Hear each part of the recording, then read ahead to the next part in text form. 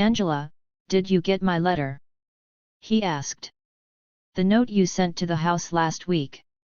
I referred to a short letter on prison stationery mailed through official channels, in which he asked me to apply for regular correspondence with him.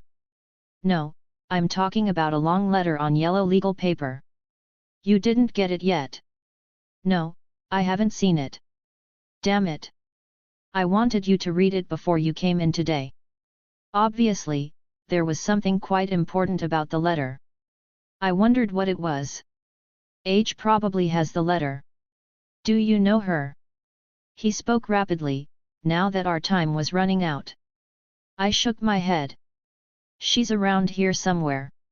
She shouldn't be too hard to find. But make sure you get the letter before you leave." "Don't worry, George," I assured him, "if it's around, I'll find it." There was so much more I wanted to say. But from the beginning of the conversation, the bailiffs had been screaming for the courtroom to be cleared. The Soledad guards were growing restless and seemed to be looking for a superior to order them to move in on the little crowd around the brothers. Reluctantly, we said our goodbyes. I didn't find the letter that day, but I did manage to find out who H was. She did have the letter, but not with her. We made arrangements for it to reach me over the next days. The first time I saw Jonathan Jackson, he reminded me of my youngest brother, Reginald. Like Reggie, he was tall, light-skinned, with a full head of sandy-colored hair.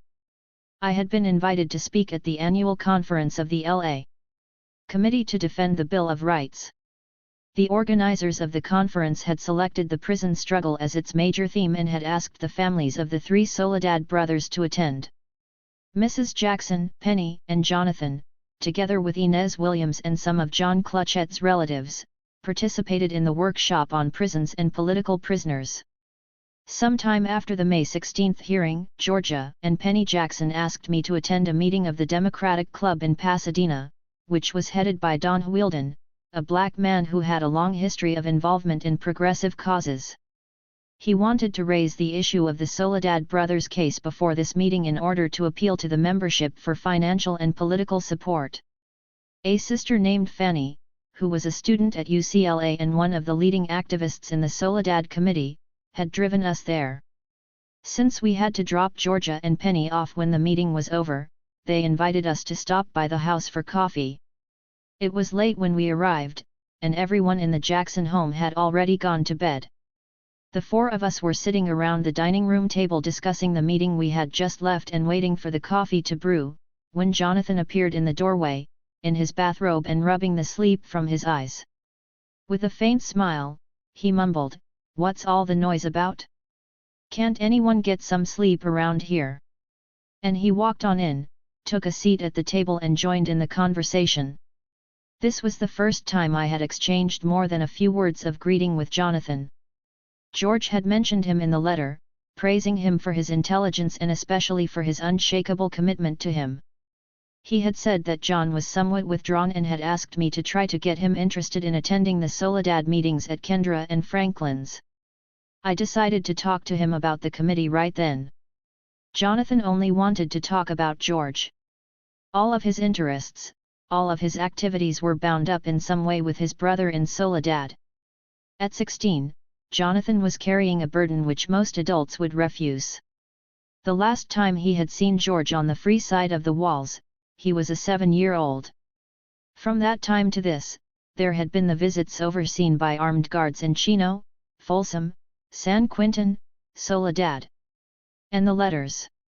The letters in which they had developed the relationship which should have unfolded at home, in the streets, in the gym, on the baseball field. But because it had been cramped into prison visitors' cubicles, into 2-page, censored letters, the whole relationship revolved around a single aim: how to get George out here, on this side of the walls.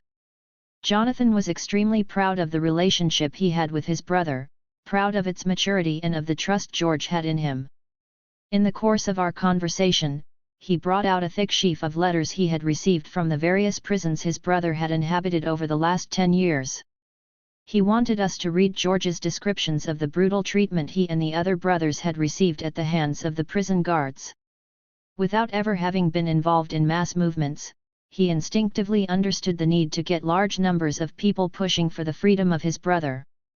As he talked about his experiences at Pasadena High School, where he was finishing his third year, he bitterly complained about the apathy of most of his classmates.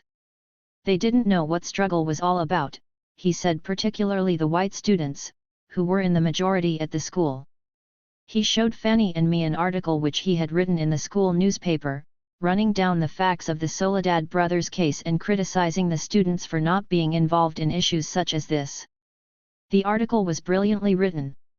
Like George, he expressed himself in powerful and compelling language. Recalling that George had said in his letter that we should try to attract Jonathan to the work of the Defense Committee, I told him that we were sorely in need of good writers to get the literature of the committee together. As Fanny and I were leaving, I said we were expecting to see him at the next meeting. John was present at the next meeting on 50th Street, and after that he rarely missed a session. He never said much during the meetings, but when it came to producing material and distributing it, he was a dedicated worker. As the Soledad Committee gained in influence, and as its work became more complicated and demanding, I began to spend a great deal of time with the Jackson family.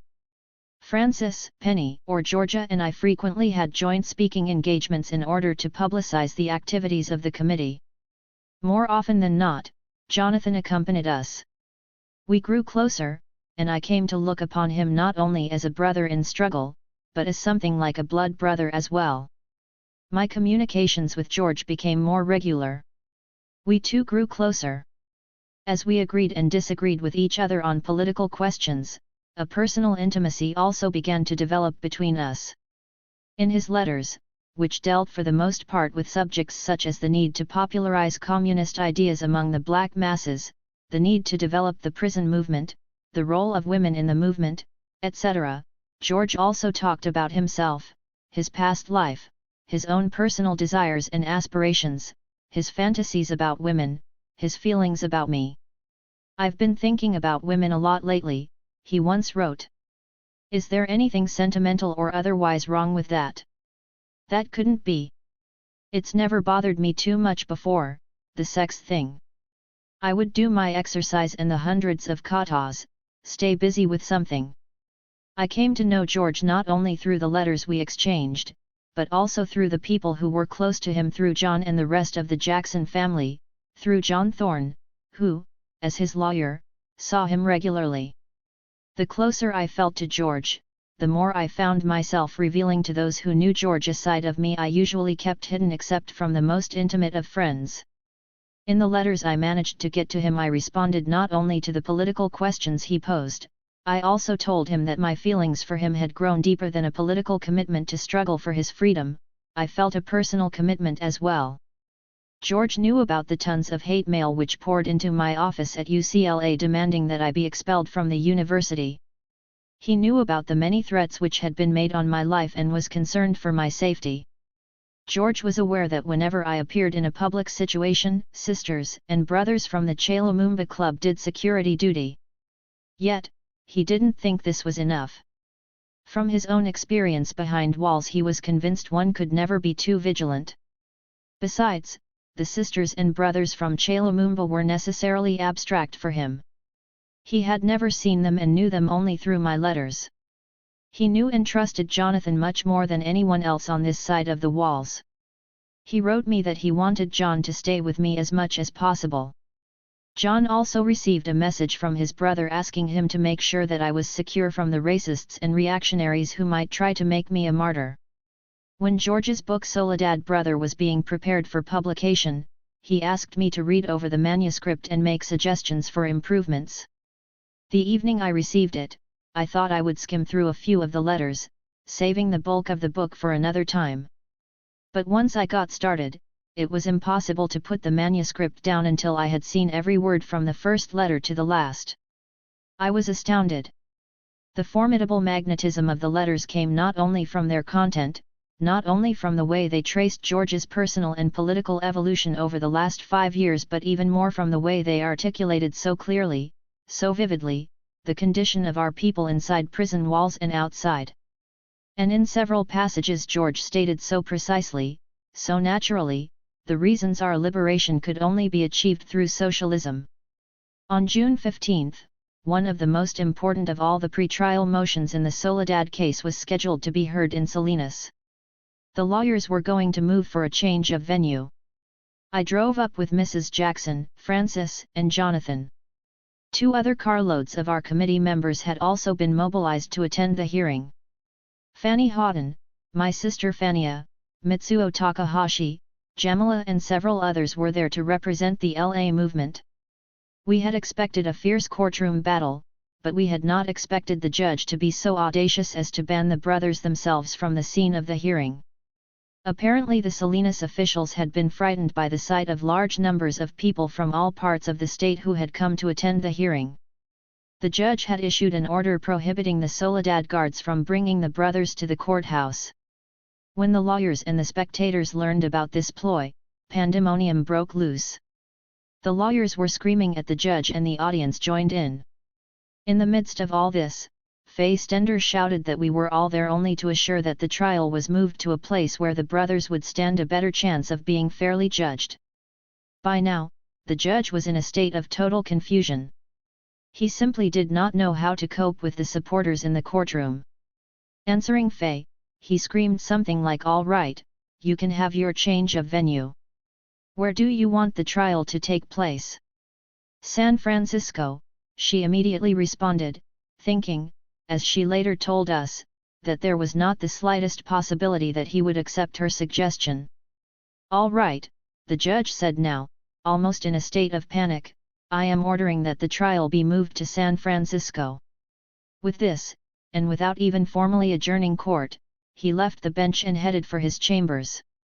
We rejoiced over our victory. We had won the change of venue, which we expected would be denied, as all the other motions had been. The victory was important.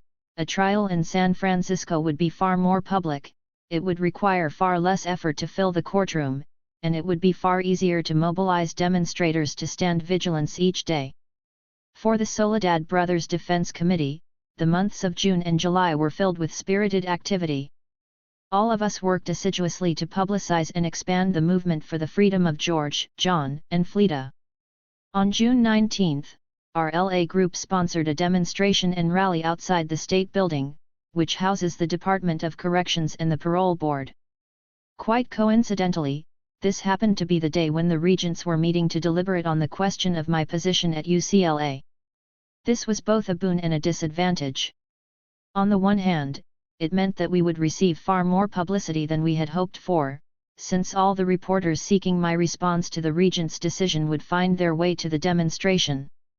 But on the other hand, it could prove fatal to the goal of our demonstration if it overshadowed the cause of the Soledad brothers.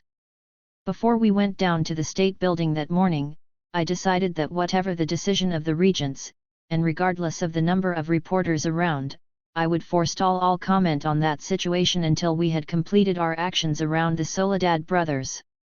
At the rally, Massai Hewitt, Minister of Education of the Black Panther Party, spoke on behalf of his imprisoned comrades, Bobby and Erica, Huey and the scores of others, so that the Soledad case would be seen as one of the crests of a mounting wave of repression.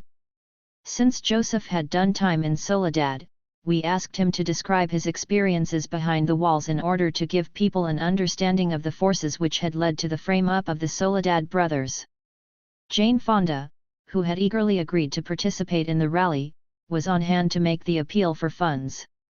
I spoke of the work of our committee in organizing for the freedom of the brothers. I told how we had come to the conclusion that it was not enough to fight around individual cases.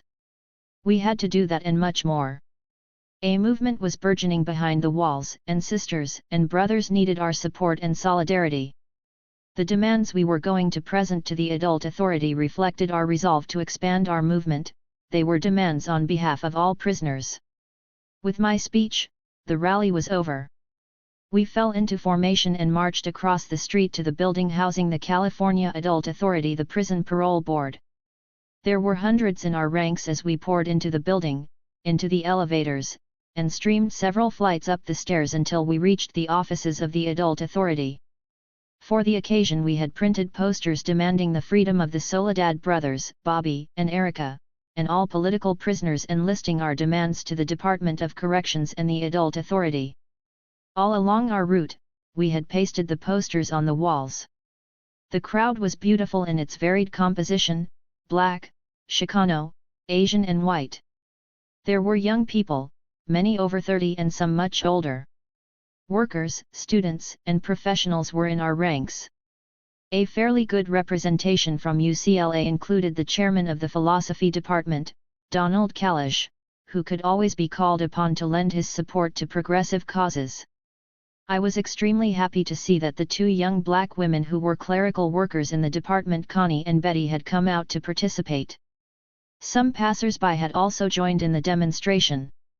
A small-scale confrontation took place between us and the Adult Authority people when we demanded a meeting with the members of the board. Surrounded by hundreds of chanting demonstrators, they were searching for some way out. They insisted that the board members were not in Los Angeles, but rather were meeting in some other part of the state. When they had learned of our intentions to stage this demonstration on the date of their monthly meeting in LA, they had probably moved the meeting elsewhere. We were not so much interested in pushing the confrontation further. We had served notice on them of our intentions. Not long after the demonstration had come alive, several reporters informed me that the regents were done with their meeting and had already released their decision. I was not going to be rehired for the coming year. Now that our demonstration had been successfully concluded, we prepared to hold a press conference on the sidewalk outside the state building. It seemed that the news media had been following a conscious policy of minimal or no coverage of the Soledad Brothers movement. I was determined that they not get away with it this time. Thus I made a point of phrasing all my responses in such a way that each sentence said something about the relationship between my firing and the repression of the Soledad Brothers and other political prisoners. The regents could no longer invoke the statute prohibiting the employment of communists at the university. The court injunction against the regents on this issue was still in effect. Moreover, they had been unable to produce any evidence that I had been delinquent in the performance of my academic duties. Not even the secret ad hoc committee of professors appointed by the regents to investigate my classroom activity had come up with anything the regents considered useful. Thus the Board of Regents was left only with the notion that my political speeches outside the classroom were unbefitting a university professor. Interestingly, this decision was announced on the very day of one of these speeches in which I had unbefittingly charged high government officials, including Ronald Reagan himself, with participating in and condoning a conspiracy to suppress all radical political activists, particularly those in prison.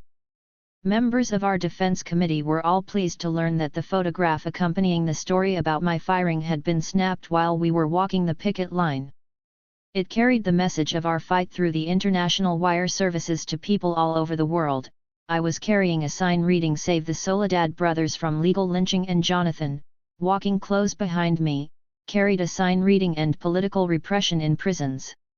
A few days after our June 19 demonstration, a statewide meeting of the Soledad Defense Committee took place in San Jose at the home of Joan and Betsy Hammer.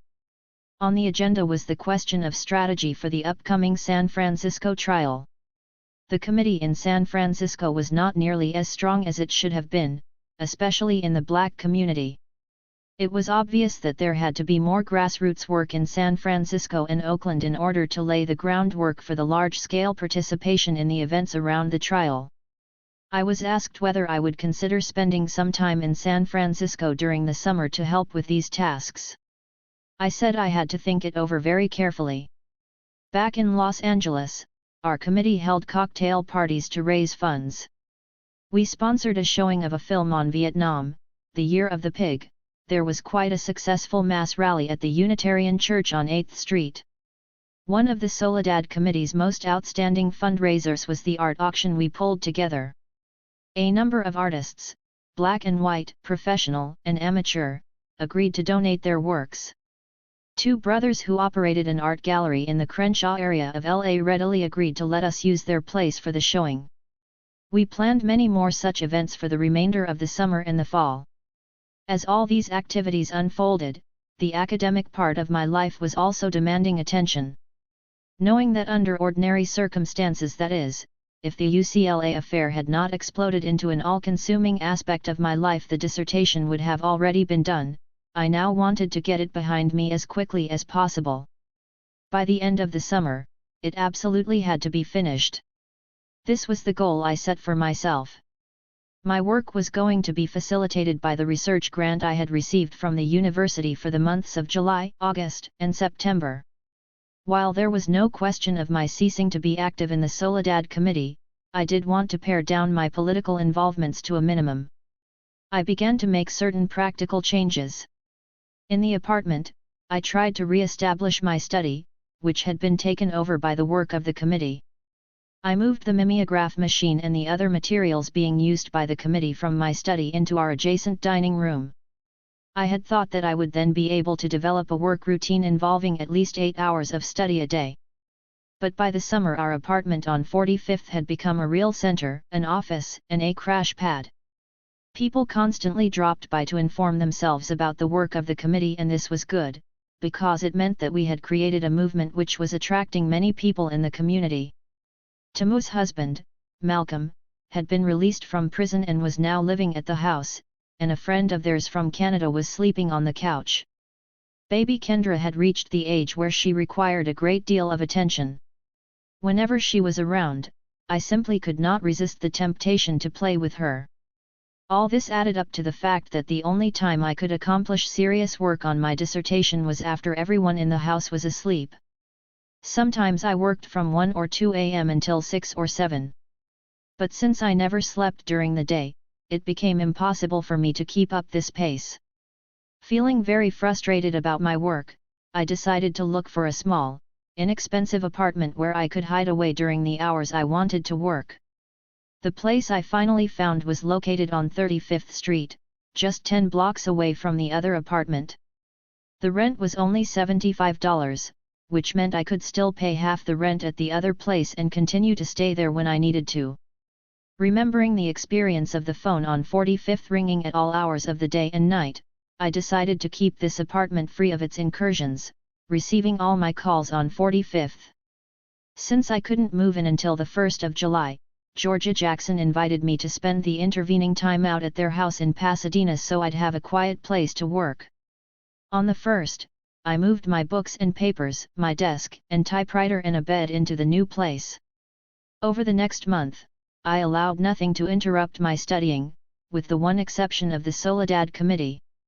Around the middle of July, I made a short trip to the Bay Area to speak about the Soledad brothers at a meeting of activists from various organizations in San Francisco, Berkeley, and Oakland. Since the venue of the trial had been changed, the brothers had been transferred from Soledad to San Quentin. Jonathan and his father were driving up to see George around the time of the meeting, so we all went up together. The meeting was being held at the office of the National Lawyers Guild. Together with Faye Stender and other members of the Bay Area Soledad Committee, I spoke of the importance of broadening the movement around the brothers, especially in the months and weeks preceding the trial. The left throughout the Bay Area had to be mobilized, and there had to be a concentrated organizing effort focused on the Black community. A brother from the Black Panther Party assured us that they would assume a large part of the responsibility of getting masses of Black people involved in the attempt to save the brothers' lives. Present at the meeting were representatives of the Defense Committee, which was doing a highly successful job developing support for a group of Chicano activists on trial at that time, Los Siete de la Raza. We agreed upon a loose coalition between our groups and decided that we would launch the new era of our work to free political prisoners with a mass rally in San Francisco on August 12. Charles Gary, attorney for Los Siete, eagerly agreed to speak at the rally, and I said I would speak as well. George's lawyer, John Thorne, had filed a motion with a San Francisco judge requesting that I be recognized as George's legal investigator, which was essentially the same thing I had done for Jicama. Since I was there, we both went to the courthouse in order to argue the motion that day.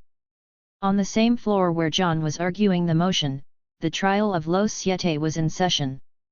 I sat in for a while, made the sign of solidarity to the brothers and talked for a few minutes with Charles Gary about the coordination of the work of the committees around the two groups of political prisoners. While I was in the Bay Area, the Soledad Committee activists once again raised the question of my spending a little time up there to help with the organizing of the committee. Having just found the apartment where I could devote most of my days to my dissertation, I was hesitant to seriously entertain the possibility of dismantling everything again. But the Bay Area Committee was not in the best of shape and could no doubt benefit from the experiences we had accumulated in Los Angeles. I told them that I would think about it, but in the event that I could not come, I would try to persuade one of the more experienced black members of our group to come up instead. I was thinking about my roommate Tamu. Around the beginning of August, I had decided that it might be possible for me to spend a few weeks in the Bay Area, particularly since the library on the Berkeley campus was far more complete in works relating to the topic of my thesis than the UCLA library, and I was going to have to do the last part of my research there anyway. I thought it might be possible to spend some time in the Bay Area, dividing my days between the university and the Soledad Brothers Defense Committee. Around the beginning of August I went up to see about a place and check out the library. August 7, 1970.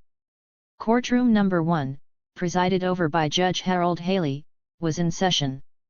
On trial was James McLean, a prisoner from San Quentin who had been charged with assault in connection with a recent incident at the prison. Acting as his own attorney, he had already begun to present his defense. When Jonathan entered the courtroom and took a seat in the spectator section, Ruchel McGee, another San Quentin prisoner and a witness for the defense, was being examined by McLean. Jonathan sat there for a while. Then he stood up, a carbine in his hand, and directed everyone in the courtroom to freeze. McLean and Ruchel joined Jonathan, as did William Christmas, who was waiting to testify in a nearby holding cell. Some of the sheriff's people later testified that the brothers shouted out, "Free the Soledad brothers!"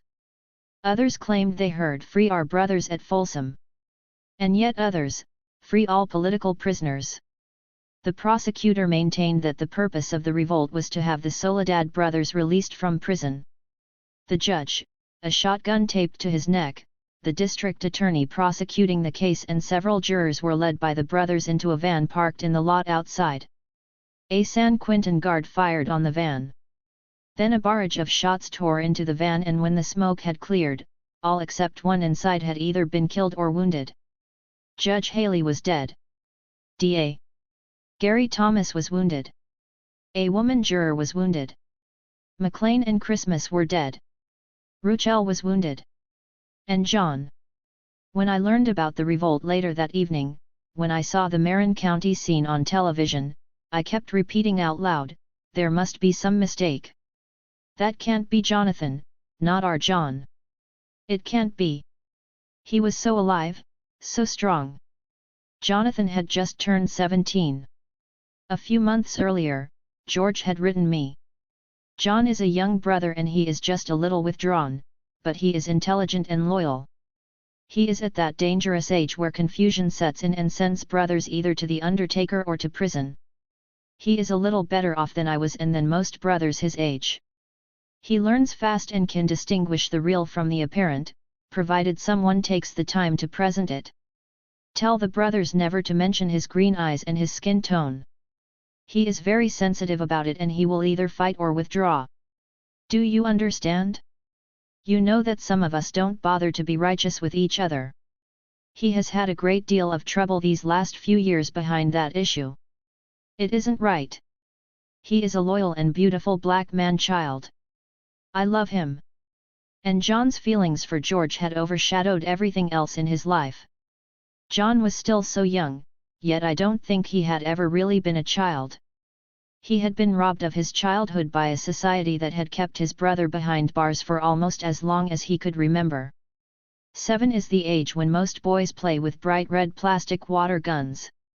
But at 7, John knew that guns were big and grey and that when they were drawn from a prison guard's holster and the trigger was pulled they did not eject a fresh stream of water. They shot bullets that brought streams of blood and death. Death. From the age of 7 on, Jonathan saw George only during prison visits. He saw his brother living with the reality of death, every day, every hour, every moment.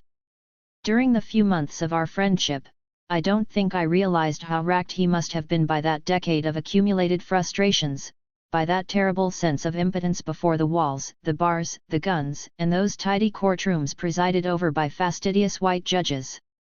Now the enemy had closed in on John, who had tried to make some dent in the formidable prison system which was turning all his brothers and sisters around and around, faster and faster in a vicious orbit of misery and brutality, UPS, and assassinations. In those days following the revolt in the courthouse, I tried to dispel my blind rage over Jonathan's death in order for my anger to become constructive.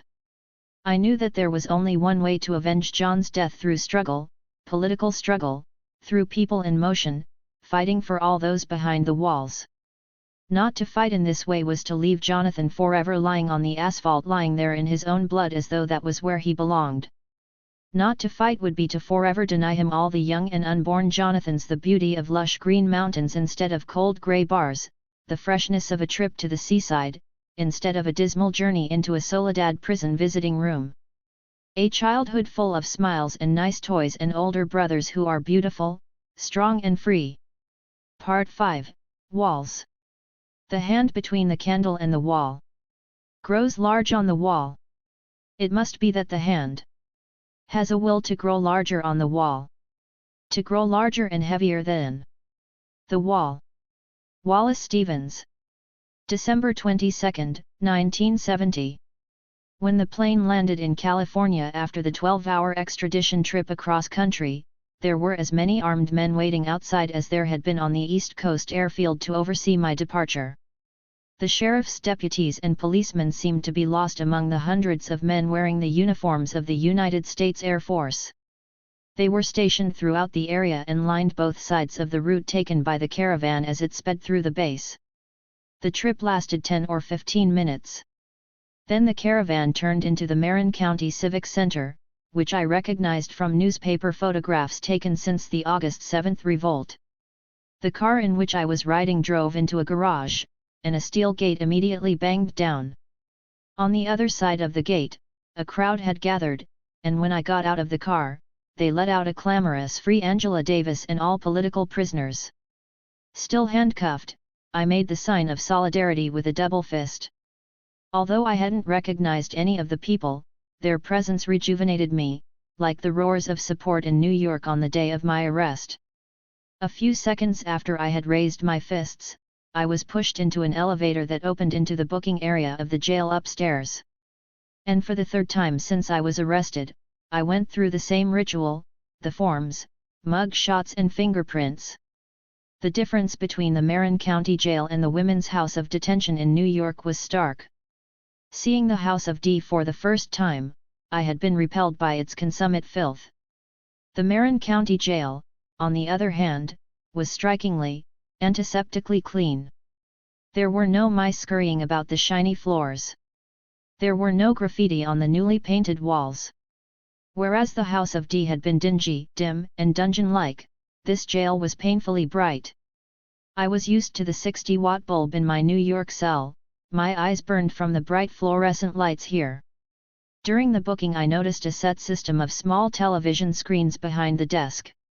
The entire jail was obviously subject to the surveillance of closed-circuit TV. I wondered whether I would find a camera in my cell. Once the booking process was over, and I had made sure they gave me receipts for everything I had brought from New York, the matron signaled for the door at the end of the corridor to be opened. A button was pressed, the metal door slid heavily into the wall. This mechanical perfection was much more frightening than the archaic fixtures of the House of D. With an entourage of female guards, I walked down a corridor lined with iron doors, windowless except for small square peepholes. At the end of the corridor we turned right and faced two single cells separated by a tiny shower cubicle which opened directly onto the corridor. A TV camera, mounted on the ceiling, pointed in the direction of the cells. The head matron unlocked the last of the two cells. As I walked in, my feelings were ambivalent: anger at being subjected to the will of racist jailers again, slight relief at finally being alone with time to think. Once the gates were locked behind me and the matrons had left me alone, I examined my surroundings. Larger than my cell in the House of D, This one was about 7 feet square. Extending from one wall was a metal slab with a 3-inch mattress on top. On the opposite wall was a pale grey combined toilet and sink fixture. The water from the basin drained down into the toilet bowl. To brush your teeth or wash your face, it was necessary to stand over the open toilet bowl. The only other furnishings in the cell were a 12-inch shelf with 2 clothes hooks underneath and a small metal table attached to a round wooden stool. I stretched out on the little mattress and tried to imagine what was happening on the other side of the walls. I hadn't had a chance to speak to either Margaret or John after the Supreme Court ruled that I was to be returned to California. I was certain that they would both come out immediately, but as yet there was no word. No word from them or from anyone else. I was still lying there, staring at the ceiling, trying to sort out my thoughts, when a matron came to say that a lawyer was waiting to see me. Expecting to see Margaret or John, I followed the matron into the lawyer's visiting booth. On the other side of the metal screen was Terrence K. O'Halloran, a Bay Area lawyer who had been involved in the defense committee, and Carolyn Craven, whom I had known from Los Angeles, who was at that time a reporter for the local educational television network. Carolyn had been able to get in as K.O.'s legal assistant. When the jailers learned afterward that she was also a news reporter, they announced that only attorneys of record would be allowed in the jail. That meant that until Margaret or John arrived from New York, I would literally be held incommunicado. With nothing to keep me occupied but the thoughts racing through my head, I wondered about my brothers in San Quentin. I knew that not far from this jail was that medieval fortress, surrounded by water, where they were holding George captive. Did he know that I was now in California? Perhaps I would soon receive a message from him and the brothers with him in the adjustment center, the very worst section of the prison. Thinking about them, reflecting upon our common predicament, I was able to rise above the depressing and threatening solitude. I did not sleep that night and I did not even try to shut out the speculations about my future, about George's, John's, Fleeta's, Ruchel's. I knew the gas chamber was waiting for us all. Then, like an omen from hell sent to verify my wildest fears, a woman's screams shattered the silence. I could feel my heart beating like a frightened caged bird. In between her blood-curdling screams she seemed to be pleading, "Let me out of here! Let me out of here!" Her shrieks were made more terrifying and disorienting because I was unfamiliar with my surroundings. Except for my cell, the one next door, and the visitor's booth down the hall, I had no idea of where things were. The screaming continued. The cries were so close and I felt so powerless.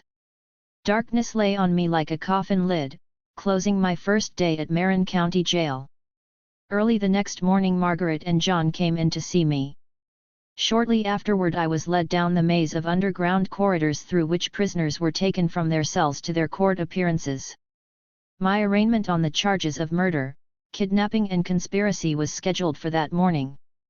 Margaret and John requested a continuance for the arraignment, explaining that the legal team was just in the process of being formed. After the presiding judge of Marin County granted our request, he officially announced that he, as well as all the other judges in the county, had disqualified himself because his relationship to Judge Haley would probably prevent him from presiding fairly over the case. He then handed down a gag order designed to prohibit me, the lawyers, and anyone directly or tangentially connected with the case from making public statements about evidence which might come up during the course of the suit. Everything was modern and spotless in this courtroom. The lights, shining much brighter than daylight, accentuated the newness. In this neat, pretty room, I thought, men and women are sent to dirty cells, some to the death chamber just across the way at San Quentin. As I had learned from press accounts, the courtrooms and the entire Marin County Civic Center had been designed by Frank Lloyd Wright. For the courtrooms, he had used a motif of circles. In the one where my first court appearance took place, the ceiling had a large round panel with lights encircling it. The fixtures of the room were arranged to correspond with the circle above the judge's bench, the jury box, and the tables for the prosecution and defense all were strategically placed to form a circle. Later I discovered that in designing the courtrooms, Wright had had something very definite in mind. He wanted to depict the nature of justice in the United States. The participants in a trial, he believed, should not be seen as struggling against one another. On the contrary, judge, jury, prosecutor and defendant are holding hands around a circle in the common pursuit of justice. When I learned about Wright's hand-holding message, I thought about the game we used to play as children, ring around the rosy, pocket full of posies. Ashes, ashes. And the way the game itself picked certain children to be out. There was absolutely nothing I had in common with the men sitting around the courtroom circle. My comrades, my friends, and we all saw these men as the manipulators of a judicial game that was rigged against me. We therefore had to continually strengthen the people's movement that was our only hope of beating the odds. 2 days later, in fact, the National United Committee to Free Angela Davis, led by my sister Fania and my comrade Franklin, held a Christmas Day vigil outside the Civic Center. The walls of my windowless cell were far too thick for their chance to penetrate. But I could feel them and I felt happy and strong because of them. Asterisk asterisk asterisk. Now that I was in Marin County, I had to prepare to face my accusers on their ground. A legal team had to be formed. John was planning to go back to the East Coast once the question of the lawyers was squared away, but Margaret was going to stay. I would have to have complete and total confidence in my lawyers. In a very literal sense, I was entrusting my life to them. Margaret and I already had established that deep trust, for we loved each other as sisters. There were many criteria which I hoped the other members of the legal team would satisfy. Naturally, I wanted lawyers who would be compatible with me and with each other. We would be spending many months working together. However, there was one criterion that outweighed all the others. I had to have lawyers who agreed that the case was a political one. They had to be sensitive to the fact that the trial would be political in every respect. Moreover, the courtroom battle would be interwoven with a battle conducted by a mass movement. The lawyers would have to understand from the outset that what happened in the courtroom would of necessity be related to and coordinated with the campaign in the streets.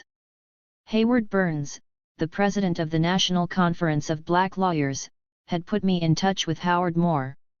On the day I was extradited from New York, I had talked with Howard, who had flown in from Atlanta at my request.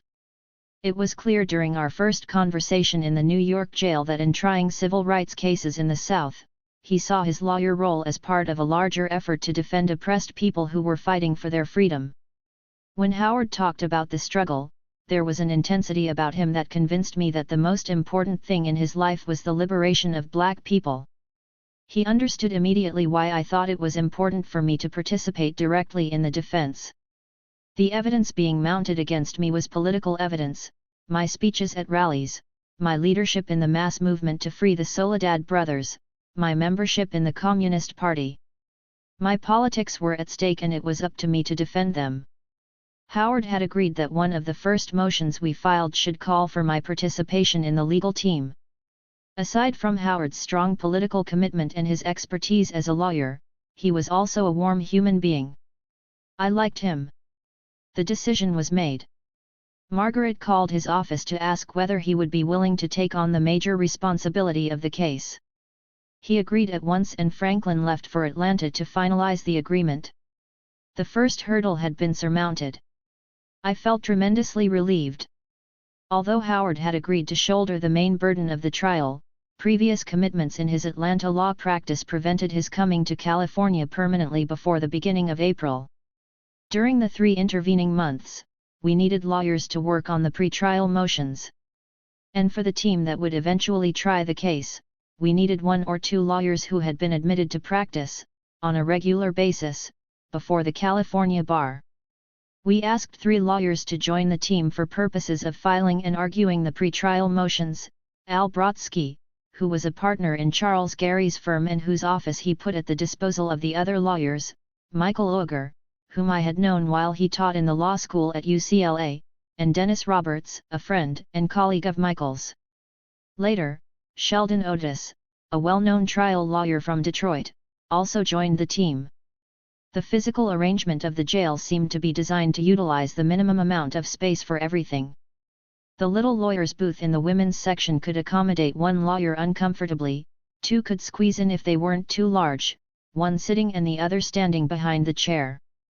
My side of the metal screen was equally small. Whenever I was forced to sit in the booth for any length of time, it took me some time to conquer the claustrophobia I had developed in jail.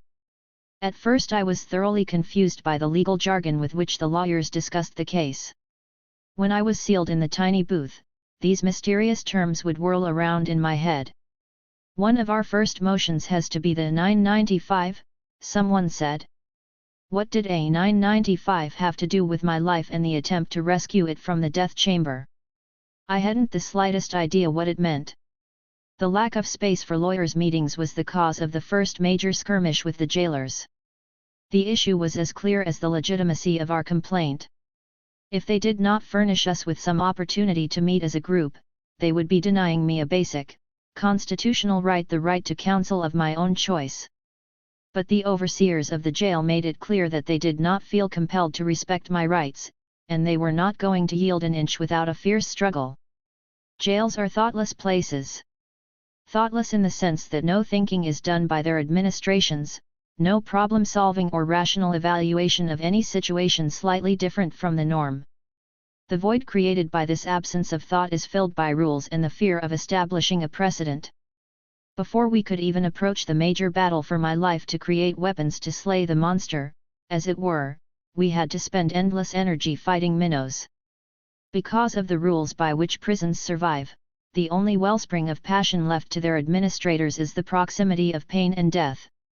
Those quickest to kill were always those most outraged by the infraction of a rule. After they agreed to provide us with a place for a lawyer's conference, they made arrangements for a heavily secured meeting in what turned out to be the sheriff's staff room. It was the captain who came to fetch me, surrounded by uniformed and armed guards. Grim-faced guards were stationed along the way. It seemed to me that they had mobilized half their police force. Who could believe that they seriously regarded me as such an enormous threat? It was much more likely that they were trying to make me appear to be so dangerous that scores of guards were needed to hold me down. It was part of the conspiracy to find me guilty before I even had a chance to be tried. The closer we got to the staff room, where there were windows and doors to the outside world, the greater the number of guards and the smaller the space between them.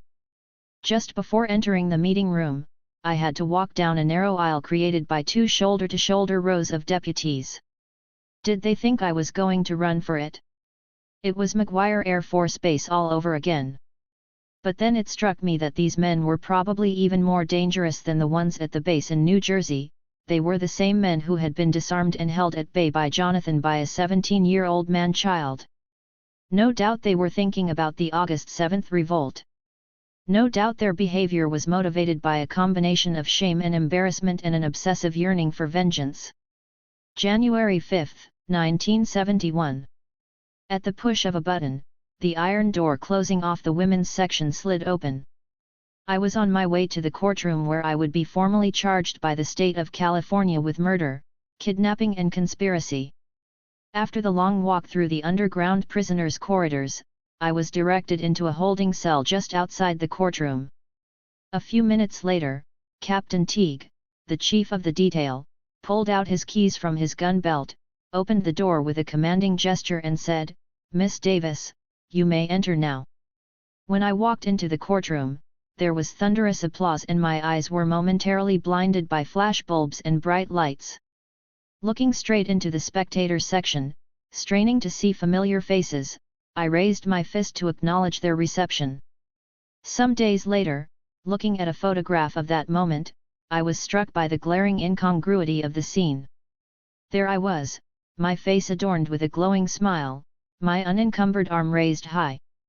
At the table a few feet to my right, there sat Ruchell McGee, whom I had not yet seen. He was tangled up in a mess of chains, a trace of a grimace on his face, as if he were trying to find a more comfortable way of coping with the chains. Had I seen Ruchell sooner, my first gesture would have been to reach out to him, to affirm the bond between us. Then I would have turned to show my gratitude to the supporters. Ruchell and I should have been able to acknowledge, together, their presence. Only when I sat down in the seat which faced the door I had just entered, did I see the chained black man who was my co-defendant. When I did see him, I smiled as warmly as I could, trying to tell him that I loved him and that we were together. Ruchel smiled back. The arrangement seemed all wrong. We were so far away from each other. The judge's bench was closer to me than Ruchel's chair. So was the prosecutor's. Ruchel was all the way on the other side of the courtroom. This justice in the round seemed intent on breaking up the natural alliance between my brother and me. I was furious and upset. It even looked as if I were there on my side of the circle with 5 good movement lawyers, while Ruchel sat with his court-appointed attorney, Leonard Bjorkland. When I read the San Francisco Chronicle the following day, I could detect the beginnings of a campaign to publicly pit me against Ruchel.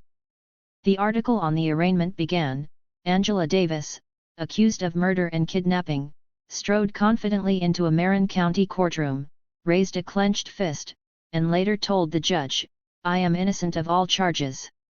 About 15 paragraphs into the article was the sentence.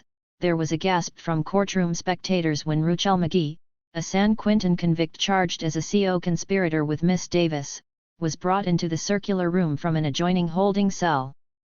That was on January 6. On January 18, the same reporter wrote an article which began, "They call Ruchel McGee the other defendant in the Angela Davis case. Overshadowed by the newly acclaimed heroine of Black revolutionaries." And then, if McGee is a revolutionary, it is the prison environment, not a course of intellectual endeavor, that has made him one. That was the way the press tried to push Ruchel and me as far from each other as possible in the eyes of the public. Even in the autobiographical sketch of Ruchel, I was made the point of comparison. McGee's prison life began when he was 16, at about the same age Miss Davis, the daughter of a middle-class family, earned a scholarship to Brandeis University. In the years that Miss Davis followed a college career that took her through Europe and finally to the University of California at San Diego to study for her Ph.D. under Herbert Marcuse, McGee studied law books in his cell. It seemed that the intent of the article was to burn away all semblance of solidarity between us, to turn those who supported me against Ruchel and to turn those who supported Ruchel against me. They wanted disunity and division, for divided, we would both be most vulnerable. Unity was the only sure way to carry us both to victory.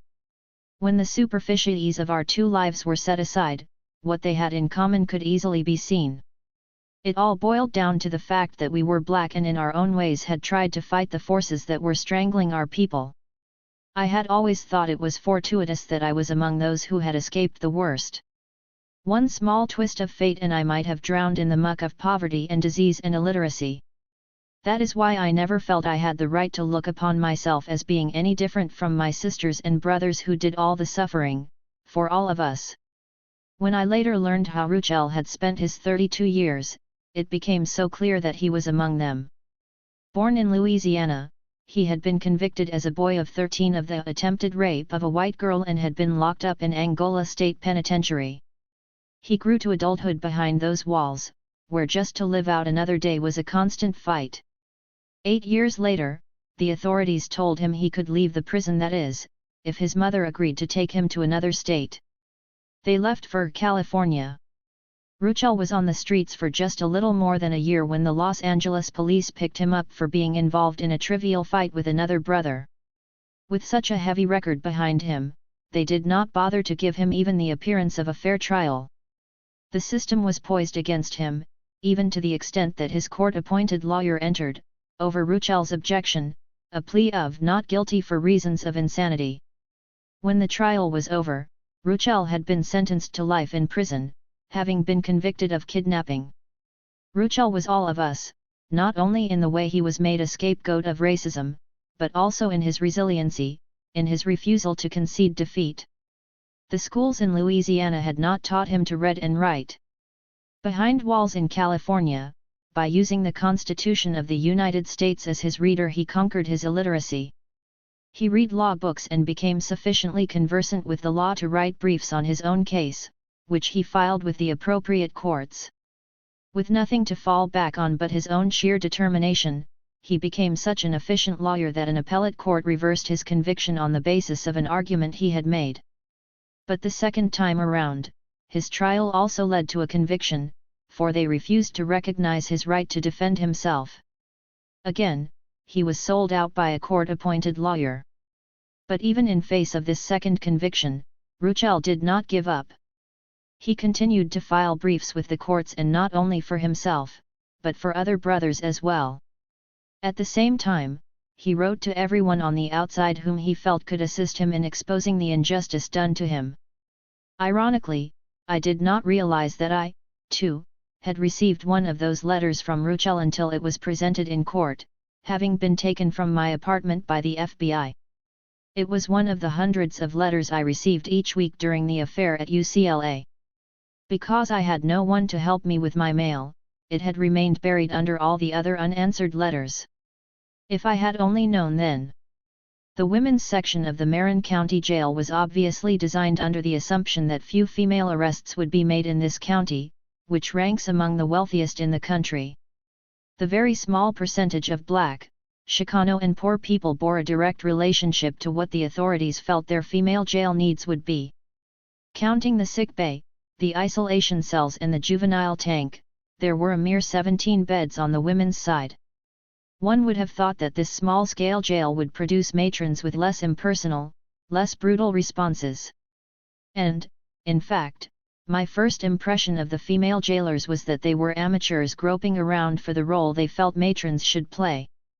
But precisely because they were straining to be good jailers, they frequently chose to assume the most extreme posture they could manage. Shortly after I arrived, I had a run-in with one of the matrons, the first of an unending series of such conflicts. It happened on a Sunday in January. I had spent part of the morning reading the least boring sections of the San Francisco Examiner. During the late morning, I was called out for a visit, but I had hardly gotten past the formalities of the introduction when a raving matron broke into the visiting cubicle. "Where's the razor blade? Just give it up. If you don't hand over the razor blade, you'll see what we can do." I didn't know what she was talking about. The last time I had even seen a razor blade was before my arrest. I didn't respond. She continued her cryptic demands. "Unless you produce the razor blade immediately, you won't be able to finish this visit." I stared her straight in the eye for a few seconds and finally asked her what she was talking about. "What happened to the razor blade in your newspaper?" she asked frantically. "What razor blade? What newspaper?" I asked. I finally gathered from her sometimes incoherent remarks that the Sunday paper had carried an advertisement for some brand of razor blades and that a sample had been included. "I don't read the advertisements," I said. "If there was a razor blade in the paper, it must still be there." I told her that if she'd stop being so hysterical, she could have the ridiculous razor blade. And I walked down the corridor to my cell. The bulky paper was stacked up on the bed. Not about to help her with her searching business, I told her to get the razor blade herself. Still frantic, she tore through the paper until she found the advertisement. When she pulled it out and, with a vicious scowl on her face, showed me that the razor blade was missing, I was certain that I was being set up by someone. "Obviously," I said, "someone has removed the razor blade. But that's your problem, not mine. I haven't the slightest idea what happened to it." As I expected, she spat loud, bold threats at me. "You won't have another visit until you give up the razor blade. We're going to cut out your commissary privileges. And if you think that you're going to call or see your lawyers before you produce the razor blade, you're wrong. You're wrong." I tried to keep myself from blowing up. I had to show them that they weren't going to provoke me with such pettiness. "I have said all I'm going to say," I answered. "It's clear that I couldn't have a rational discussion with you, even if I wanted to. One thing, though. I do know something about my rights. I know full well that you cannot prevent me from seeing my attorney. Just try and you'll have a real fight on your hands." I turned around abruptly and sat on my bed. "You may leave now," I said. Still flustered, she whirled around and rushed out, almost forgetting to lock the gate behind her. Alone in my cell, I thought about the dilemma. If they dared, they could hold me incommunicado indefinitely. But I kept reassuring myself that if they really tried to prevent my lawyers from seeing me, the lawyers would find some way to get in. Late that afternoon, shortly before the matron's shift was up, she came back to my cell looking embarrassed. "I guess I have to apologize to you, Miss Davis," she said hesitatingly. A deputy at the booking desk took the razor blades out of all the papers before they were sent in. "They aren't going to get off so easily," I thought to myself. The next day I went into the matron's office to put through the daily telephone call which all prisoners were allowed to make. In a loud and disdainful voice, I related to Brodsky every detail of the razor blade incident. I wanted the matrons to know that whenever they challenged me, I was ready for a fight. The lawyers' protests, addressed to various levels of the jail hierarchy, put them on the defensive. The National United Committee to Free Angela Davis joined in. I could see that they were beginning to fear the rapidly developing mass movement. They knew that any unjustified attack on me could be exposed. Very early in my stay at the Marin County Jail, I was introduced to the jailer's racist bias. The same matron involved in the razor blade incident unlocked my cell one day and brusquely told me to come with her. Dressed in full uniform and carrying a shoulder bag, she was apparently about to leave the jail. "I'm not going anywhere until I find out what's going on," I said. "Just come on," she said. When I refused, she conceded that there was an emergency in the building. Still not satisfied, I demanded that she explain further and finally got her to admit that a bomb threat had been called in, and the entire complex was being evacuated. The women prisoners would be taken to a bomb shelter downstairs. I was accustomed to being handcuffed with my arms behind me. It had become a part of the routine. When the 3 other women prisoners were brought out into the corridor, the manner in which we were handcuffed revealed the blatant racism of the matrons. There was a black woman and a Chicana woman. They were cuffed to each other, the right arm of one locked to the left arm of the other. The one remaining prisoner was a white woman. The matrons had done nothing to restrain her movements. So there we were, me with both arms manacled behind me, the black woman chained to the Chicana woman, and the white woman with both hands free. The Marin County jailers were determined to hold me in solitary confinement, so we began to press for relief from the court. The pretense was the same as in New York. That is to say, it wasn't that I was so dangerous. On the contrary, it was my life they were trying to safeguard. They were afraid, they said, that some fanatic anti-communist or someone who was excessively affected by the death of Judge Haley might try to do me some harm. And how easy it was to get arrested in Marin County, they said. Someone might actually commit a petty crime to get into the jail and get me. The jailers had to consider these things, they said. The judge refused therefore to issue an order permitting me to go into the main population. He wanted a detailed, documented motion from us, specifying precisely the conditions of my incarceration and setting forth in legal terms the reasons we felt I should not be kept in solitary. This was a typical way of reversing the process of justice. Whenever my rights were violated, it was up to us to show why they should not be violated. Doubtlessly the judge knew what he was doing because he ultimately went along with a compromise solution. He did not allow me to mingle with the other women. Instead he ordered the jailers to provide permanent facilities for meetings with the team of lawyers, a request we had made in the same motion. These permanent meeting facilities were established within the security area, i.e., behind a series of electrically operated, heavy iron doors, and within the range of the closed-circuit TV monitor system. Inside one of those rooms, behind the iron door with the little peephole window, was what they called the juvenile cell. It was adjacent to the matron's office. All they had to do was pull down a metal flap on their side and they could spy on me through a porthole-type window. This cell was slightly larger than mine. The walls were painted the same drab gray, the concrete floors the same institutional rust color. It contained bunk beds, i.e., metal slabs extending from the wall, with a thin mattress like the one I slept on every night. There were a few other superficial differences between it and my cell. The toilet bowl was not attached to the sink, and there was a shower inside. But the only difference that mattered to me was the skylight above. By this time I was so starved for a bit of natural light that I rejoiced when I discovered that on occasion I would be able to tell whether it was light or dark outside. The skylight was translucent, rather than transparent, so I could not really see the sky, but I could hear airplanes passing above, and on rainy days the monotony of my surroundings would be broken by the sound of raindrops. In my nighttime dream fantasies, I climbed through this skylight to freedom. At first, when the attorneys came, I was escorted to and from my cell to the meeting room. Later, though, we managed to convince the judge that if he did not intend to relax the solitary conditions any time soon, I should have access to this conference room even when the lawyers were not present.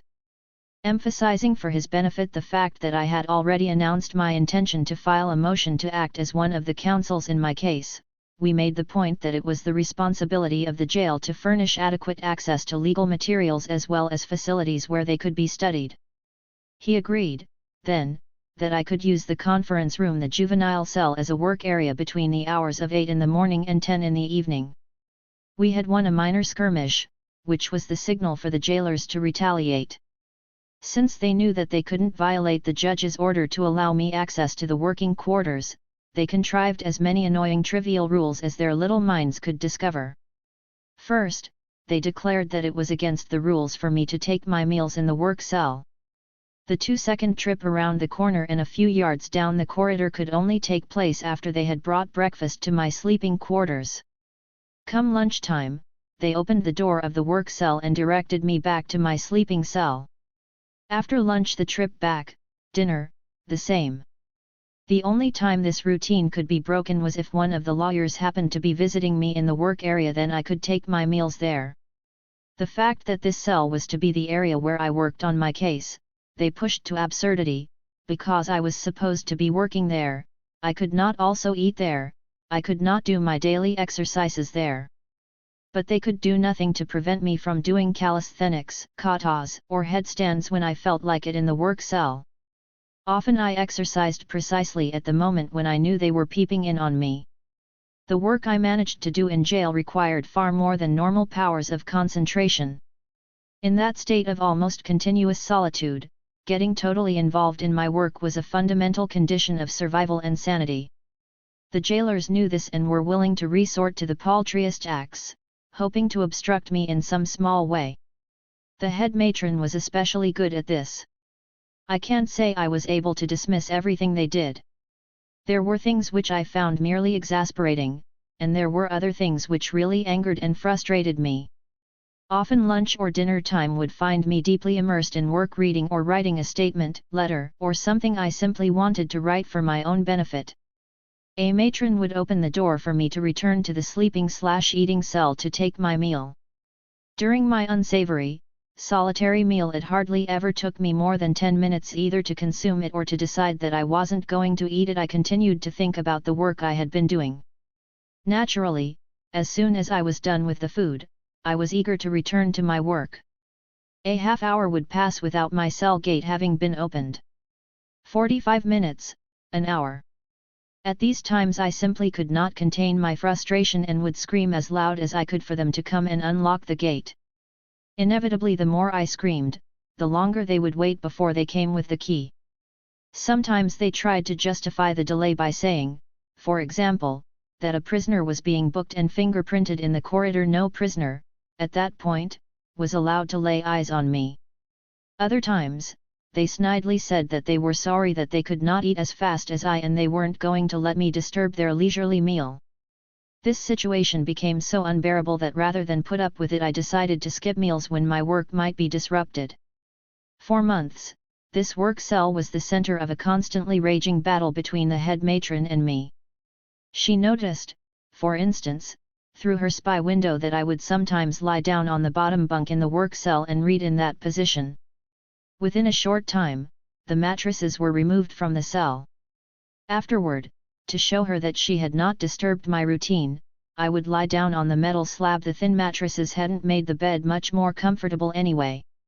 This matron and the others were particularly incensed when we got the news that David Poindexter had been acquitted on the federal charges of harboring a fugitive. I wondered, at times, just how much I was allowing myself to be diverted by these inane episodes. Realizing how easy it is to lose perspective when you are imprisoned, particularly if you cannot communicate with others who share your condition, I wondered whether I was reacting to trivial incidents as if they were a matter of survival.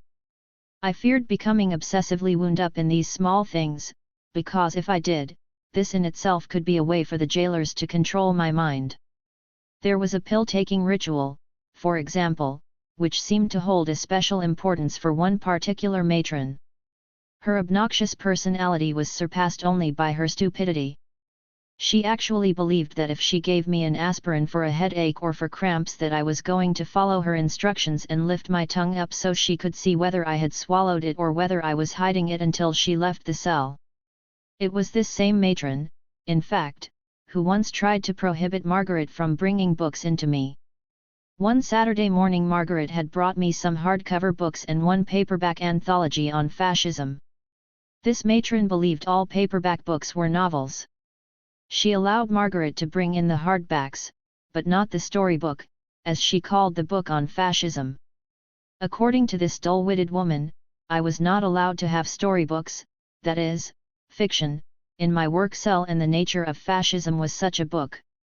The Marin County Jail doctor misdiagnosed a rash I had contracted, and while he was treating me with antihistamines for what he said was an allergy, the rash spread over my entire body. This gave us the leverage we needed to demand that a doctor from the outside be able to visit me. Bert Small, a young black movement doctor who ran the Panthers Free Health Center, immediately recognized my rash as a jail fungus that had progressed so far it was going to be difficult to cure. Bert began to come in at least once a week to examine me. During his visits, a matron always stood outside the cell, peering at us through the bars. Once we discovered that a second matron was hiding with a notepad in the shower adjacent to the cell and was obviously taking down everything we said. After a few weeks, Bert was told not to hug me. Soon afterward, they told him that all non-medical conversation was forbidden. Since the matrons were not very smart, we developed without too much trouble a code language in which we could discuss just about anything without their understanding. Of all the matrons, there was only one who went out of her way to be kind. Timid and soft-spoken, she was young and obviously inexperienced in police work. I imagine she was one of the women they hired when they used my presence in the jail as an excuse to increase the number of female deputies.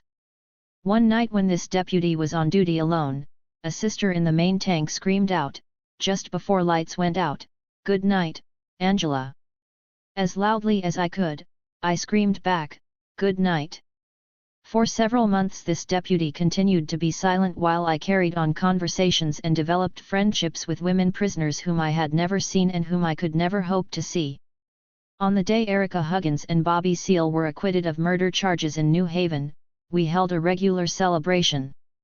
Once this matron handed me 2 bars of candy which the sisters in the main tank had sent as presents. When I opened them, I discovered long letters kites concealed under the wrappers.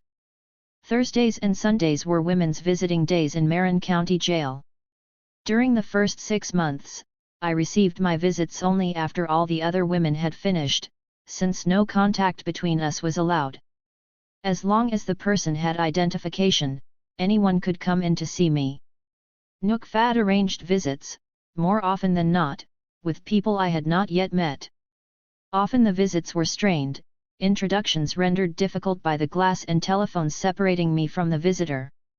And usually by the time we got settled into a conversation, it was time for the visit to end. After voluminous, well-documented motions were filed, the judge finally issued an order that legal investigators of our designation be admitted into the jail during certain hours of the day. I could visit them in the regular lawyer's booth when they came alone. When an attorney of record was present, they were let into the work cell. Legal investigators, at various times during the year, were Franklin and Kendra, Fania, Charlene, Cassandra Davis, and Bettina Aptheker. I had first met Bettina in New York when we were both high school age. She was among the friends introduced to me by Claudia and Margaret Burnham. At that time, Bettina was in the leadership of Advance, the youth organization I joined, which had fraternal ties with the Communist Party. What subsequently remained most vividly in my mind about Bettina was the way she had described a trip she made to the Soviet Union. I had been enormously impressed by the egalitarianism she said she witnessed. She had visited the apartment of a worker and the apartment of a doctor. The doctor's, she said, was no more luxurious than the workers. Bettina's father, Herbert Aptheker, was the director of the Institute for Marxist Studies, and I felt excited and enlightened by the lectures I heard him deliver. In 1964, some years later, Bettina emerged as one of the key leaders of the Berkeley free speech movement, which prepared the way for the campus rebellion of the 60s. When she visited me in Los Angeles at the time of the struggle around my job, it had been about 10 years since I had seen her. Writing for the World magazine, she interviewed me about the fight to keep my position at UCLA. When we saw each other after that, it was always only for a short time and in the midst of some political urgency. I had felt frustrated that we weren't able to find the time to sit down and talk in relaxed surroundings. At the time I was extradited to California, she was living in San Jose with her husband, Jack Kurzweil, who was a professor at California State University in San Jose. Their child Joshua was around 4 years old. Bettina was just finishing the manuscript of her book The Academic Rebellion, a Marxist critique. She had decided to devote a large part of her time to working on the National United Committee. I was happy to learn that she could also spare the time to act as one of the legal investigators on the case, for this meant that she could visit me for longer periods and outside the regular visiting hours. During one of her earliest visits, Bettina mentioned that the Defense Committee in England wanted to publish a book of writings by and about me and the movement for my freedom. They asked us to put together a packet of materials out of which they could select the literature for the book. After some discussion, Bettina and I decided that a more accurate and complete representation of the movement could be included in the book if it were compiled by the committee here. Moreover, if it were done here, it could also be used as an organizing tool for the campaign in this country. Immediately after this discussion, Bettina and I began to work on the project ourselves. From the inception of the idea, we saw the book as an instrument through which people could deepen their knowledge of repression, through which people could become acquainted with cases of political prisoners, and could learn what was really happening behind the walls in general. I insisted that the content of the book should not only revolve around my case, but had to relate to other political prisoners as well: George, John, Fleda, Ruchel, and the many incarcerated sisters and brothers throughout the country. One of the central theses of the book would be the need to re-evaluate the traditional definition of political prisoner, as a result of the intensification of racism. Aside from the scores of men and women in prison because of their political beliefs and activities, there were many thousands more who had been framed or had received disproportionately long sentences for the sole reason that they were black or brown. The book had to provide a voice not only for the political prisoners in the strict sense of the term, but also for those who were victimized in one way or another by the racism of the police court prison apparatus. Bettina and I both wrote articles concerning prisons and political prisoners. During long meetings in jail, rendered difficult by the glass and telephones or the mesh of metal between us, we made our decisions about the other materials to be included. The jailers would not allow the investigators to bring anything into the jail except a pad of blank paper and a pencil. Therefore all the materials had to be given to me by one of the attorneys. And the things Bettina wanted to discuss, she had to try to memorize before she came. Finally, after several months of intensive work, the book was practically done.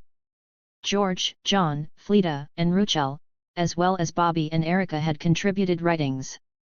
Howard and Margaret had written about essential legal aspects of the case, and Fania, Franklin, and Kendra had written about the mass movement. Out of the innumerable appeals which had been made on my behalf, we selected a representative number both from the United States and abroad. To begin the book, we used James Baldwin's moving letter to me. "Some of us, white and black," he wrote, "know how great a price has already been paid to bring into existence a new consciousness, a new people, an unprecedented nation. If we know, and do nothing, we are worse than the murderers hired in our name." If we know, then we must fight for your life as though it were our own, which it is, and render impassable with our bodies the corridor to the gas chamber. For, if they take you in the morning, they will be coming for us that night. It struck us that the title of the anthology should be If They Come in the Morning. Originally, it had been our intention to have the book published by a movement company. After all, we did not see it as destined for mass commercial distribution. It was to be an organizing weapon. But it had to come out immediately, if it was to have any impact on the campaign for my freedom and the freedom of other political prisoners. At that time, no movement publishing operation had the resources to bring it out so quickly. As a result, we gave the book to a black company, the Third Press. Unfortunately, we did not realize that the overriding interest of this company was to push the book commercially, even at the expense of misrepresenting it as a book authored by me. But despite the problems, the publication of the book was an important event for all of us behind walls. One of the most moving things Ruchel said to me was that If They Come in the Morning, which contained a large section on his life and his case, had done more to expose the state's persecution of him than anything else. At the same time, arrangements had been made for legal investigators to visit me. The judge had ordered the jailers to allow potential defense witnesses to come back to the work cell in the presence of an attorney of record. My parents and Benny and Reggie were able to see me in this way. When my mother and father came out on March 16 for the opening of the pre-trial motions and the big rally outside the Civic Center, we had spoken to each other in the booth, through glass, on telephones. It was good, finally, to be able to embrace them. Herbert Marcuse and his wife Inga came up several times.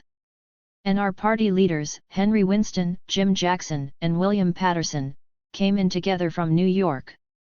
I anxiously awaited the visits of George's lawyer John Thorne, because it was one of the ways I kept up with what was happening with George and the other brothers in San Quentin. Margaret, Howard, and Sheldon visited George, John, Fleta and Ruchel as often as they could manage. In the month of June, Howard argued the bail motion before the new judge in the case, Richard Arneson, who had been brought in from Sonoma County. Everyone's hopes were high, everyone's except mine, that is, that Arneson would rule in our favor. The issue was simple: persons accused of capital crimes were not to be released on bail when the proof of guilt is evident and the presumption thereof great. The corollary was that the lack of sufficient evidence meant that the accused person should be let out pending trial. Howard and Kendra were as certain that I would be released as they were of their own lives, and were both trying to cheer me up with promises of freedom tomorrow. During the bail hearing, Albert Harris felt so confident that Arneson would deny our motion that he said into the record, "When she checks out of the Marin County Jail, if she is released on bail, she might as well be given an air travel credit card along with her belongings, because we will never see her again." When Arneson said no, I felt the vice closing once more, but I did not feel terribly shocked, having expected him to take the easiest way out anyway.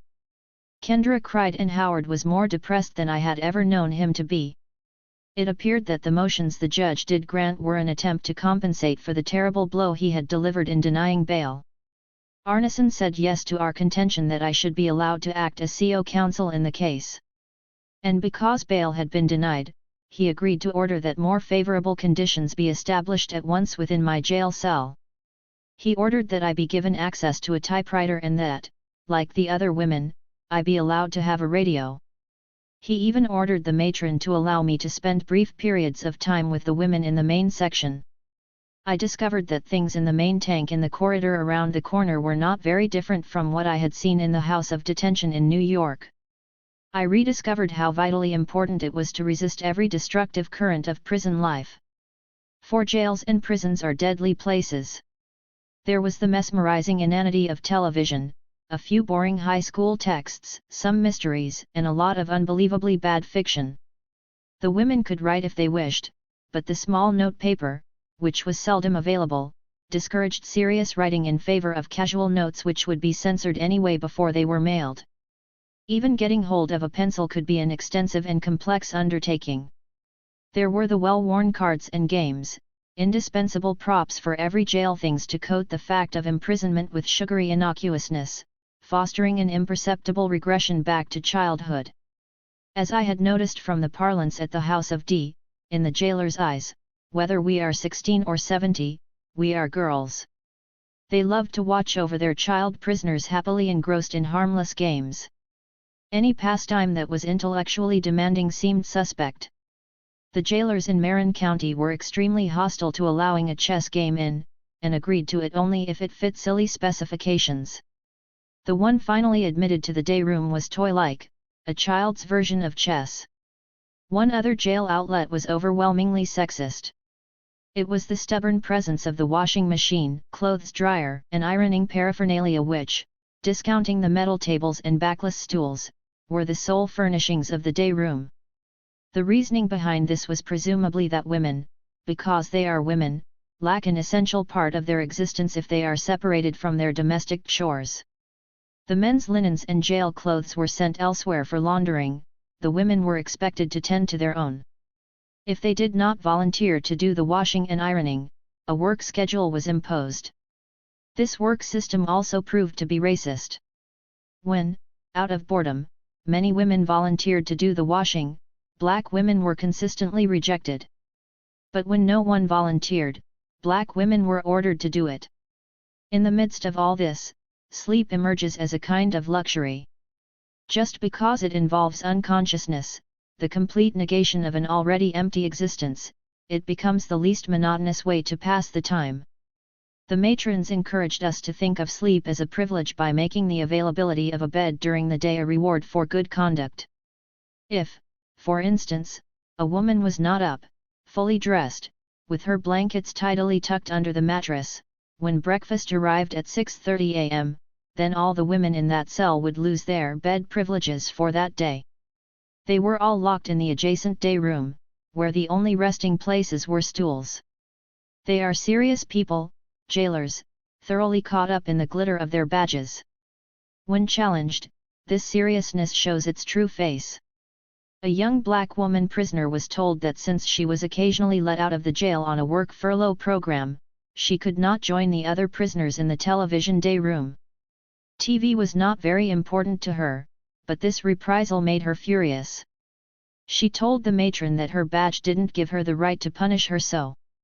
In response, the matron called upon a power greater than her badge, her racism. She told the black woman that she had overstepped her color. This incident stirred a terrific battle among the women, and interestingly enough the battle lines defied racial demarcation. Though all of the black women supported the sister, some white women did too. This badge seriousness extends into areas that are truly deadly. Many times when I rode in the elevator with armed guards on my way to a court appearance, the men would unsnap their gun holsters, all a show for my eyes alone. July 8, 1971. Howard, John Thorne, and I followed the jailers through the brightly lit prisoners' corridors into a holding cell in the courtroom area. A seatless toilet stood in the corner and two wooden benches lined opposite walls of the narrow cell. The upper half of one of the walls was made of transparent plexiglass. It was just a little smaller than the one where Ruchel and I waited for our court appearances. Although I should have known what to expect, the heavy metallic rattling which precipitously dissipated our silence startled me. The chains, locks, shackles, handcuffs, whose rumblings I had first heard in the courtroom in Salinas, now sounded very familiar. On the other side of the glass wall, George was descending the stairs for an all-day meeting between him and his lawyers and me and my lawyers. Since I was now officially recognized as CO counsel for myself, the judge had agreed to issue an order for a meeting between me and each of the Soledad brothers and my co-defendant, Ruchel. A few days later, I wrote George about my impressions of that first moment. A scene frozen in my mind. I am standing in the little glass cubicle downstairs, standing waiting, loving, desiring and then hot-cold rage when the chains begin to rattle as you slowly descend the stairs. I'm supposed to rip off the chains. I'm supposed to fight your enemies with my body, but I am helpless, powerless. I contain the rage inside, I do nothing. I stand there watching, forced to assume the posture of a disinterested spectator, the whole scene perceived through glass, laboratory-like, mad at them for thrusting this upon me, mad at myself for doing nothing. Mad at myself too because I could not fail to see how much counter force you were exerting upon yourself, each step, long, hard, unwilling to be restrained by chains and pigs, your entire body with each foot movement in a hard sway.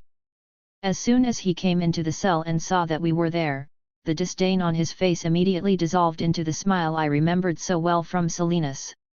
Instinctively, his first gesture was to try to reach out. An embrace. He had forgotten that his wrists were chained to his waist and that he could only move them a few inches. With my free hands they had not cuffed me this time. I tried to make up for his chains. 8 hours was not long enough. We talked about everything, but there was not enough time.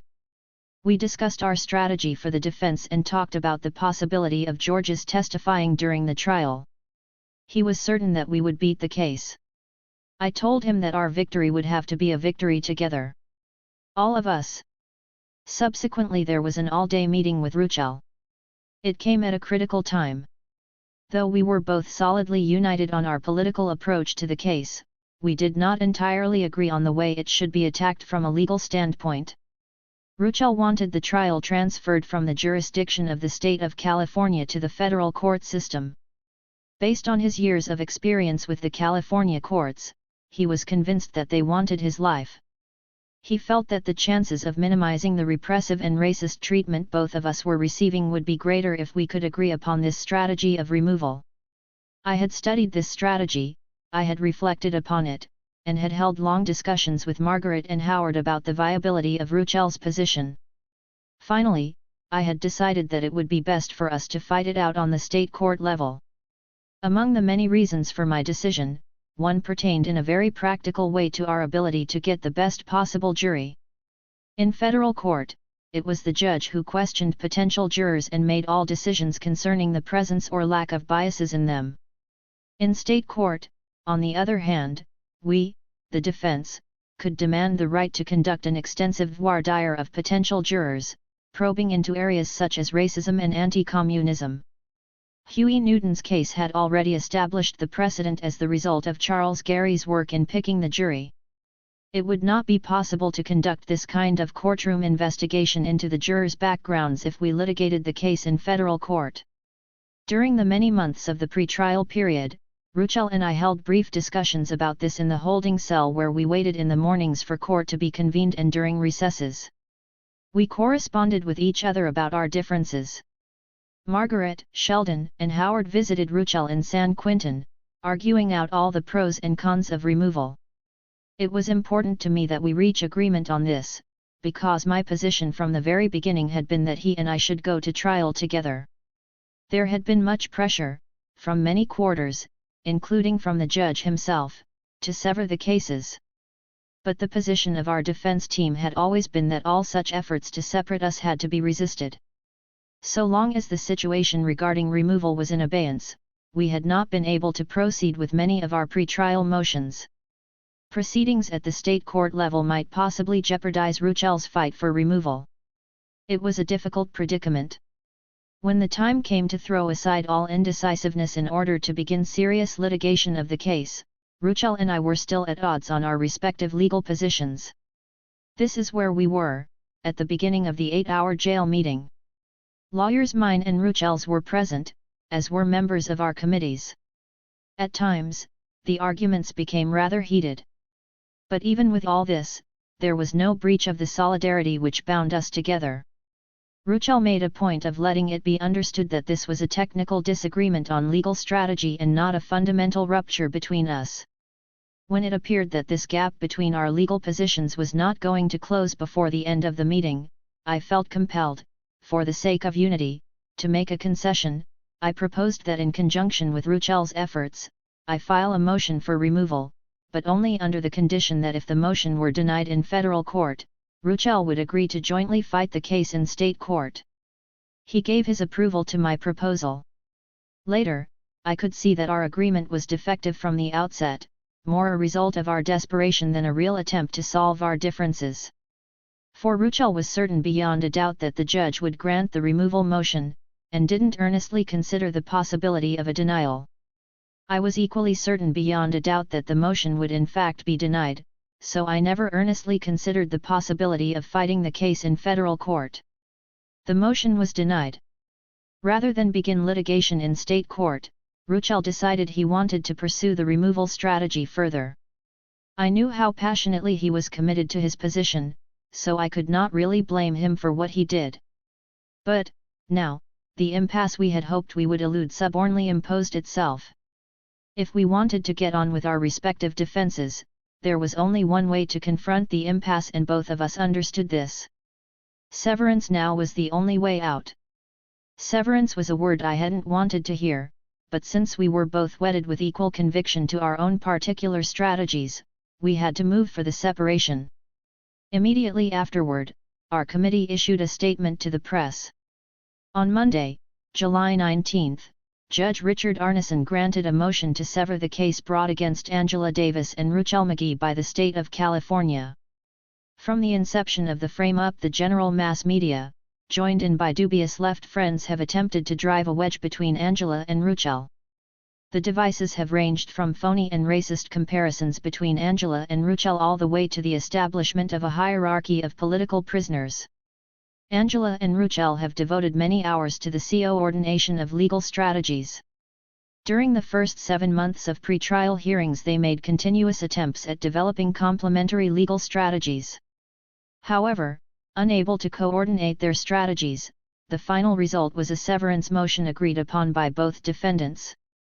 It should be clear that the decision to sever was not reflective of political divergencies. Nor did it bear upon substantive issues of the legal defense, rather differences were procedural in nature. Ruchel will attempt to take battle to federal court, and Angela will attempt to fight the same battle in a state court. But both believe that without a massive, black-led movement which uses the courtroom as only one forum of struggle, this battle will not be won. And we will win. For those of us around the country who are actually struggling to build a mass movement capable of freeing all political prisoners, our responsibilities are doubled. The cases of Ruchel Magee and Angela Davis must be taken before the people with the idea of providing masses of people with a close insight into the oppression of the penal system. The first anniversary of the insurrection which was seized upon to frame Angela and Ruchel is soon approaching. Committees in California and throughout the country are commemorating August 7 through various activities, ranging from rallies and teach-ins to memorial services. In Pasadena, California, a park is being dedicated to the memory of Jonathan Jackson. It is through these kinds of activities that people will come to understand the conditions against which Ruchel and our slain brothers were fighting on August 7, 1970. August 21, 1971. In the little lawyer's booth in the visiting area, Bettina and I were trying hard to finish the manuscript of If They Come in the Morning. When Howard arrived, bringing Barbara Ratliff, who was doing the research for one of our legal motions, all three of them were able to come back to the work cell. We had hardly gotten settled when the big key turned in the lock, the door swung open and, addressing Howard, the woman deputy announced, "Mr. Moore, you'll have to leave. There's an emergency in the building." It had been months since the last bomb scare. Nevertheless, the procedure was not unfamiliar to us. "We'll be back when it's over," Howard said. And the three of them left the cell. I assumed that the woman deputy would return shortly to direct me and the other prisoners to the bomb shelter downstairs, as had been done the last time, but a half hour, then an hour, passed, and no one had appeared at the door. She finally came back to the cell and told me she had instructions to take me to the sleeping cell. When I asked what was going on, she refused to say anything more than that she was simply following the orders she had received. I don't know how many hours I lay on my cot, staring at the ceiling, letting my imagination run wild. I waited. I waited for some word from one of them, from Howard, Margaret, someone. It was very late when the deputy came back to my cell and told me, "Mr. Moore is waiting for you." She unlocked the gate and I walked a few steps behind her. Turning the corridor corner, I saw Margaret and Howard standing in front of the work cell door. Margaret's eyes were red and swollen, and the only time I had seen that expression of utter desperation on her face before was the morning about 10 years ago when her mother came into the bedroom where we were sleeping to tell her and the other children that their father had died of a heart attack that night. Howard was sweating heavily, his forehead was all wrinkled, his eyes were squinted, and he was breathing hard as if from exhaustion. I looked at them, feeling something giving way inside me. We were alone, in the cell, the door closed behind us, and no one had yet broken the silence. During the last interminable hours of waiting I had fought back broken pictures of an explosion at San Quentin that kept trying to insinuate themselves into my thoughts. How many times had George said that the war declared on him by his jailers could break out into open combat at the slightest provocation? I was screaming inside. Don't let it be that something has happened to George. But the louder I screamed, the more their faces told me that something had happened, that the worst had happened. George? I asked, leaving his name hanging there. I didn't want to make my question more concrete. Howard nodded. He's not. Howard bowed his head, and I was aching with hope that I had not really heard that little, almost inaudible yes. I reached out to Margaret, who broke into huge sobs, and we stood there, holding on to each other. I felt frozen, unable to move, unable to bring words out of my mouth, unable to bring tears to my eyes. As if someone had encased me in ice. The pigs killed him, Angela. Howard's voice penetrated my consciousness from the distance. They murdered him. Shot him in the back. Already the key was turning and the deputy was telling them they had to leave. Back in the cell, I woke up from the frozen nightmare to face the reality of George's death. It was then, alone in the darkness, that I began to cry. I thought about Georgia, Robert, Penny, Francis, Delora, and George's nephews and nieces. It was in this way they had to observe the first anniversary of Jonathan's death. George was a symbol of the will of all of us behind bars, and of that strength which oppressed people always seem to be able to pull together. Even when we think the enemy has stripped us of everything, left us bereft even of our souls. The strength that comes out of an almost biological need to feel that we have something to say about the direction of our lives. That need had gnawed at George, behind bars all of his adult life, and, what was most important, he had known how to give the clearest, most universal expression to that need, and his writings had aroused people all over the world. The sisters in the house of detention in New York had learned something important about themselves when they read Soledad Brother. When my message reached George in San Quentin that the women were exhilarated by the book, but disturbed by his earlier uncomplimentary remarks about black women, he apologized and wanted them all to understand his misjudgment. Tonight men and women in every prison in the country were probably awake, like me, mourning and trying to channel their anger constructively. People all over the world must be talking about vengeance, constructive organized mass retaliation. The next day it seemed as if the whole world were inside my cell. Every seat around the work table was occupied. At first, it was difficult to get the words moving in conversation. No one knew quite where to begin. When I looked at Charlene, Kendra, Franklin, Margaret, Howard, I couldn't keep back the tears. Then Franklin broke into sobs. It was Charlene or Kendra who said that the committee had begun to organize a vigil outside San Quentin. The lives of the other brothers had to be safeguarded, and the conditions of George's murder had to be investigated immediately. They said that reports were seeping out of the prison about brutal beatings and horrifying torture sessions. Already our committee had contacted Rep. Ron Dellums, Assemblyman Willie Brown, Dr. Carlton Goodlett and many other concerned public people, asking them to demand that they be allowed to tour San Quentin, interview the prisoners about the events that had led to George's death, and examine the wounds inflicted upon the brothers by guards. After they had left, to rush back to the work of organizing the counterattack, I tried to compose a statement to be released to the press. George knew, I wrote, that the price of his intense revolutionary commitment was having to live each day fighting off potential death blows. George's example of courage in the face of the specter of summary execution, his insights honed in the torment of 7 years of solitary confinement, his perseverance in the face of overwhelming odds will continue to be a source of inspiration to all our sisters and brothers inside prison walls and outside. I wrote about the Jackson family. Their grief is deep. In little more than a year, 2 of their sons, George and Jonathan, were felled by fascist bullets. I express my love to Georgia and Robert Jackson, Penny, Francis, and Delora. For me, George's death has meant the loss of a comrade and revolutionary leader, but also the loss of an irretrievable love. I can only say that in continuing to love him, I will try to express that love in the way he would have wanted by reaffirming my determination to fight for the cause George died defending. With his example before me, my tears and grief are rage at the system responsible for his murder. He wrote his epitaph when he said, "Hurl me into the next existence, the descent into hell won't turn me. I'll crawl back to dog his trail forever. They won't defeat my revenge, never, never. I'm part of a righteous people who anger slowly but rage undamned. We'll gather at his door in such a number that the rumbling of our feet will make the earth tremble." Then I was left with the radio. All day long one station broadcast readings from George's book, and the all-news station began to develop the preposterous story that George had smuggled a bulky pistol, hidden under a wig, from the visiting area to the adjustment center, the most heavily guarded section of San Quentin. I listened to the radio talk shows.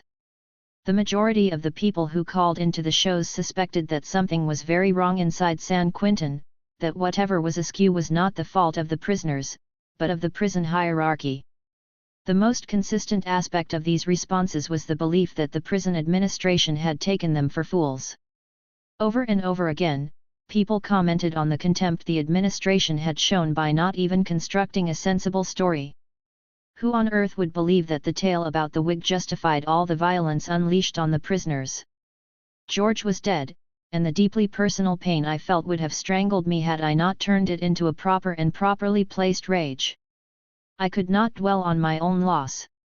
Any individual gnashing of teeth would bring me to my knees. Personal sadness in that still grey cell under the hateful eyes of my jailers might break the cords of wool that held me together. George's death would be like a lodestone, a disc of steel deep inside me, magnetically drawing toward it the elements I needed to stay strong and fight all the harder. It would refine my hatred of jailers, position my contempt for the penal system, and cement my bonds with other prisoners. It would give me the courage and energy I needed for a sustained war against the malevolent racism that had killed him. He was gone, but I was here. His dreams were mine now. August 3, 1971. Judge Keating takes the stand. He looks pitifully thin, and the deep wrinkles in his face make him look older than his years.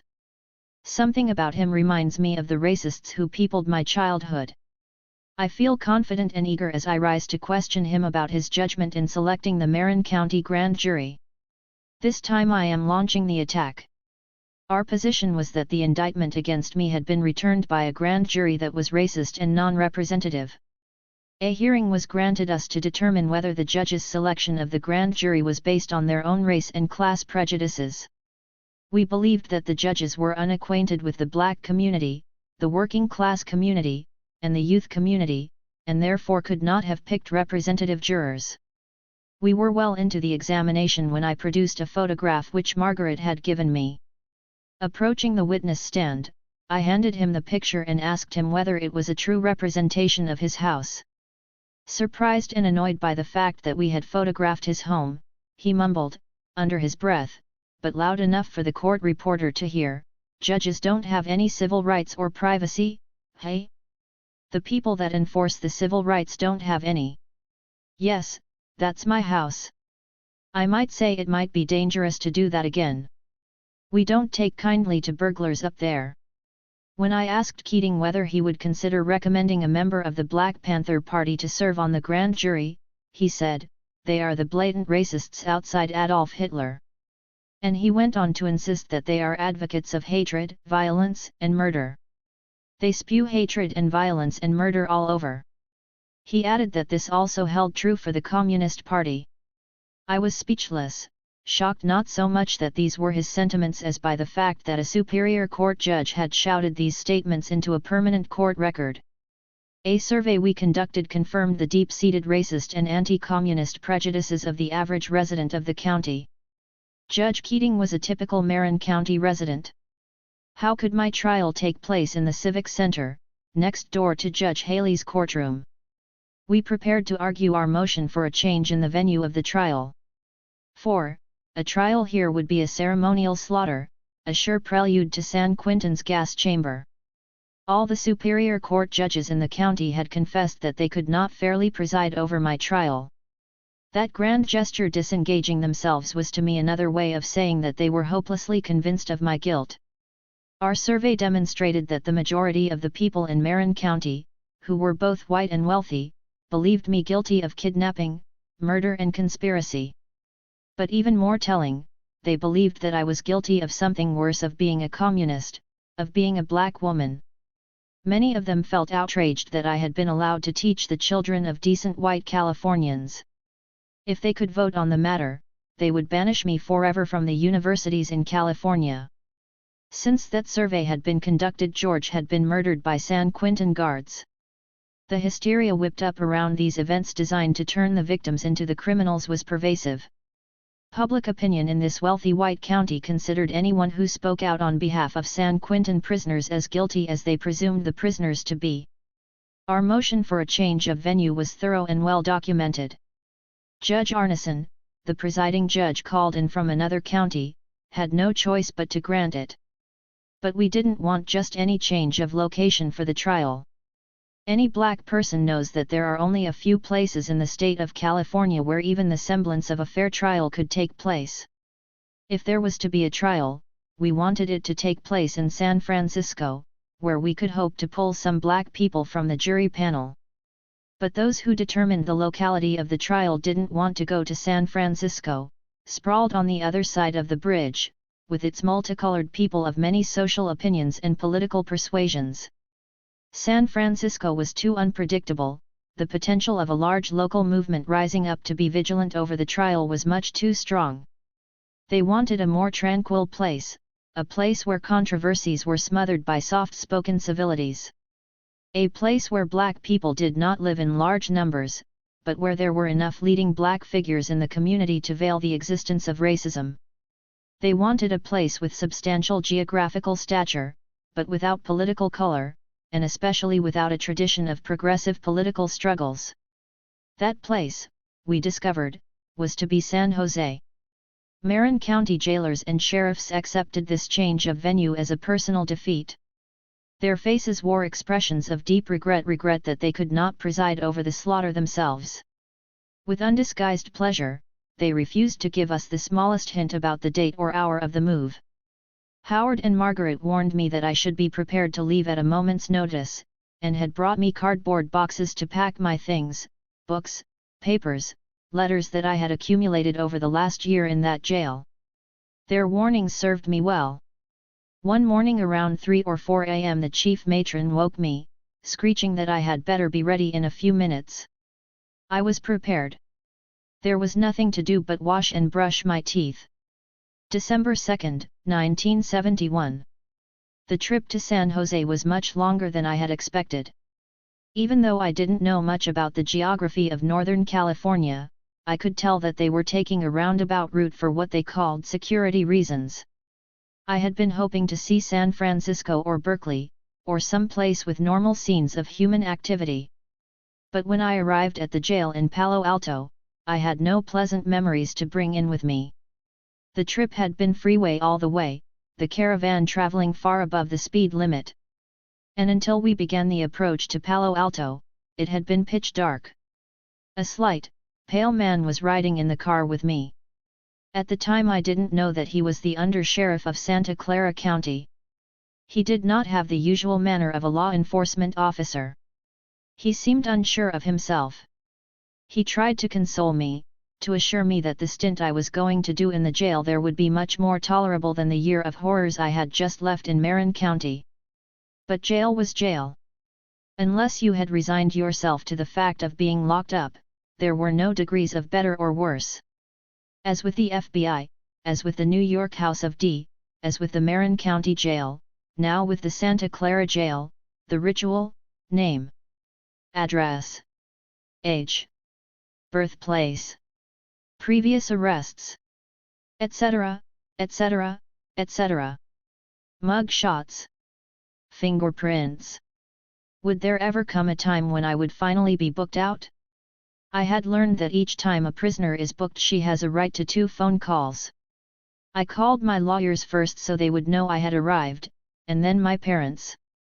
I hardly ever had the chance to talk to them on the phone except when I was being booked into a new jail. They were overjoyed to hear my voice, yet at the same time frustrated and tense about what this new situation might bring. Mother said she was coming out before Christmas. My younger brother, Reggie, on work leave from his college, was also going to come to the West Coast. My mother was trying to concentrate on things that would let her escape the reality of my predicament. Although she remained strong until the end, I think the whole ordeal was harder on her than on anyone. I asked whether she had started eating regularly again, and whether she had managed to gain back some of the weight she had lost. Each time we saw each other or talked, we ended up admonishing each other for the same reasons. She reminded me this time to eat more and try to gain my own weight back. I asked her not to worry so much and reluctantly said goodbye. As soon as I hung up the receiver, a shaded door to the left of the booking area was unlocked. We walked into a short and narrow hall, and as I glanced to my right, I saw the most frightening jail cell I had yet seen. The area was walled off in glass. On the other side of the glass was a 12 by 2 foot corridor, off of which were 2 cells. Each cell was about 6 feet by 8 feet. One contained the metal slab bed, a thin mattress, toilet, and sink.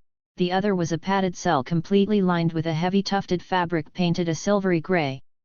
The padding was broken by a single hole in the floor which served as a toilet. "You have to take off your clothes," the matron said. She handed me a dress, some pajamas, a sweater, and a pair of underpants, a bra, some socks and rubber-thonged slippers. I told her I would put on the clothes but not the underwear. She insisted that I had to give up my own underwear and put on the county's. I was serious about not wearing jail underwear. In New York, wearing unsterilized underwear, I had contracted a terrible fungus which had spread all over my body and had taken months to finally cure. I told the matron she could have my underwear, but nothing she said or did was going to make me put on those jail panties. Female jailers must have something of the voyeurs in them. Even those who are not homosexual inevitably stand and watch you with deep interest while you strip down to the nude. This matron must have been unconscious of the intensity with which she was looking at me, because when I asked her what she found so interesting, she looked terribly embarrassed, and left abruptly. The faded, smock-like dress was too tight and too short. The drab grey sweater would not reach my waist, and its sleeves came halfway up my arms. I could not pull the white children's socks over my heels nor fit into the rubber slippers. I threw the slippers and socks through the open door into the corridor. Then I realized how cold it was in that cell. Not only was it cold, the toilet was leaking and water was running all over the floor.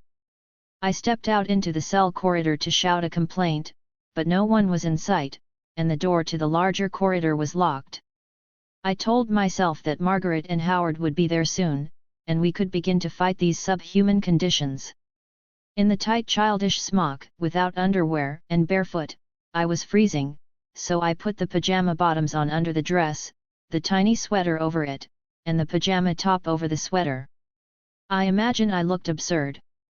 Since there was no place to sit, I climbed up on the bunk, pulled the army blanket over my shoulders and tried to concentrate on the book I had brought along. I had hardly gotten through one page when a matron with long, flaming red hair came through the door into the corridor outside. She unlocked the door and, sounding somewhat kindly, I thought, asked whether I cared for breakfast. I said yes. 5 minutes later she came back, saying that I wasn't eligible for breakfast. She had checked with the Marin County people and they had told her that I had had TT before my trip down. Since that was the case, I didn't have anything coming until lunchtime. "You people just don't know what it means to behave like humans, do you?"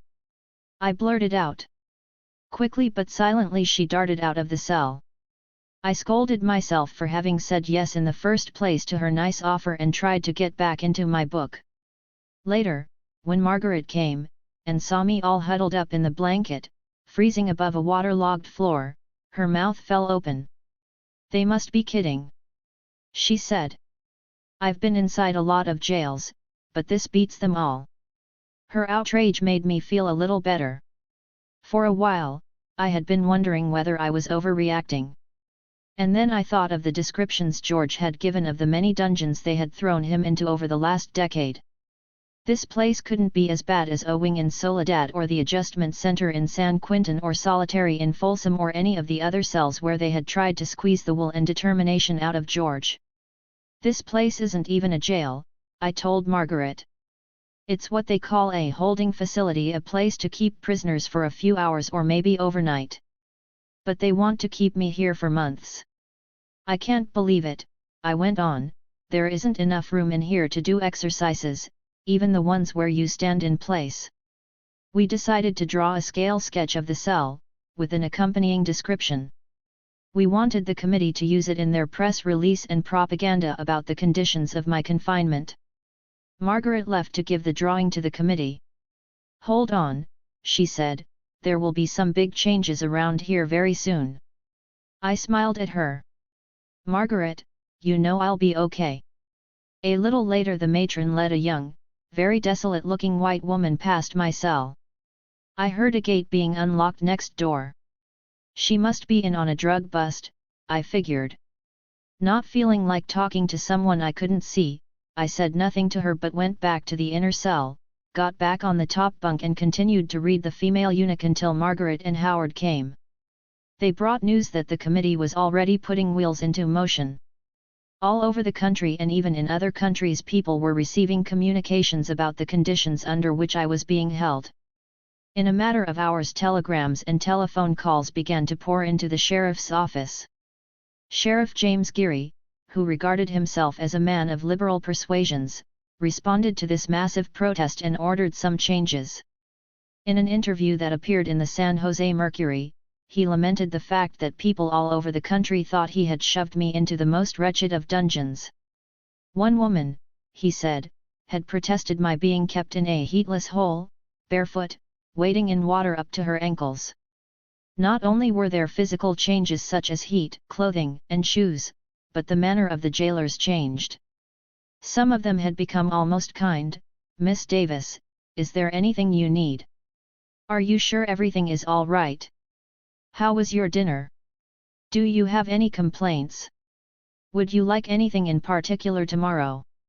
Before the downpour of protests, meals were tasteless TV dinners, justified by the jailers by the fact that prisoners were rarely there longer than a day or so. After the protests, a cook was brought in and the jailers suggested to the lawyers that I could have a television in my cell, and could keep the radio and electric typewriter I had acquired in Marin. With these innovations the cell became cluttered. Magnanimously the jailers opened the door to the padded cell for my use. Thus I came to have what, in the prosecutor's propaganda, became a two-room suite. A two-room suite consisting of a 6x8 cell and an even smaller padded cell, the toilet hole of which backed up one day and covered my books and the floor with liquid excrement.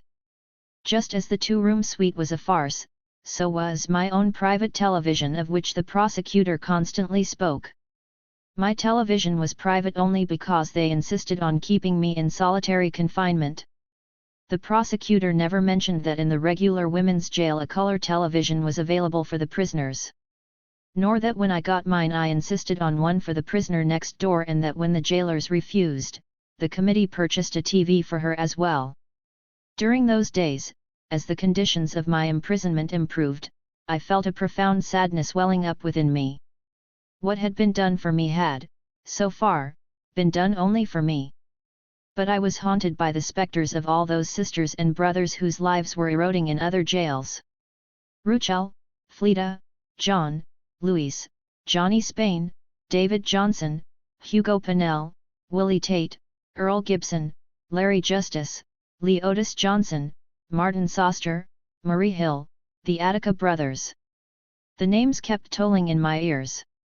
My head was bursting with jumbled images of their dungeons, their keepers' terror-ridden images that made the improvement of my own physical circumstances extremely painful for me. The tremendous energy of the movement which had so swiftly transformed my jail situation was energy my sisters and brothers had a more than equal right to. I tried to assuage some of my pain by establishing contact with sisters and brothers in prisons all over the country. Compulsively almost, for hours at a time, I answered letter after letter from prisoners' letters which had piled up over the months in Marin when the jailers refused to give me all of my mail. More than ever before I felt a need to cement my links to every other prisoner. My very existence, it seemed, was dependent on my ability to reach out to them. I decided then and there that if I was ever free, I would use my life to uphold the cause of my sisters and brothers behind walls.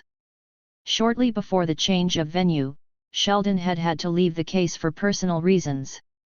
And with the pre-trial motions at an end, the original legal team had been disbanded. Around this time, we asked Doris Walker, a lawyer with a long history of involvement in progressive causes, to join the team. We welcomed her participation not only because of her qualifications as an attorney and her unquestionable commitment to the struggle, but also because we felt it was politically important for women to assume visible roles in the defense. Once the transfer to Santa Clara County took place, we had to move quickly to make the last addition to the legal team. There were Howard, Margaret, and Dobby. We wanted one additional lawyer. During the original discussion about lawyers in the House of D in New York, the name of Leo Branton came up along with Howard's as one of the first lawyers we wanted to speak to about taking the case. I was particularly interested in Leo Branton because he had been one of the few lawyers courageous enough to defend communists during the Smith Act trials. Recently, he had come out of retirement to take the case of the L.A. Panthers which stemmed from the January 1970 police attack on their office. When we first approached him about the defense team, he was all tied up in the Panther case and could not therefore assume another major responsibility. As a result of a misunderstanding, our impression was that he had left the country after his involvement in the Panther case terminated. We had not contacted him since the fall of 1970. When Dobby told me that he had appeared extremely receptive about the idea of joining the team now, I was absolutely delighted. Shortly afterward, he made a trip from LA to San Jose to discuss his entrance into the case. I had seen Leo once before very briefly during one of the pre-trial hearings of the LA Panthers. At that time he wore a mustache. Because everyone was talking about this tremendous black lawyer who felt so strongly about the Panthers that he had come out of retirement to defend them, I retained an impression that he was well up in the years. On the day his visit was scheduled, I saw a young-looking man with a well-developed physique, dressed very sharply. It did not enter my mind that this could be the Leo Branton who had come out of retirement to take the Panther case, but who was he? I was so shocked that after Howard introduced him, one of the first things I asked him was how old he was. As it turned out, he had retired at the age of 45 and had gone with his wife Jerry to live in Mexico for a while. Leo's background was fascinating. He had tried the Smith Act cases, had gone to the South in the early 60s to defend civil rights workers, and eventually had become one of the few black lawyers to represent people in the entertainment field. He had been, for example, the attorney for Nat King Cole, and at the time we asked him to come into the case, he was handling the Jimi Hendrix's estate in England, on behalf of his family. The outcome of our discussion was that Leo would become an attorney of record as soon as he completed the litigation in England. His decision was a source of pleasure and pride for us all. With Margaret, Howard, Dobby, and Leo, our legal team was now the best we could hope for. This was an indisputable step in the direction of victory. Soon after the move, I began to attend court regularly on pre-trial matters. The jailers insisted on making the 10-minute trip to downtown San Jose some 3 hours before court was scheduled to begin. The caravan of armed men would leave between 5:30 and 5:45 in the morning. Some cars drove ahead of the unmarked car I rode in, some were behind, and there was always a car moving alongside. If their intention was to make the trip inconspicuously, they were hardly successful. Each morning a whole series of machinations and manipulations was necessary to keep this formation in shape as it sped at over 70 miles an hour to San Jose. Early one morning, as I was dressing for one of these pre-dawn trips, I turned on the radio as I always did upon waking. There was a news flash. Yesterday evening the Supreme Court of the State of California voted to abolish the death penalty on the grounds that it is cruel and unusual and thus unconstitutional. I was convinced at first that I had misheard the announcement. I had talked many times with Anthony Amsterdam, the attorney who prepared the papers and argued the death penalty case before the High Court. He had visited me in jail while preparing our appeal of the bail denial before the federal court. At no time did he seem optimistic about the outcome of his case. But there it was. The death penalty annulled. My thoughts at that moment flew to the brothers in San Quentin with pending cases carrying the death penalty. No longer could Ruchel be condemned to die in the gas chamber so near his cell. John Cluchet could not now be killed by the state. Fleta, my brother, as much like a blood brother as Benny or Reggie, my dear Fleta would not lose his life to the cyanide tablets dropped in the acid beneath the death chair. Johnny Spain, Luis Talamante, Hugo Pinell, David Johnson, Willie Tate. The state could not take any more of their lives than prison had done already. Earl Gibson and Larry Justice would escape the official death that is often the lot of those who refuse to be obsequious before their keepers. I laughed out loud. If I had been anywhere else I would have shouted, but there in the solitude of that jail I held my joy. Margaret came in. I could tell that she had already heard the news. She was almost dancing with excitement. We hugged each other. I told her that this was one day I wouldn't mind being in San Quentin's adjustment center on death row. There must be a carnival going on now over there, I said. Margaret was animatedly saying something about Howard preparing for a bail hearing that morning. Bail hearing? I asked. What kind of bail hearing? Margaret looked at me as if I were a little crazy. Angela, she said, the death penalty has been abolished. Don't you realize that this undercuts the whole legal basis for Judge Arneson's denial of bail? He has nowhere to turn now. He has to let you out.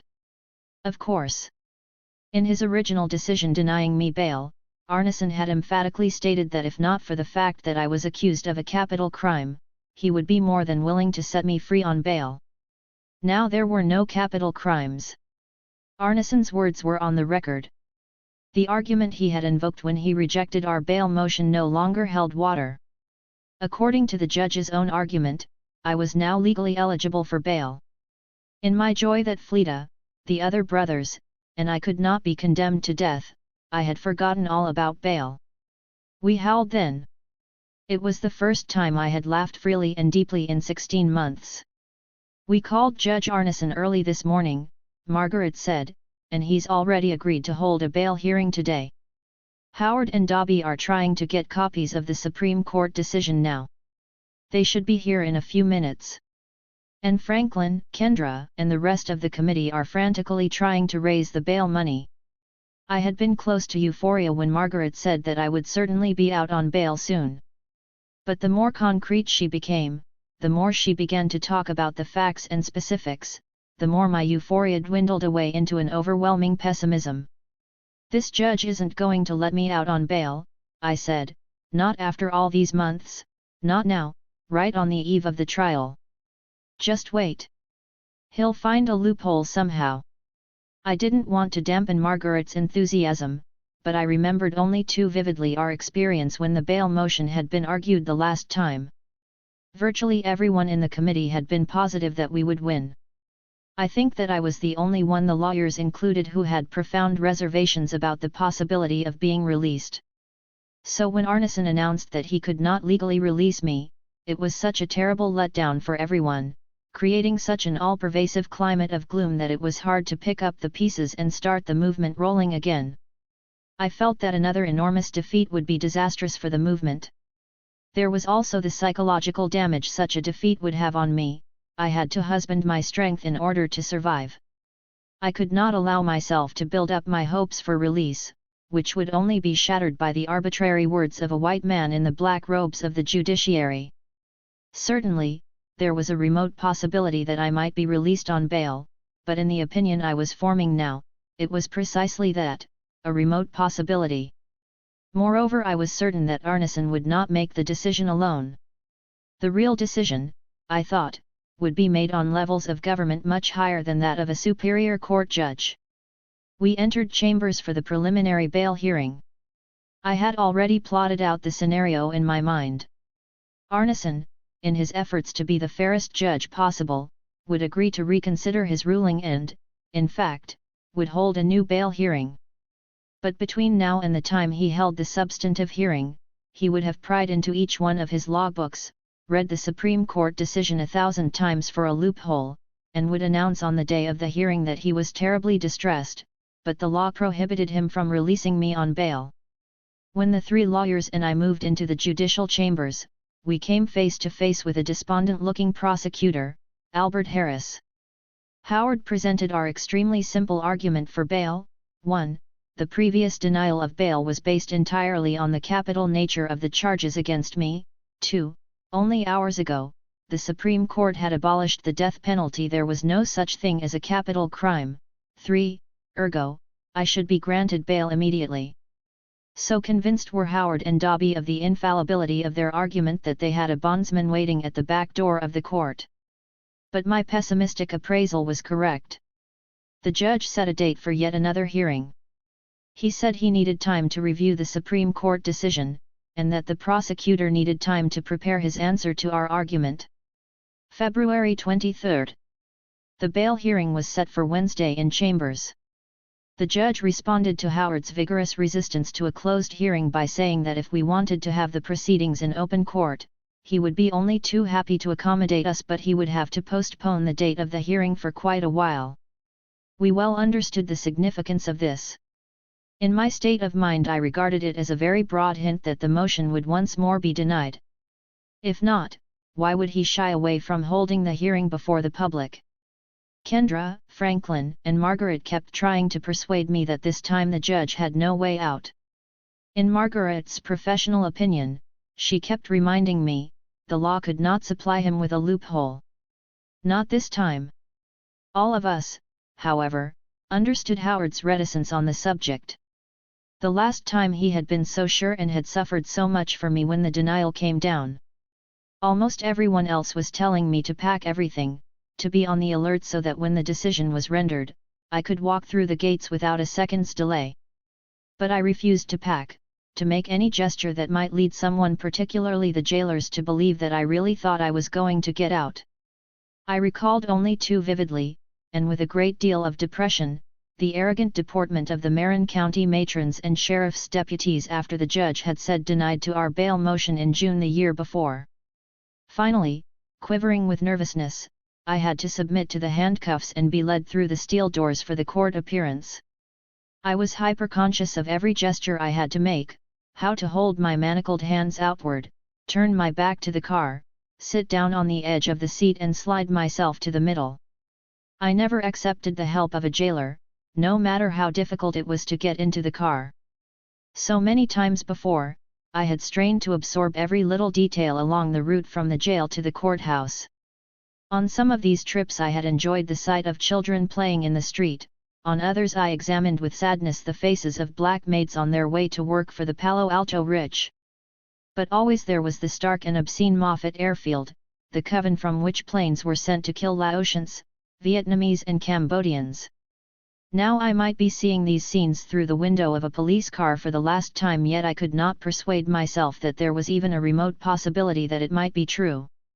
I felt as though I were walking a tightrope. If I continued to reject the possibility of receiving bail, my pessimism could send me plummeting into an abyss of depression. But if, on the other hand, I succeeded in convincing myself that today would be the day, I ran the risk of the fall from euphoria into an even deeper abyss. During the next few minutes, I tried desperately to maintain my balance. I kept looking for that medium between total pessimism and unrestrained optimism. Just to walk the rope a little longer. There we were, arranging ourselves in the judge's chambers for the pronouncement of the verdict, Margaret, Howard, Dobby, and myself on one side of the room, Albert Harris and Clifford Thompson on the other, and the judge in his great throne-like chair in the center. Arneson's nonchalance must have been deliberate. Because of the casual way he announced his decision, we had no opportunity to let loose our screams of triumph.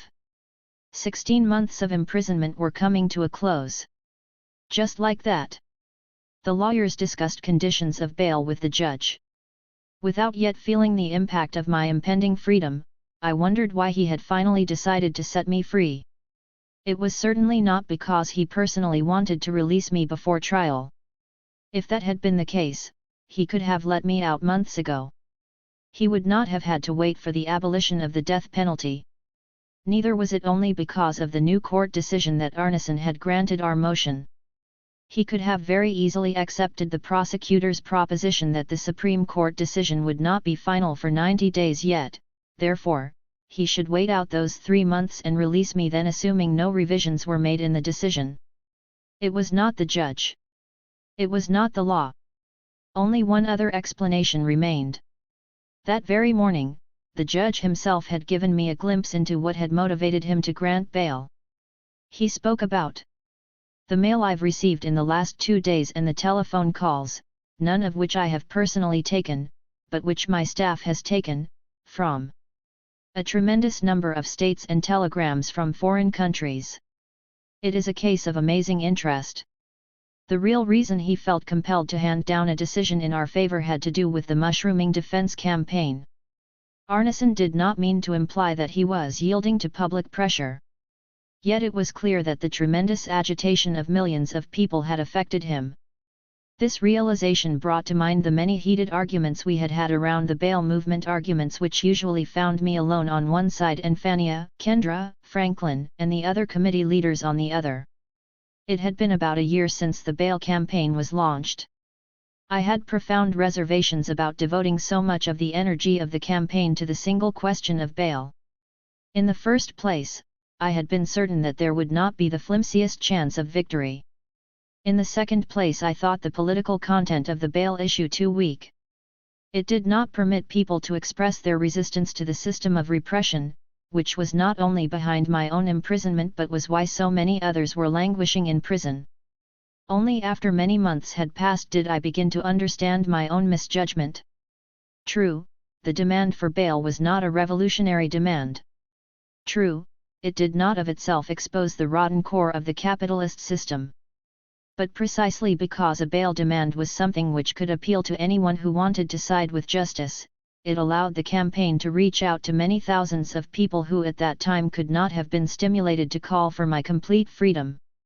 They would not go on record demanding my freedom, but they would go on record demanding that I be released pending the determination of my innocence or guilt by a court of law.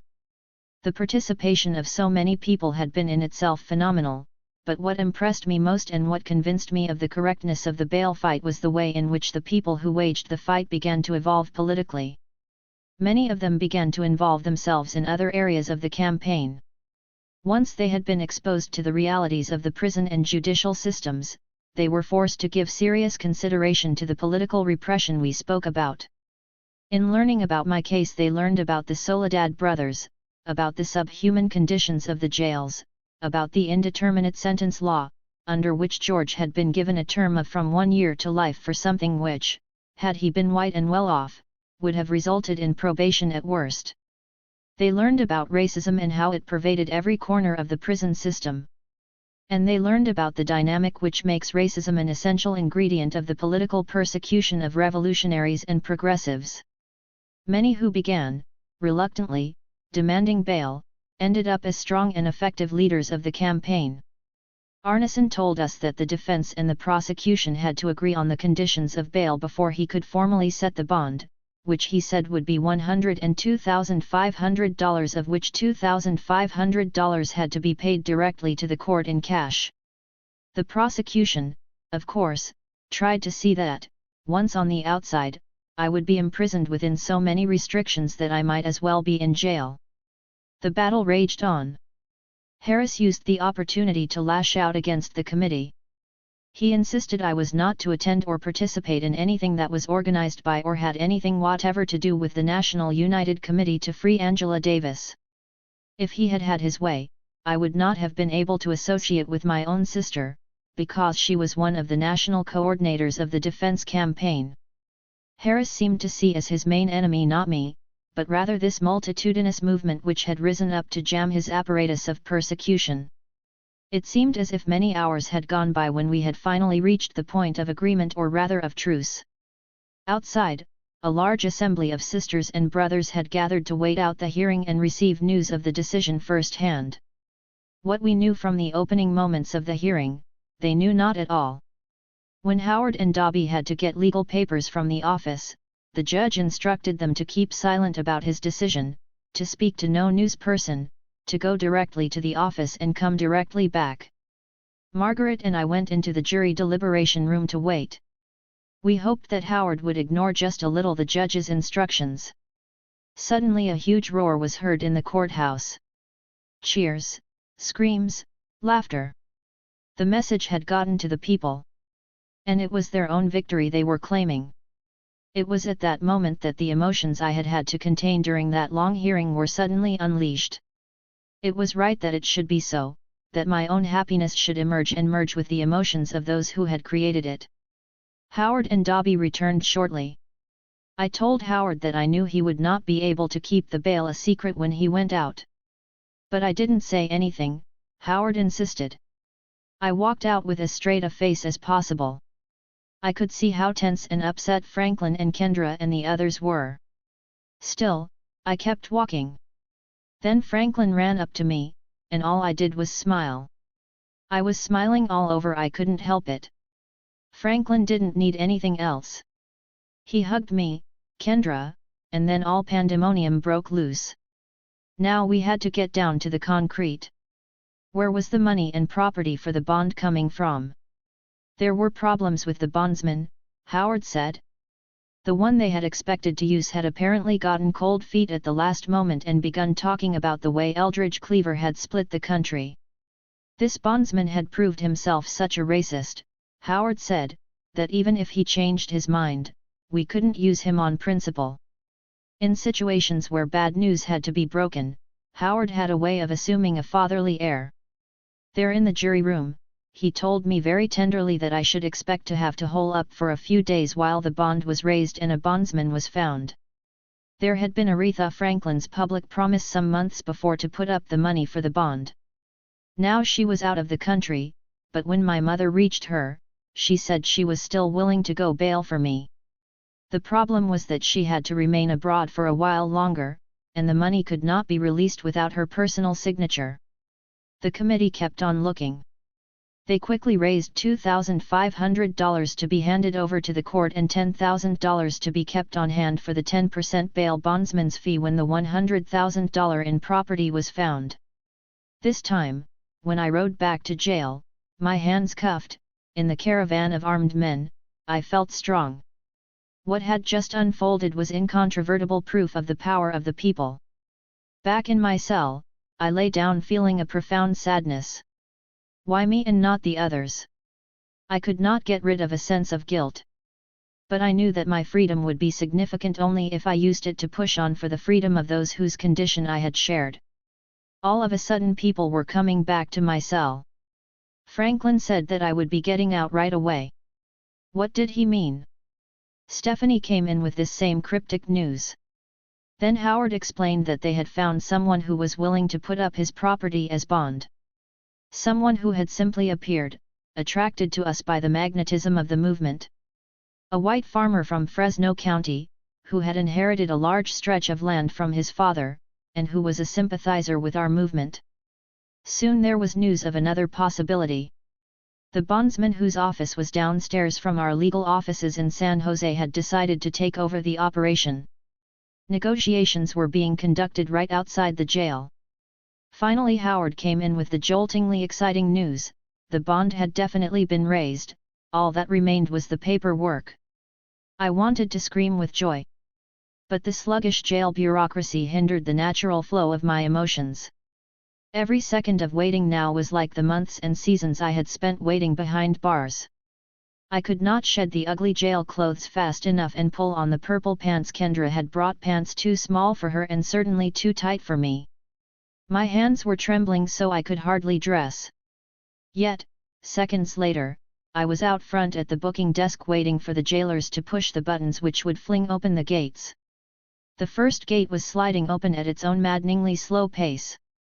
One step and that threshold was crossed. My heart pounded as I waited for the gate behind me to slam shut with the hateful banging sound that had seared my nerves so many times before. This was the last time. I stepped through the next gate that was opening before me and was greeted by a tumultuous roar. I threw my arms around the first person I saw outside, Rifu, a brother I had known in L.A. I wanted to embrace every sister and brother in the crowd.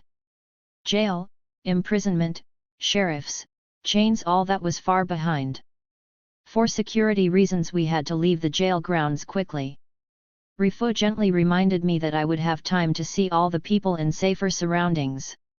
Margaret and I got into Victoria Mercado's yellow Mustang and plowed through the supporters and reporters who had converged on the car. Speeding down the freeway, we screamed, laughed and kissed each other. I was out there, no guards, no police car, no handcuffs.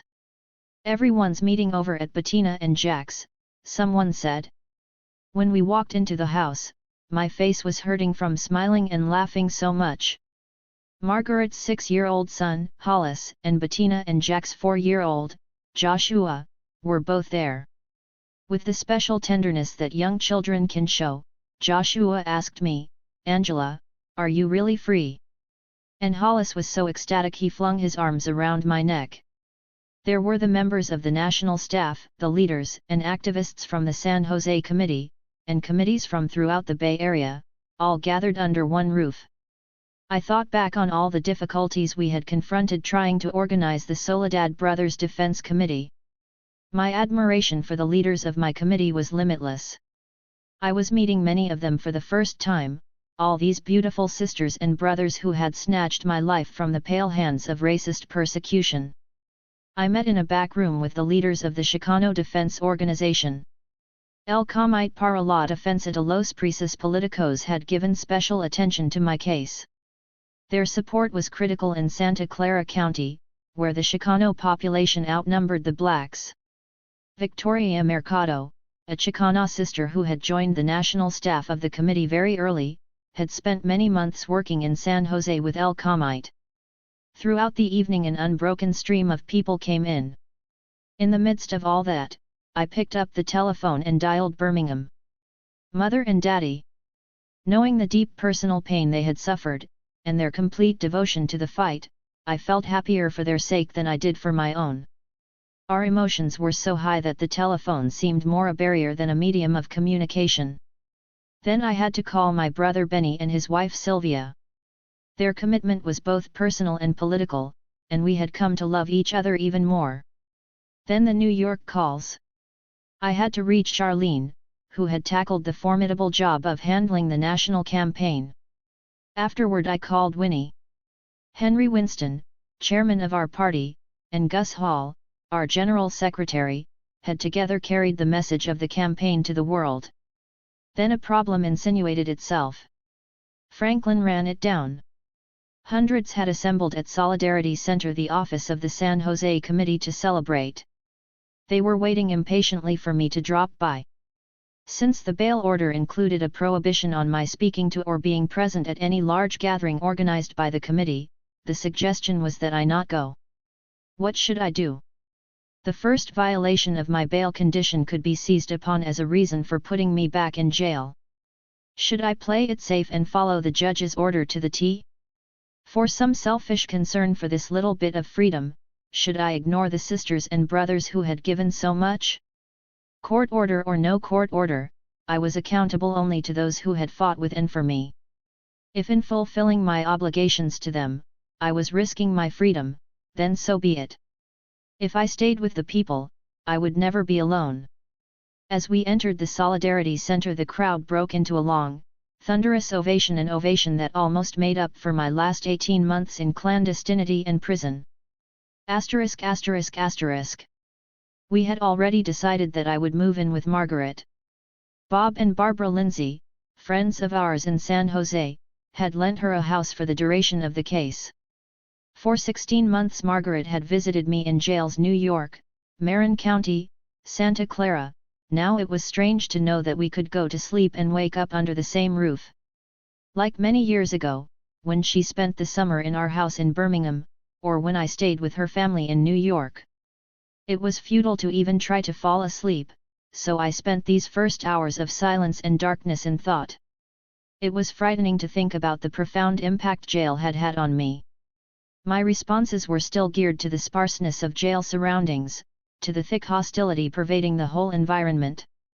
Being accustomed to sleeping on a slab only slightly wider than my body, it felt peculiar to be able to roll over in Margaret's big bed. There was something else about this house that saddened me and broke the spell of celebration. The house had belonged to Barbara Lindsay's mother, a beautiful woman named Emma Stern.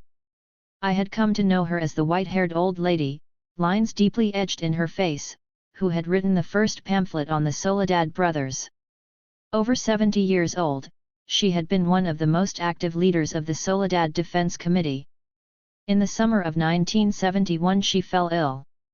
For a while she was in and out of the hospital and seemed to be recovering. When George was killed, the forces keeping her alive must have been consumed by sorrow. Shortly after George's funeral, Emma Stern died. February 24. There was not enough time to savor the first morning of sun shining on the lush backyard. I wanted to abandon myself to primitive sensations, stretching out on the grass, soaking up the solar warmth and energy I had missed so much in my succession of cells. But I had to restrain this compulsion to touch trees, watch clouds, and listen to the sound of children's voices. In a little while I had to face the press and confront the media and the millions they reach. Just then the bell announced Fania's arrival. She had worked so hard on the campaign, traveling throughout the world, that she was not even there when I was released. She had had a speaking engagement that night in Idaho. We embraced each other, full to bursting with the deferred joy of the last 18 months. Sisters, we had become comrades.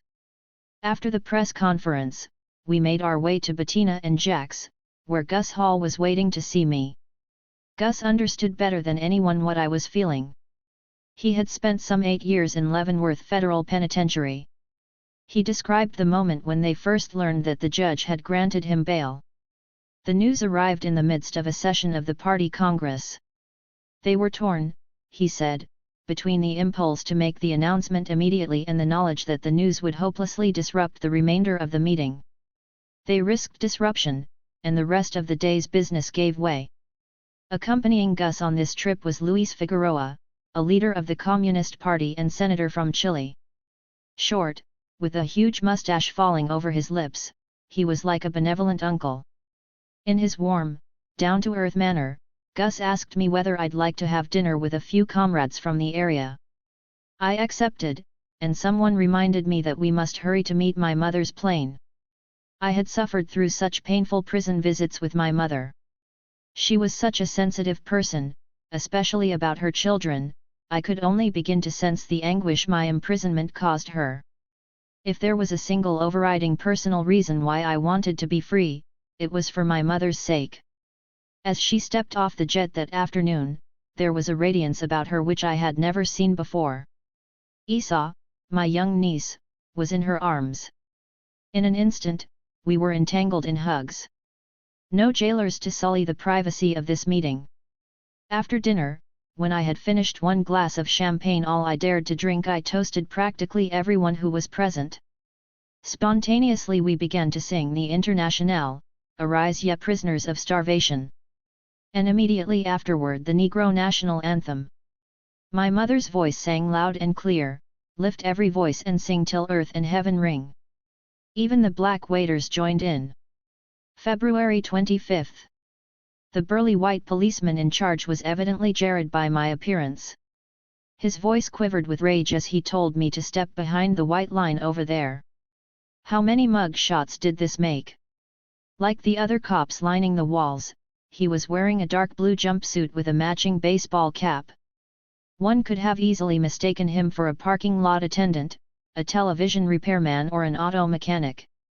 But there was that heavy pistol swinging from his waist, and the 2-foot truncheon his right hand was so tightly gripping. When the photographer was done, the same fury-laden voice directed me to another white line, this one reserved for the women. My steps heavy with hesitation, I moved from the line to the other side of the screen. I held my breath while they frisked my body, dug their fingers in my hair, and asked me to lower my underpants.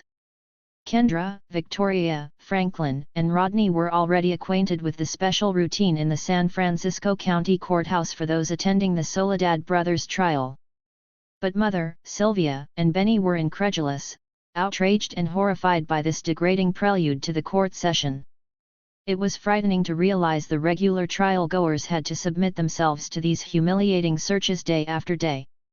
Undoubtedly, the repetition conferred a dangerous aura of normality on this manifestly fascist routine. Undoubtedly, it had already created a dangerous precedent for political trials in the future. Names were recorded, special seats assigned, photos taken for the San Francisco police and the FBI. And inside, we in the spectator section were separated from the scene of the trial by a bulletproof shield extending the entire width of the courtroom. Behind the plexiglass, things took on a staged appearance. Ritualistically, it seemed, the figures marched in to assume their habitual places: defense, prosecution, the 12 jurors and 4 alternates, finally, John and Fleta, whose strength and beauty seemed to split the bulletproof glass. We reached out for one another. It was difficult to concentrate on the facts at hand, so thoroughly was I haunted by the thought that I was free and they were still in chains. The circle had closed. As a free woman before, I had vowed to fight relentlessly for their freedom. John, Fleta, and George. This new freedom must be no different. This is what I had planned to tell John during the meeting the lawyers had arranged for the lunch break. But I should have realized that things were moving along too smoothly. Upstairs in the holding area, the Chicano guard gave us the news. Unfortunately, he said, Judge Vavarus had changed his mind. No meeting with John Clutchette. My immense disappointment subsided slightly when I realized that John's cell was visible from the counter where I stood. The guard did not object when I called out to him, telling him to hold tight and keep strong. It was only a matter of time. Downstairs a huge throng of people had gathered, and the press had been alerted to my presence. Conceivably, because of this the judge could construe my attendance at the Soledad brothers' trial as a violation of the bail order. But at this point, that didn't matter very much. What mattered was that I reaffirm my commitment to the fight to free all political prisoners first and foremost, the Soledad brothers. It was important not only because it put me where I wanted to be back in the struggle but also because of the meaning it would have for all the sisters and brothers who had fought for my freedom. If I could not be satisfied with my freedom alone, they could not be satisfied either. Part 6, Bridges. Walls turned sideways are bridges. Early one Saturday morning during my first year at Brandeis, my friend Lonnie and I decided to hitchhike up north to see the fishing boats in Gloucester, Massachusetts. We had plans to stay the night. But since we knew no adults in Gloucester, we had to engage in a small transgression of the ridiculously puritanical rules governing the conduct of female students. Signing out of our dormitory, we indicated that we had permission from our parents to visit a family in New York, whose name and address we gave. Gloucester was magnificent, with its multicolored autumnal trees, the massive beauty of its seaside boulders, its throng of ships and fishermen. For hours we walked along the coast, then we toured the little streets dating from the 18th century.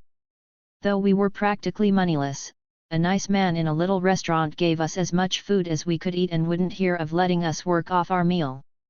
When the sun's warmth began to fade away, we had to reconsider our original intention to sleep out on the beach. With no money, we could hardly think about checking into a motel, so we said goodbye to the friends we had made in the town and headed back down the highway with our thumbs as our only means of transportation. It was late by the time we reached the campus in Waltham, later than the curfew hour for first-year female students. If we risked crossing the campus to Hamilton Quadrangle, where our dorm was situated, we would probably be picked up by the security men and charged with curfew violation. Even if we weren't picked up during the run for it, it was very probable that we'd be caught as we tried to get into the dorm unnoticed. Ridgewood, the men's dorms were on the edge of the campus, right off the highway where our ride had dropped us. There wouldn't be much security around those dorms, so we decided to ask a friend to give up his room for the night. When we woke him, he was quite willing to find another bed and give us the 2 beds in his room for the night. The next morning we got up early and made it back to our rooms without incident. Somehow we never found out exactly how word got back to the Dean of Women that we had spent the night in the men's dorms. She called us in to say that we were going to have to stand trial before the women's tribunal. Lonnie and I were incredulous. This whole thing was absurd. Stand trial before a group of upper-class women brainwashed into believing that because we were young women, what we had done was immoral. We had to appear before this tribunal or be expelled from the university because we had simply wanted to enjoy the beauty of an autumn day, and had not allowed the rules to inhibit us. In the bare, windowless room, Lonnie and I sat on one side of the long table. The members of the tribunal sat on the other side. "Don't you know that you have marred the reputation of this university by accepting rides from strangers?" We both looked with disgust at the student who pronounced these words. "Brandeis' reputation must really be marred," I retorted, "with all the hitchhiking that's done around here. Decent students do their hitchhiking on the campus, and not on strange roads." A long contest followed, with the tribunal women hurling their invective at us, and Lonnie and me treating their words with the derision they merited. As we knew when we walked into the room, the verdict was guilty, and the sentence was the maximum. For 30 days we were dormed, meaning that we had to be in our rooms every day after dinner and remain there or give proof that we were studying in the library for the evening. I never forgot the self-righteous condemnation of that tribunal. They were convinced they had a right to play God, Master, and Mother. Since we refused to accept their way of life, we were moral criminals and they wanted to see us punished. February 28. As the first potential jurors were brought into the courtroom, I thought back on that little mock trial which had unfolded more than a decade ago. I felt the same sense of unreality, the feeling that the same sort of game was being played, the contestants with the dangerously obsolete ideas having an unfair advantage. But this was another game more deadly. And the risks were far higher than 30 days in my bedroom. On the desk directly in front of our table, a brown wooden raffle box is spun around. When it comes to a stop, the clerk reaches inside and pulls out a slip of paper. He reads the name carefully, pronouncing each syllable distinctly. People upstairs are watching and listening on a television monitor. Downstairs in the courtroom we are keenly conscious of the cameras and microphones transmitting our actions to that roomful of strange people corresponding to the names and numbers on our jury list. Shortly after her name was called, Mrs. Marjorie Morgan appeared and took her seat in the witness box. Mrs. Marjorie Morgan, who described herself as the wife of a retired tractor shop owner. Mrs. Marjorie Morgan. Provincial and biased. Mrs. Marjorie Morgan, who didn't hesitate to tell Leo, who was examining her, that she thought I was probably guilty of murder, kidnapping and conspiracy, and that I never should have been allowed to teach at UCLA. It was illegal and improper, she insisted, for communists to teach at a university. The only decent trait she exhibited was her honesty about her inability to judge me fairly. The judge was thus forced to eliminate her from the panel. The questioning of potential jurors, the voir dire, was divided into 2 parts. First, the potential juror was asked about his or her exposure to publicity about me and the case. If the judge was satisfied that pre-trial publicity had not created irreversible prejudice against me, then that person was temporarily seated in one of the 12 jury seats. When the jury box was full, the second stage of the voir dire began, during which we intensively questioned the potential jurors on a whole range of subjects. We attempted to draw out any hidden racist, pro-police or other biases which might surface as a result of evidence produced during the trial. The next day an even bolder anti-communist was examined. William Waugh, when asked about his attitude toward communists, said that if anyone wants to be a communist, it seems they could go back where they come from. That, he admitted, included me as well if I wanted to be a communist, I should go back to where communists are in power. But because he would not agree that this position would affect his ability to give me a fair trial if I were tried for something unrelated to communism, he was not unseated. For the time being, he remained on the panel. But this was also the day when Mrs. Janie Hemphill was called in. Mrs. Hemphill was the only black woman in the entire pool of potential jurors. A robust woman in her early 40s, she pleasantly insisted that she could give me a fair trial. But before she even uttered a word, we were certain that Albert Harris, the prosecutor, would strike her from the panel at the earliest possible moment. A few days later, when she was voir dired in depth, she poignantly described her background. I was so moved by what she said that I almost forgot that this was a part of the process of selecting a jury that might send me back to the other side of the walls. When Howard asked her about the jobs she had held, she took us back to Arizona, where she had picked cotton and cut onions at the age of 12. Later, she said, I was a short-order cook. I went to Los Angeles and I worked as a short-order cook. And I also worked in a sandwich factory for those trucks that pass by. When I first came to San Jose, I did domestic work and I worked at Spivey's as a dishwasher. As she spoke, she reminded me of my mother, her fight to get out of Goodwater, Alabama, to get herself through high school and college doing all the odd jobs she could find. All this in order to finally get a job teaching in a little school. Mrs. Hemphill's story was the universal story of the black woman in a world that wants to see her crushed. Mrs. Hemphill had overcome. My mother had overcome. But many others had not. The system was poised against us. That was what had come through so powerfully in Mrs. Hemphill's words. My own present predicament was, on a different level, evidence of that same politically, economically, socially hostile world which almost every black woman must contend with every day of her life. On March 13, 15 days after the jury selection had opened, Mrs. Hemphill was eliminated by one of the prosecution's peremptory challenges. She was the only black person to have been questioned in the witness box. Court was adjourned. The next day, March 14, we accepted the jury as constituted. It was not because we were satisfied with the people who sat in the box. By no means, after all, the only black person had been eliminated by Harris. Yet, from our cursory investigation of the remainder of the jury venire, we were convinced that the combination of jurors we had on March 14 was probably better than anything else we could hope for. If we had continued to challenge those whom we felt were most prejudiced, then it was certain that Harris would challenge those whom we felt had the greatest inclinations toward fairness. They would be picked off one by one, as he had already picked off Janie Hemphill and the few others who did not seem totally prosecution-prone. We were hoping that our instincts were correct about Mrs. Mary Timothy, whose son had been a conscientious objector to the Vietnam War. During the voir dire, she had come across as a fiercely independent person who, we thought, would know how to hold her own. If only she, and the few others we had been vaguely pleased with, would look at the evidence objectively and with intelligence, and would refuse to be swayed by the demagogic tricks of the prosecution, we could hope for a hung jury at least. When the jury was sworn in on March 14, it included a woman whose presence on the panel had worried us from the very beginning. When Howard had examined her on the question of communism, she had said that communists seek to obtain their goals kind of by force. And when you say force, Howard asked, what are you referring to? What do you mean?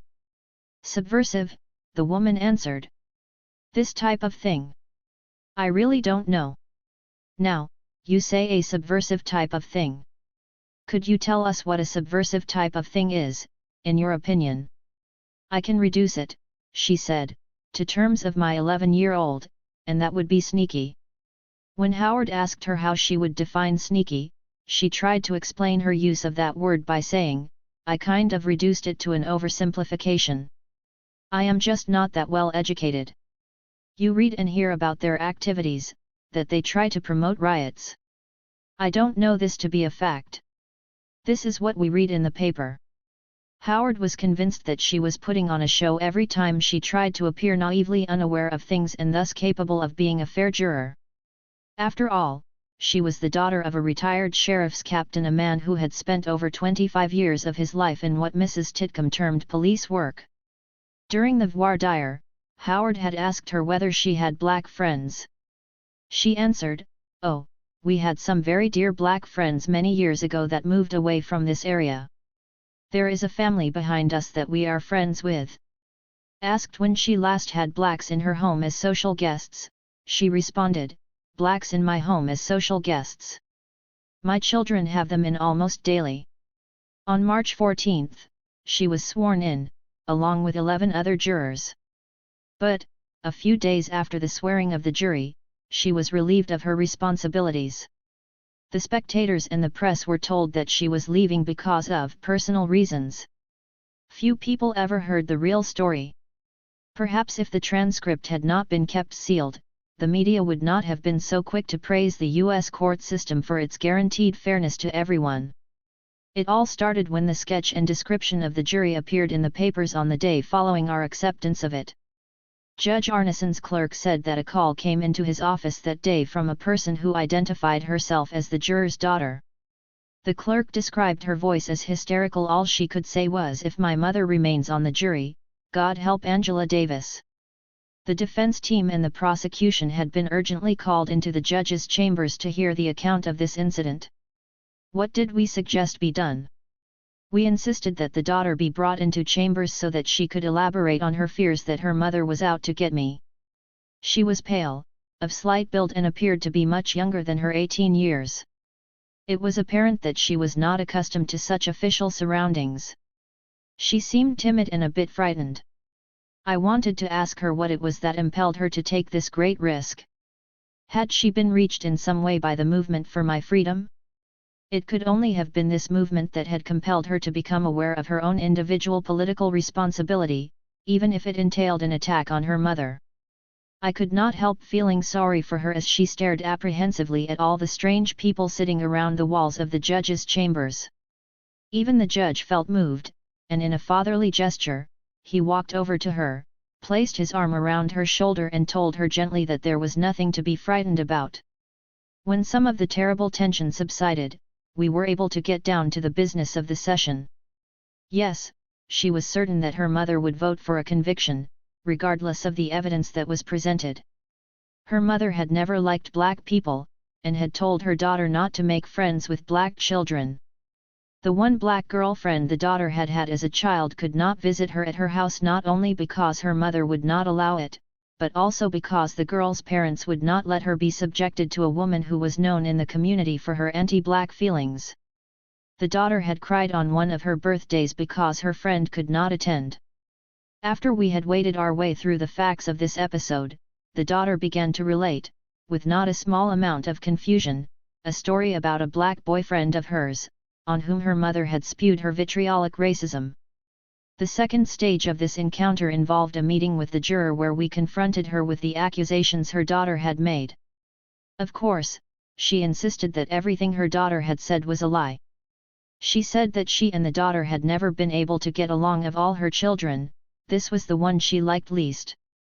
What about the little black girlfriend her daughter had not been allowed to bring home as a child? The story was a fabrication, she insisted. Then, what about the black boyfriend? Her daughter had told her she had been raped, according to the woman. No, she had not lied during the voir dire. No, she would not voluntarily step down. She felt she had a right to serve on this jury, and she was determined to carry out her civic responsibilities. This woman seemed ready to risk almost anything to stay on that jury and convict me. We threatened to bring her daughter back in to confront her face to face with the charges of racism. But she was more than willing to face up to her daughter. We had to go further. Was she prepared to listen to her daughter and all the other witnesses we could uncover make these accusations on the witness stand, before the court, the spectators, the press, and the world? She reflected for a moment, and then decided that she would back out altogether. The world was a little more than she was willing to take on. March 27. When court recessed for lunch, Kendra and I were the last to leave. Suddenly Leo came rushing back into the courtroom shouting, "The Soledad brothers were acquitted." We screamed, we hugged each other, we jumped up and down. The Soledad brothers are free! Our loud, unrestrained, joyous cries pealed through the empty courtroom. I was laughing and crying with joy, but thinking also, why not George? If only they had let him live a little while longer. Relaxing in his chambers, Judge Arneson had heard our wild yells and had come rushing to the door. Looking somewhat frightened and probably fearing the worst, he asked in a soft voice whether something had happened. The three of us could only repeat what we had been screaming: the Soledad brothers were acquitted. This was the opening day of the trial. 2 autumns, 2 winters, 2 springs had already been consumed by the preliminary skirmishes. Now, at last, we had moved into the final, decisive contest. And the exoneration of John and Fleda was like an omen portending our future victory. This victory would confirm one of the fundamental elements of my defense, the political character of my involvement in the movement to defend the Soledad brothers and the strategy of developing mass protests and mass resistance to the persecution of the brothers.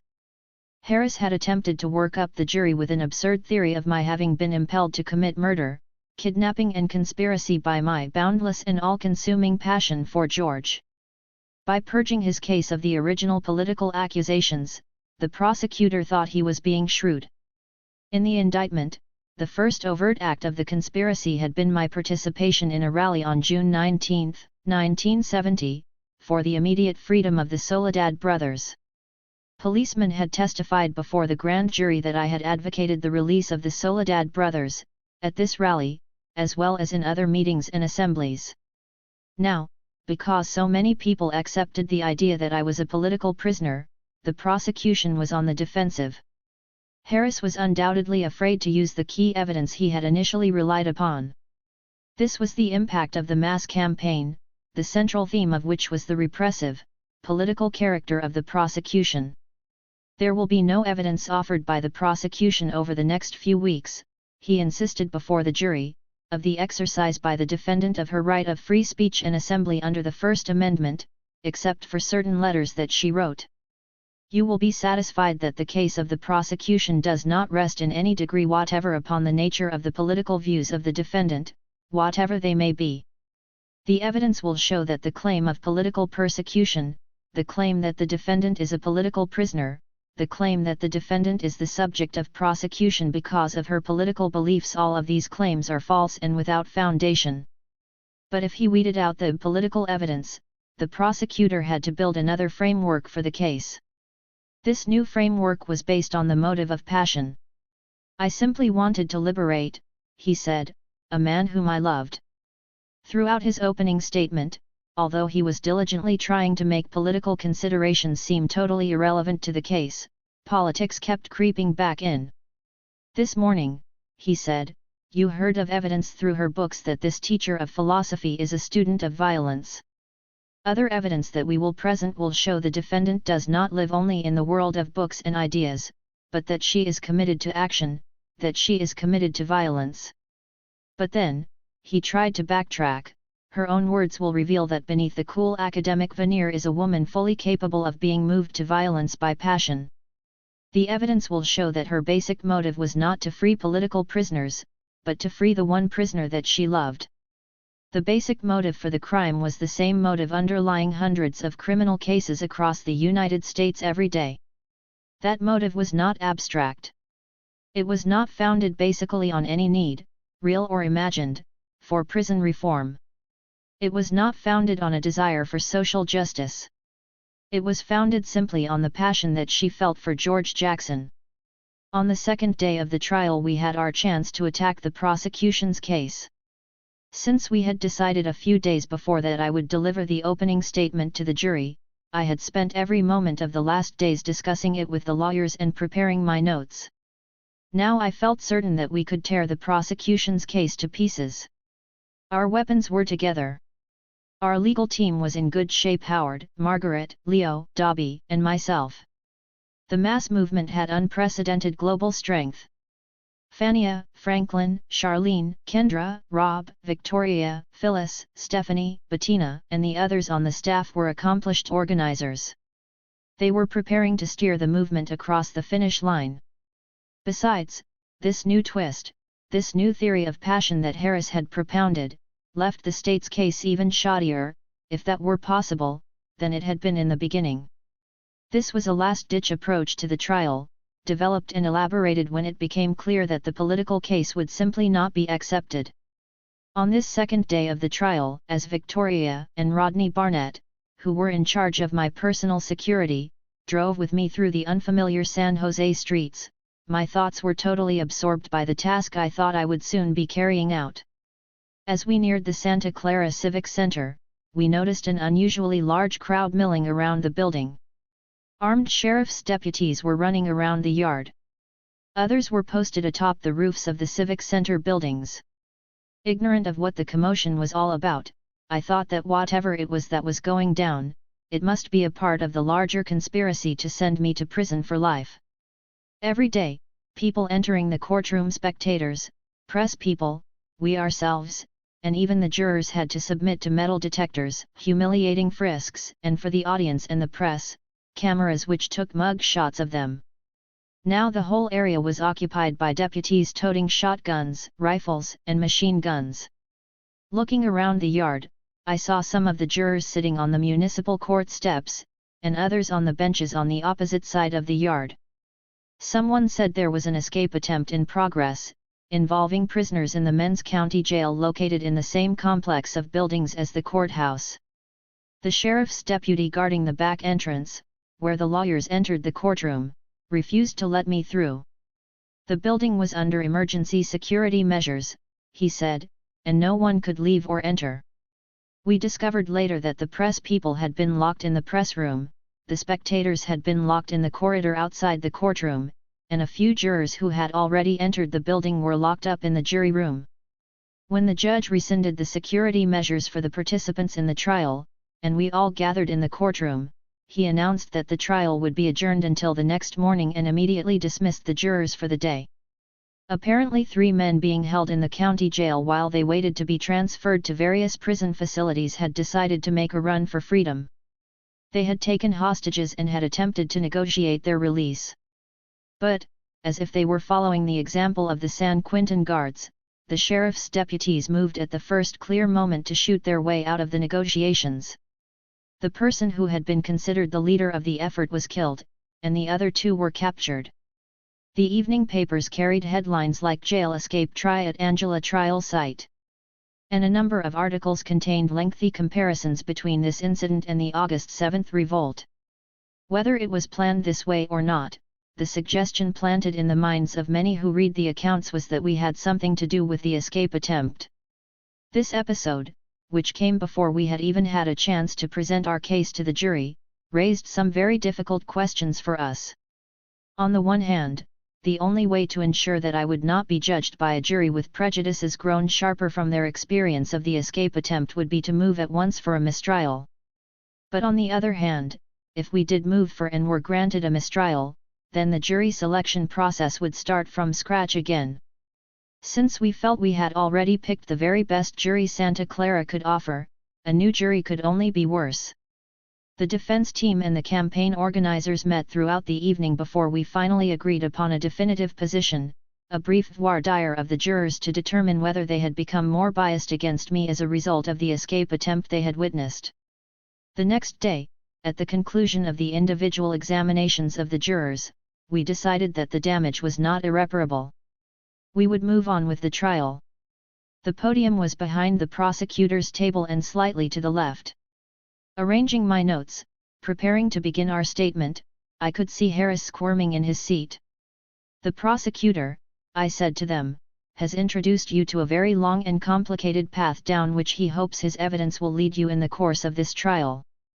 He says that this path will point squarely in the direction of my guilt. He says that his evidence is so conclusive that it will eliminate every doubt in your minds with respect to my guilt, and that you will have no choice but to convict me of these very serious crimes of murder, kidnapping and conspiracy. But we say to you, members of the jury, that the prosecutor's evidence itself will demonstrate to you that this case is no case at all. The evidence will show that I am totally innocent of all the charges against me. It will reveal that the prosecutor's case is entirely without substance. It will reveal that his case is based on conjecture, guesswork, speculation. The prosecutor began on Monday by telling you that this case against me, basically, is a case involving the crime of passion. He said that my passion for George Jackson was so great that it knew no bounds, that it had no respect for human life. He went on to say later in the statement that I was not concerned with the struggle to free political prisoners, that I was not concerned with the movement to improve the character of prison life in this country. He told you that he intends to prove that I was exclusively interested in the freedom of one man, of George Jackson, and that that interest was motivated by pure passion. Members of the jury. The evidence will show that when I was indicted, the grand jury of Marin County considered evidence of my participation in the movement to free the Soledad brothers, not only George Jackson, but also Fleta Drumgo and John Clutchett. The evidence will show that the first overt act of the conspiracy count consists of a description of a rally in which I participated, around the freedom of the Soledad brothers. On June 19, 1970, I was exercising constitutionally guaranteed rights guaranteed to me by the First Amendment when I participated in this rally which dealt with the persecution of the Soledad brothers, with other political prisoners, and prison conditions in general. Yet, this was supposed to be the first overt act of a conspiracy to free the Soledad brothers, through the events of August 7. The evidence will show, members of the jury, that this indictment provoked widespread concern throughout the world, that I was a victim of political repression. I ask you whether or not it would not be reasonable to infer that the prosecutor is aware that no fair-minded juror would convict me on the basis of such evidence. Therefore, he has said to you that he will present no evidence of my participation in the struggle to free the Soledad brothers. What he has done is that he has transformed the character of this case. Now he will have you believe that I am a person who would commit the crimes of murder, kidnapping and conspiracy, having been motivated by pure passion. He would have you believe that lurking behind my external appearance are sinister and selfish emotions and passions which, in his words, know no bounds. Members of the jury, this is utterly fantastic. It is utterly absurd. Yet it is understandable that Mr. Harris would like to take advantage of the fact that I am a woman, for in this society women are supposed to act only in accordance with the dictates of their emotions and passions. I might say that this is clearly a symptom of the male chauvinism which prevails in our society. I had not realized that these remarks would strike such a responsive chord in a number of the women jurors. I tried throughout my statement to watch the jury closely for its responses. As I spoke about the male supremacist character of Harris's case, heads nodded and receptive expressions broke out on some of the female faces. They too had known the experience of being accused because they were women of acting irrationally and according to emotions rather than logic. The evidence will show, I continued, that my involvement in the movement to free the Soledad brothers began long before I had any personal contact with George Jackson. You will learn that shortly after Fleta Drumgo, John Clutchett, and George Jackson were indicted by a Monterey County grand jury. I began to attend public meetings designed to lay the basis for a movement to publicly defend them from the unfounded charges that they had killed a guard behind the walls of Soledad prison. The evidence will show that my own efforts to free George Jackson always expressed themselves within the context of a movement to free all the Soledad brothers and to free all men and women who are unjustly imprisoned. Describing the Soledad Brothers Defense Committee, I told the jury that our meetings were open to anyone who wanted to participate in them. We organized demonstrations, rallies, leafleting campaigns, and various other informational and educational activities. Members of the jury, you will see when testimony is adduced to this effect, that we sought out those kinds of activities which permitted us to involve ever greater numbers of people in the public defense of the Soledad brothers. And emphasizing what we felt would be the critical element of our defense, I told them that testimony will make it clear that we felt that the influence of large numbers of people would help win them an acquittal and that they would be freed in that way from an unjust prosecution. Members of the jury, we were correct in our understanding of the Soledad brothers case, for Monday morning as you sat here listening to the prosecution's opening statement, and as you heard that I was not interested in furthering the movement to free the Soledad brothers, the ultimate fruits of our labor were attained. The 12 men and women who, for a period of many, many months had listened to all the evidence that the prosecution could muster against the Soledad brothers, ended up, in the courtroom in San Francisco, by pronouncing the two surviving Soledad brothers not guilty. And if George Jackson had not been struck down by a San Quentin prison guard in August of last year, he too would have been freed in that way from that unjust prosecution. I continued the statement by describing in detail the activities of the Soledad Defense Committee, and placing them in the framework of my experiences in the struggle for black liberation and for the rights of all working people Chicano, Puerto Rican, Indian, Asian and white. I spoke about my experiences in the Black Student Council at the University in San Diego, the Black Student Alliance, the Black Congress, SNCC, the California Teachers Federation, the Black Panther Party, the Che Lumumba Club and the anti-war movement. I tried to show the jury how my activities around the defense of the Soledad brothers were part of a history of involvement in the movement to defend and free political prisoners such as Huey Newton, the New York Panther 21, Bobby Seale and Erica Huggins, the Los Angeles Panther 18 and the 7 other brothers from Soledad prison also charged with killing a guard.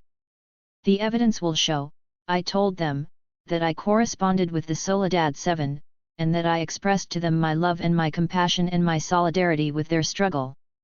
The prosecutor has said that this trial has nothing to do with a political frame-up, but, members of the jury, during the entire time I was involved in the movement to free the Soledad brothers, I was the object of an extensive spy campaign. The prosecutor himself is in possession of numerous reports made to various police agencies throughout the state of California about my activities on behalf of the Soledad brothers. He has police reports on rallies where I spoke. He has films of demonstrations where I and others proclaimed our support for the Soledad brothers. The prosecutor contends that I was not interested in bringing about prison reform, but he has in his possession police reports made specifically for the administration at Soledad prison concerning my activities.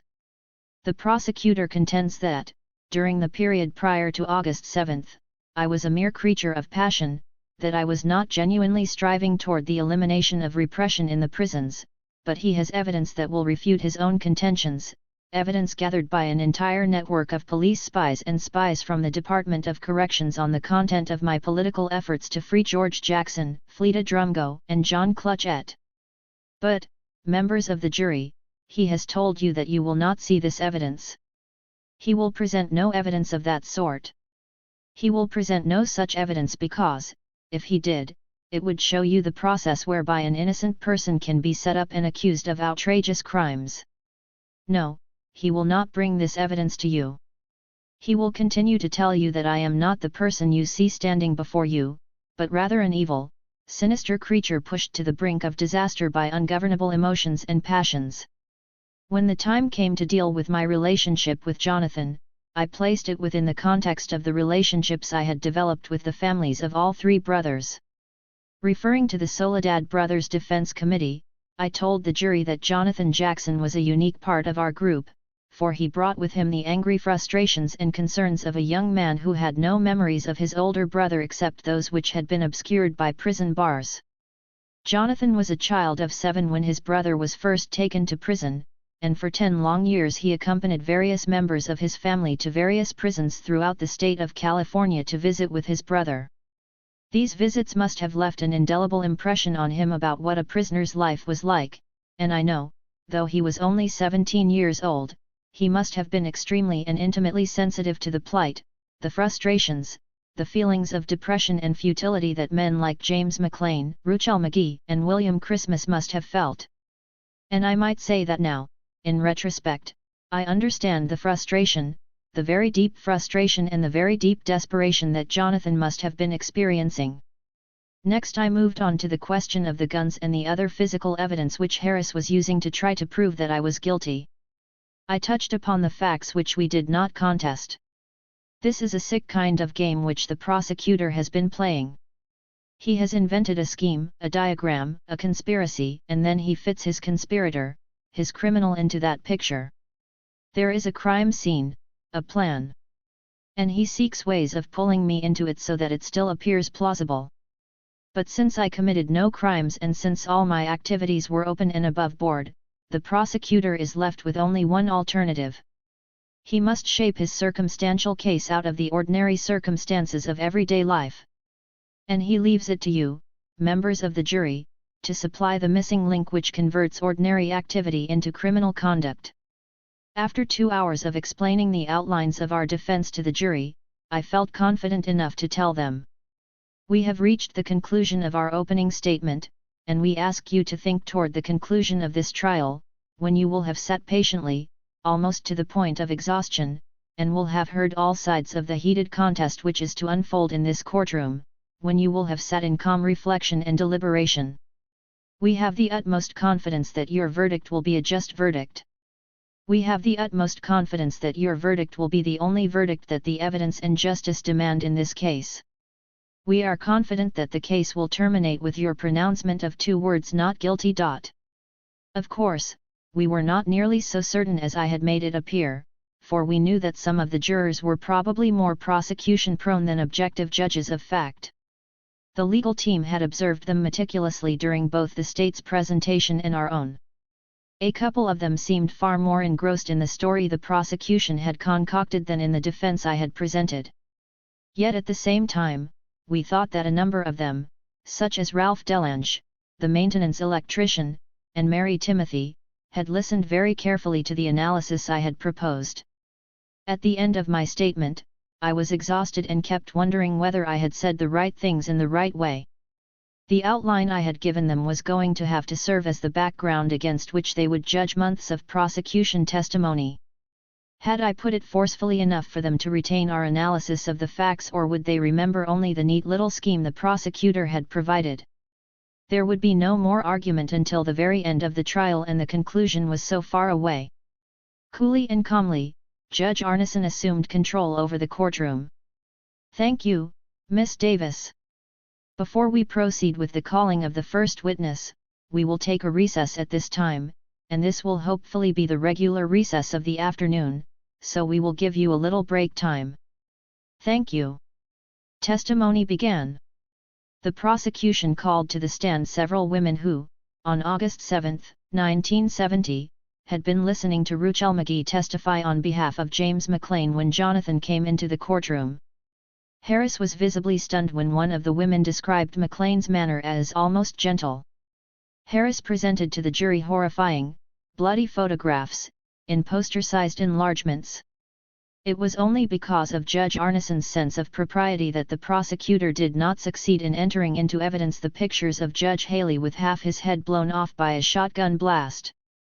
I had to close my eyes and keep my anguish and rage to myself when he brought out the photographs of Jonathan lying dead inside the van, and on the cement where he had been dragged with a rope. During the first phase of the testimony, the prosecutor had strategically decided to avoid all mention of my name. He simply wanted to establish what had happened at each instant as the rebellion had unfolded. We used our cross-examination to defend Jonathan, Ruchell, McLean and Christmas, to refute Harris's allegations that they were brutal terrorists. Already this early in the trial, his theories began to erode, both because of their internal defectiveness and as a result of our attacks during cross-examination. He could not prove, for example, definitively beyond a reasonable doubt, in judicial parlance that there had been a demand advanced to free the Soledad brothers. We pursued this because Ruchell had written in a publicized letter to me that the plan had been totally different. It had not been to hold hostages until the Soledad brothers, or any other prisoners, were freed. It had not even been to guarantee their own escape. They wanted simply to reach a radio station, Ruchell said, where they could expose to the world the railroads so many of them had received instead of trials, the incredibly wretched conditions of their existence behind walls and, in particular, the recent murder by San Quentin guards of a prisoner named Fred Billingsley. Many of the witnesses who had been on the scene in the courtroom had not heard "Free the Soledad Brothers." Others heard no demand at all. Some had heard "Free the Brothers" at Folsom. Captain Teague, the same Captain Teague who had overseen all the operations around me when I was in the Marin jail, was certain he had heard "Free all political prisoners," but he admitted that this was a slogan widely used at rallies and demonstrations of the left, and could have very well been an exclamation as opposed to a ransom demand. Sheriff Montanus of Marin County, according to the theory of the prosecution, had received a telephone call from McLean from the courtroom. It was during this phone conversation that McLean is supposed to have demanded the freedom of the Soledad brothers in exchange for the hostages. Naturally, everyone was expecting the sheriff to relate this conversation to the jury from the witness stand. Yet Montanus never testified for the prosecution. This is not to say that plenty of his co-workers did not take the stand, and not only sheriff's deputies from Marin County, but also cops from all the cities in the area, San Rafael, Novata, not to mention the San Quintin guards. Harris tried to recreate with mathematical precision every single instant of the incident. He became so involved in minutiae, who was standing at what point when, and for how many seconds, that he did not even realize that his interminable procession of witnesses grew tedious and began visibly to bore some of the jurors. When Sergeant Murphy from San Quintin testified, Leo cross-examined him on the policy of the prison regarding escapes. "And to be certain I understand the significance of that policy, sir, does that policy mean that if people are attempting to escape, and if they have hostages, and if the guards are able to prevent that escape, that they are to prevent that escape even if it means that every hostage is killed?"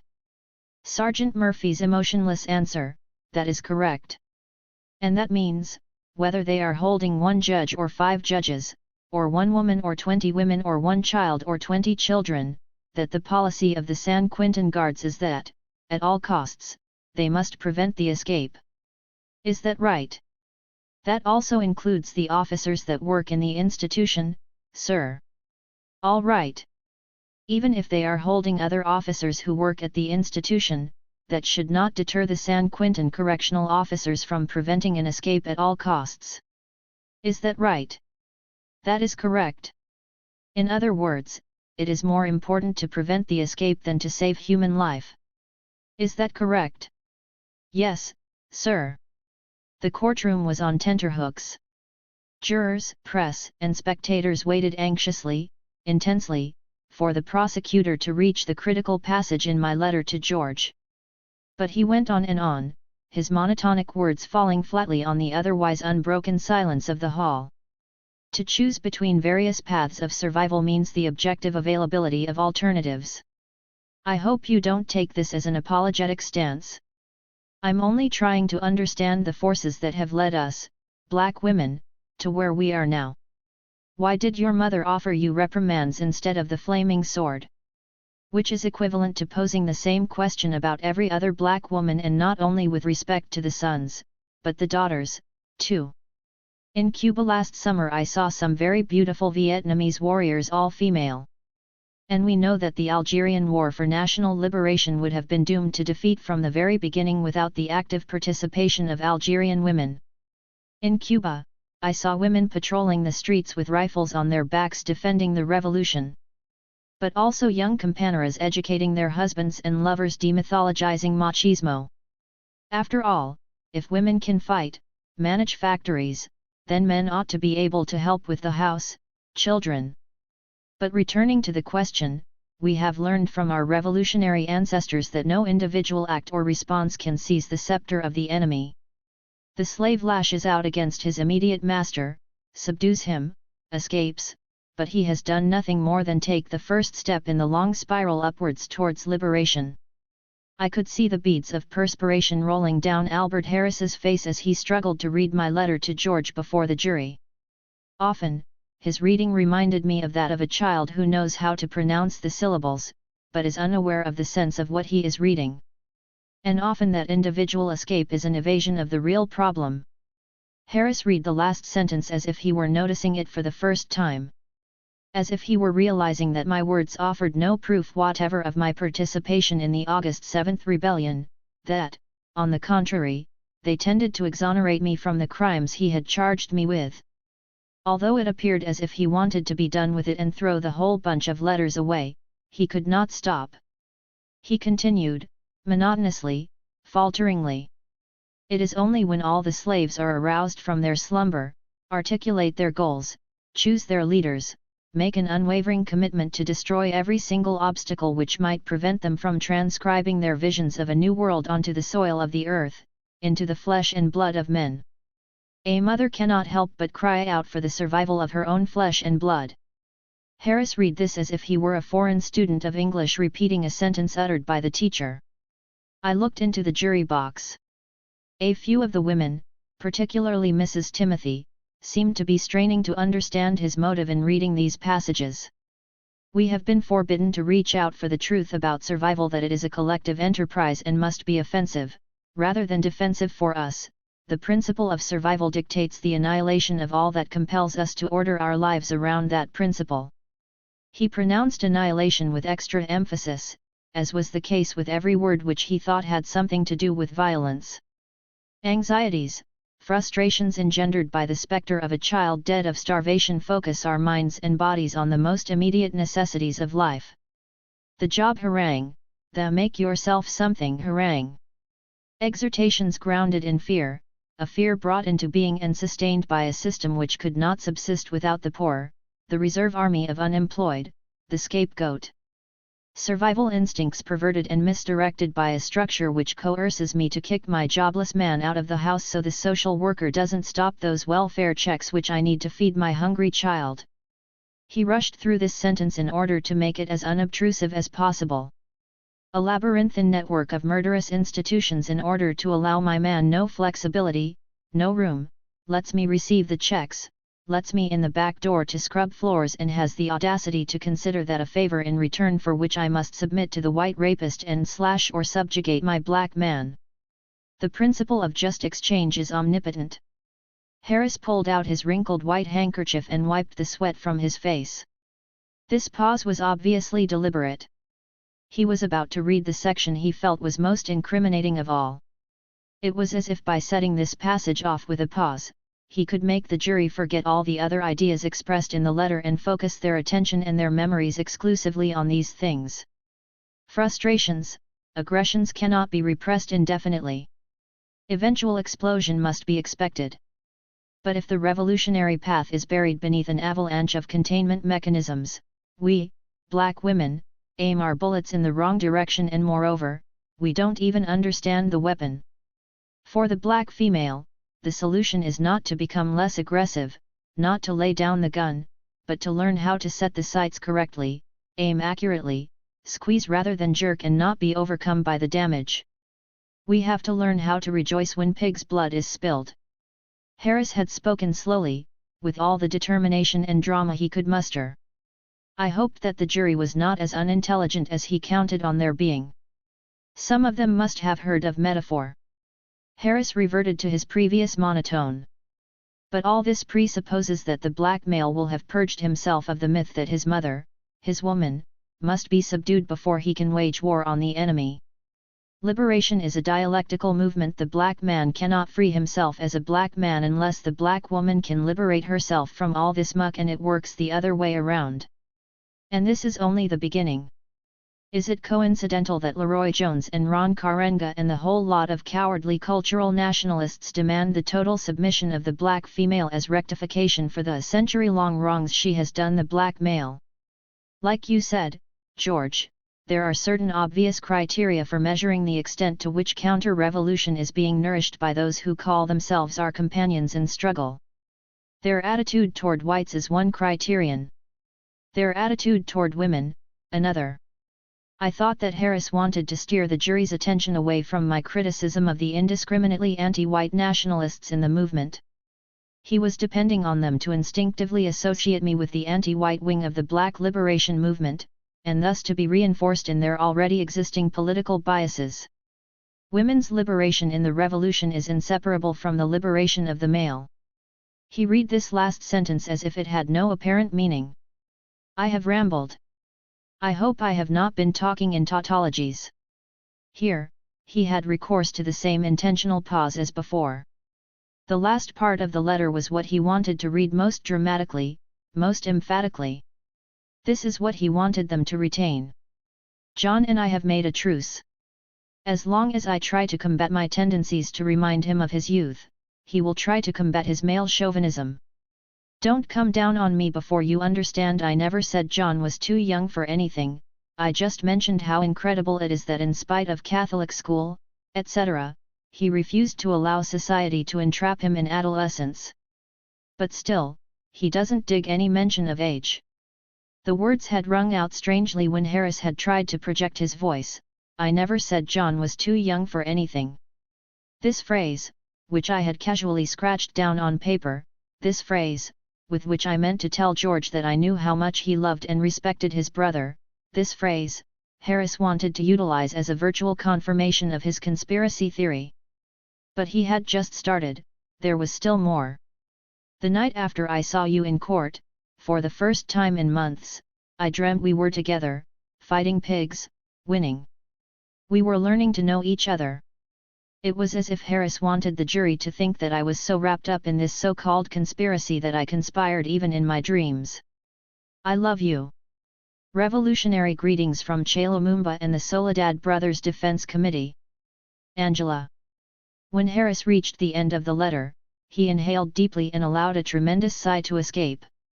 He did not display the confidence which one would have expected from a prosecutor who has just presented critical portions of his evidence.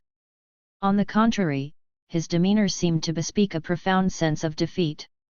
And his sigh was a sigh of relief, as if he never thought he would reach the end of this letter he had been forced to recite like a schoolboy. The ambivalence I felt was disarming. On the one hand, seeing the letter as evidence, I had the impulse to proclaim once more the utter bankruptcy of the state's case. It was with this kind of evidence that they had kept me in jail for those 16 months. But on the other hand, I felt depressed at having to see my most intimate feelings hurled out into the public like that through the calculating and cold presentation of the prosecutor. And the unmitigated grief was revived, the grief at John's death, the grief at George's death, and the burning anger at their murderers. I couldn't cry, I couldn't scream. I had to sit there at the counsel table, waiting for the next piece of evidence which the prosecutor was going to use to try to convince the jury of my guilt. One of the next witnesses to take the stand was Mrs. Otelia Young. A black woman, about 60 years of age, she was rather short, and her back was bent as if from decades of hard labor. But she approached the stand with firm, determined steps.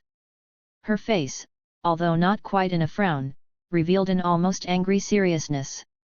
I wondered whether people were interpreting this determination, this seriousness, as being directed against me. The jurors looked puzzled.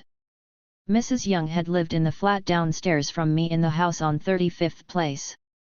We had exchanged greetings numerous times, and I had used the telephone in her apartment on several occasions.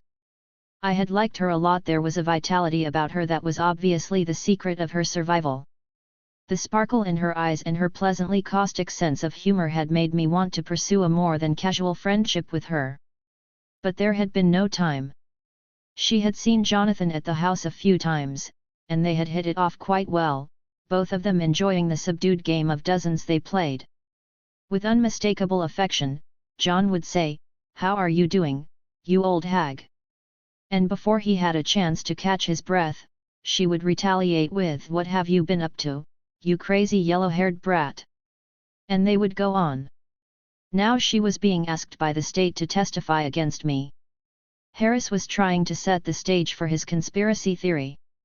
By his usual method of trying to convert everything I had done in the period prior to the Marin Rebellion into conspiratorial activity, he was going to attempt to prove, so he said in his opening remarks, that I had obtained the 35th Place flat expressly for the purpose of conspiring with Jonathan, who, he said, had also moved into the place. He was calling Mrs. Otelia Young to prove his hypothesis. Yes, she said, she had seen Jonathan Jackson at the house on 35th Place. Had he been there often? No, not often, just a few times. Had she seen me moving into the flat, bringing my things in a white station wagon? Yes, she said, she had seen the station wagon. Was Jonathan with me when I moved in? Had he moved the things upstairs? No, the station wagon was full of books, and I carried them all up alone. Bewildered expressions were all over the courtroom. We could tell that the jurors were wondering why Harris had bothered to call Mrs. Young to the stand at all. We had already figured that he would call all the black people he could muster almost regardless of what they would say. A racist ploy based on the idea that jurors would think twice about my innocence if black people were acting as state's witnesses. But obviously Mrs. Young's testimony had backfired. One thing that stood out particularly was her answer to Harris's question regarding her employment status. "Do you spend a good deal of time at work?" "Yes, I work from 7 o'clock in the morning to 8 o'clock, 8:30 at night." She spoke angrily and from deep down in her throat, sending her words thundering across the courtroom. Everyone understood immediately that she was a domestic worker in some white family's household, doing its drudgery every day from breakfast time to dinner time. I wondered whether some of the jurors thought back to what I had written George about black women. Did they realize that I had been writing about Otelia Young and all her sisters in the struggle for survival? It was apparent that Harris had interrupted the examination without having brought it to a conclusion. He had been the aggressor in this duel, but he could not summon up the courage to fight it out to the end. There was no need for us to cross-examine, so Mrs. Young stepped down from the stand as proudly as she had walked up to it. Her eyes were aimed directly in front of her toward the door in the back of the courtroom. It was therefore startling to us all when she reached the railing and abruptly turned in my direction to give me an immense, almost extravagant, smile. With the old sparkle back in her eyes, she greeted me with an affectionate, prolonged hi, and waved her hand the way one waves at little children. March had been rapidly consumed by our efforts to pick a jury that would penetrate the smokescreen of the scores of witnesses the state was calling. Now there was nothing left of April. I had long since forgotten how to relax, though I could never become really settled in the mode of existence imposed upon us. There was something very frightening about the way the trial developed a life of its own, a life that was devouring our lives. Monday through Thursday, Margaret and I would rush out of the house for our 9:15 appointment with the judge, jury and prosecutor, as if we were running off to a job or trying to make it to classes. On Fridays, I had to report to the Santa Clara County Probation Department so that they could be sure that I had not jumped bail. Saturdays and Sundays were our meeting days, days on which we evaluated our legal positions, days of criticism, self-criticism, arguments, and finally collective agreement on what was to be our courtroom posture for the coming week. Then there were meetings with the staff of the Defense Committee, where ideas for mass dissemination of trial literature were aired and formulated, where demonstrations and rallies were planned, where the global defense effort was coordinated with the events unfolding inside the courtroom. But it was not only my life that had been appropriated by this case. Margaret, Howard, Leo, Dobby, they worked incessantly. Charlene, Kendra, Franklin, Fania, Bettina, Stephanie, Rob, Victoria, Rodney, and all the other leaders of the mass campaign had ordered their lives entirely around building the movement.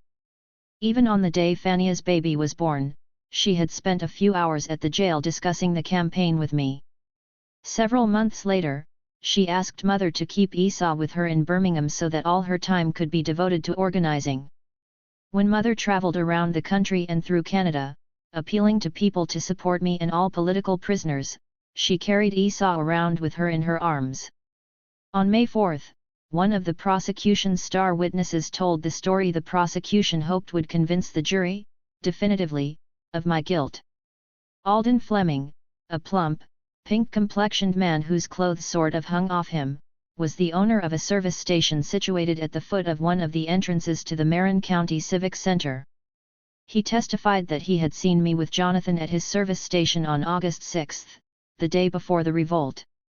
Cross-examination revealed that he had originally identified me from a group of photographs so carefully selected as to leave him no other choice. The group included several mug shots of straight-haired black women with their names written across the photos. There was a picture each of Fania, Penny Jackson, Georgia Jackson, and about 6 or 7 shots of me, all taken during the highly publicized June 19 Soledad rally, which was also the day I was fired from my UCLA position. In some of the photos I am speaking into a microphone, and one of them even showed Jonathan walking at my side.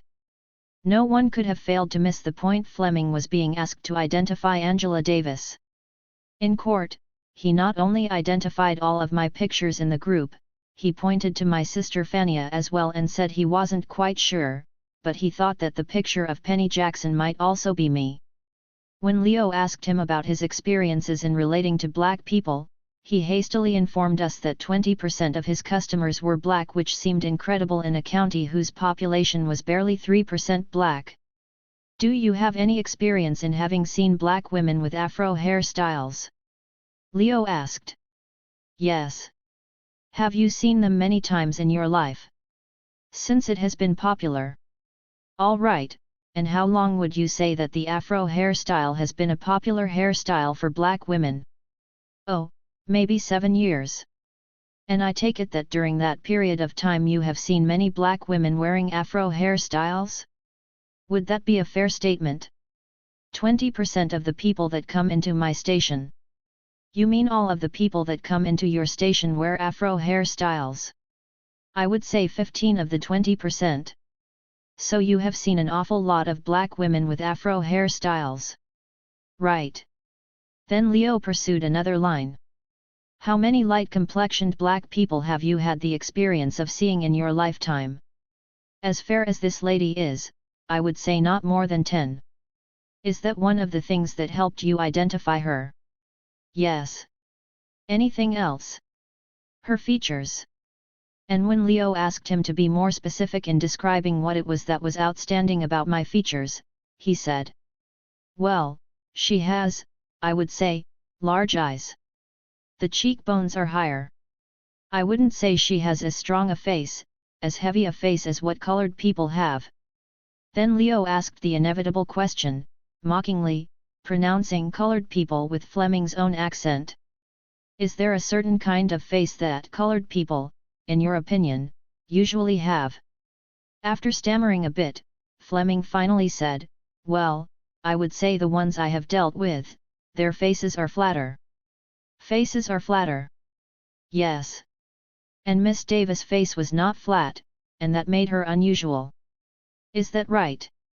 Well, I don't think she has a flat face. Leo looked Fleming in the eye, allowed a noticeable pause to intervene, then said, Mr. Fleming, don't you think that all colored people look alike?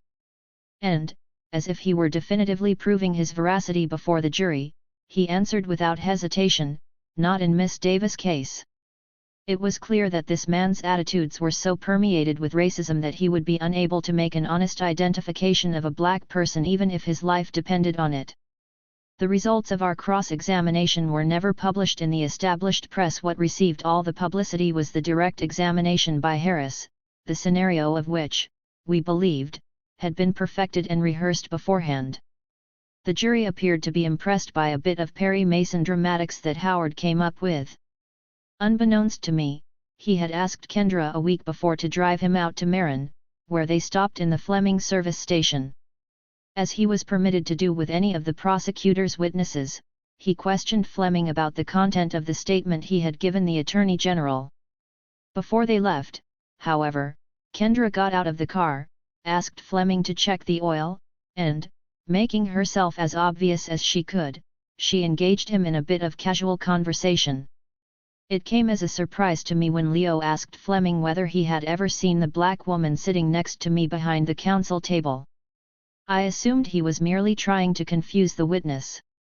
Fleming answered that although he had never seen her in person, he thought he remembered seeing a news story in which her picture appeared.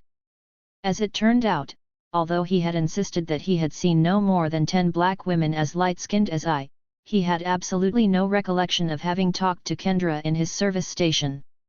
While the lawyers were hammering away at the most important evidence of the prosecution, the sisters and brothers on the committee stoked the fires in the streets, among the people. The more the movement for my freedom increased in numbers, strength, and confidence, the more imperative it became for everyone to see it not as something exceptional but as a small part of a great fight against injustice, one bough in a solidly rooted tree of resistance. It was not only political repression, but racism, poverty, police brutality, drugs, and all the myriad ways black, brown, red, yellow and white working people are kept chained to misery and despair. And it was not only within the United States of America, but in countries like Vietnam, with the bombs falling like rain from US B-52s, burning and dismembering innocent children. We wanted the culminating mass demonstration of the campaign to bring all these struggles together in a single, unified dramatization of our power. All our separate movements, political prisoners, welfare rights, national liberation, labor, women, anti-war, might generate storms here and there. But only a mighty union of them all could beget the great hurricane to topple the whole edifice of injustice. Many other organizations joined our committee in issuing a call for a rally against racism, repression, and the war, to be held at the site of my trial, San Jose, California, on the 26th of May. The bail conditions prohibited me from being present at the rally. However, I was fortunate that the people who lived across the street from the park, directly behind the podium, put their house fully at our disposal. I watched and listened to the rally from a room in their attic.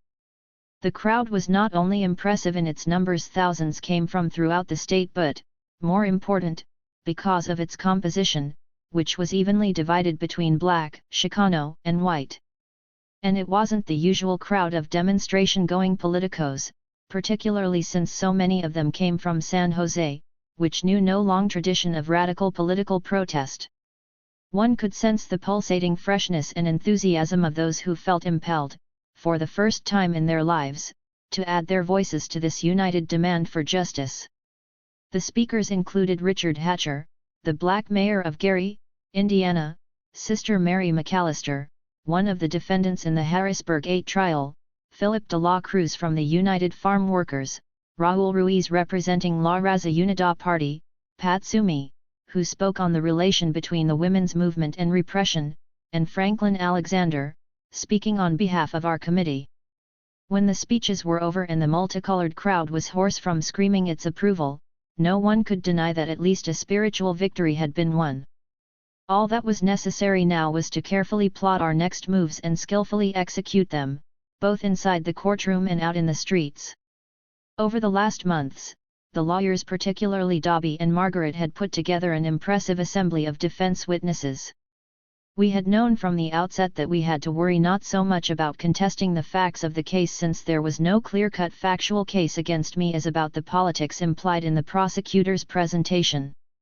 Since the prosecutor, in a last-ditch effort, had resorted to his passion theory, we were going to have to present the true picture of my involvement with the Soledad case, especially with George, and provide, for the jury, a panoramic view of my previous political involvement, particularly as it concerned political prisoners.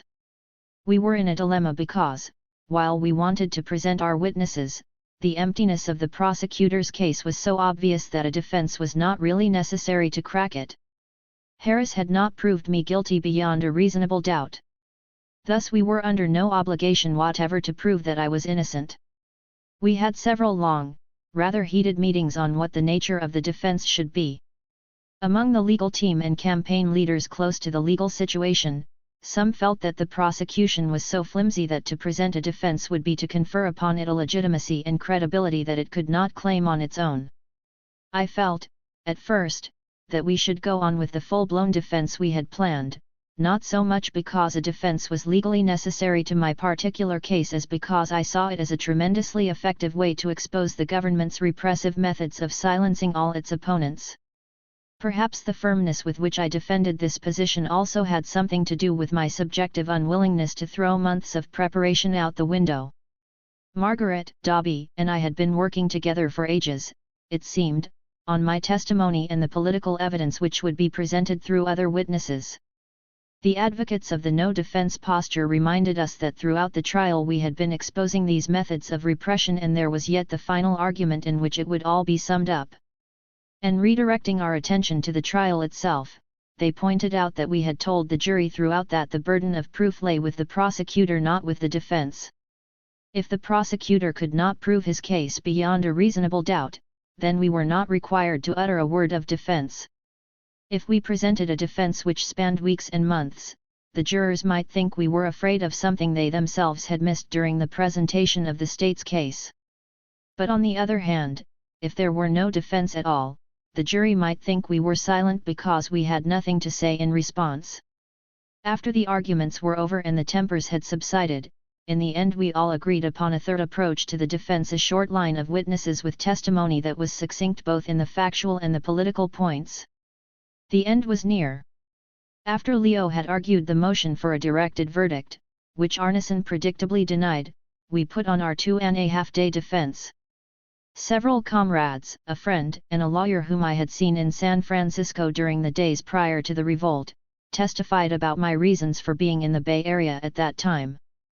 We examined the friend whose house I was visiting when I learned about the revolt and the death of Jonathan. My roommate Timo took the stand to give evidence about the weapons.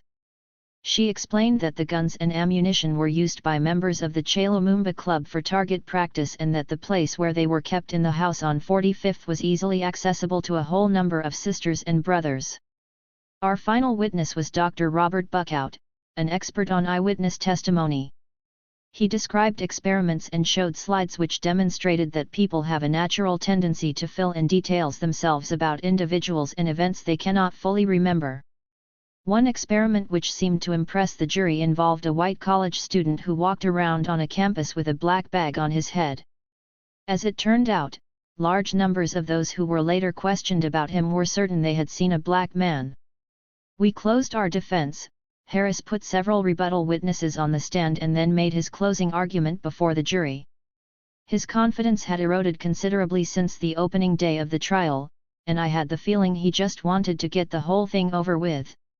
Leo presented the closing argument for the defense. There were moments when I became so involved in his presentation, which was eloquent and moving, that I found myself forgetting that it was my life at stake. He closed the argument by referring to the defense lawyers. We have carried on our shoulders a great responsibility. We've tried to carry that responsibility with truth and with dignity. With these last few words of mine, we are now going to transfer that responsibility from our shoulders to yours. We hope that in so doing, that when you 12 people, tried and true, write the final chapter in the case of the people vs.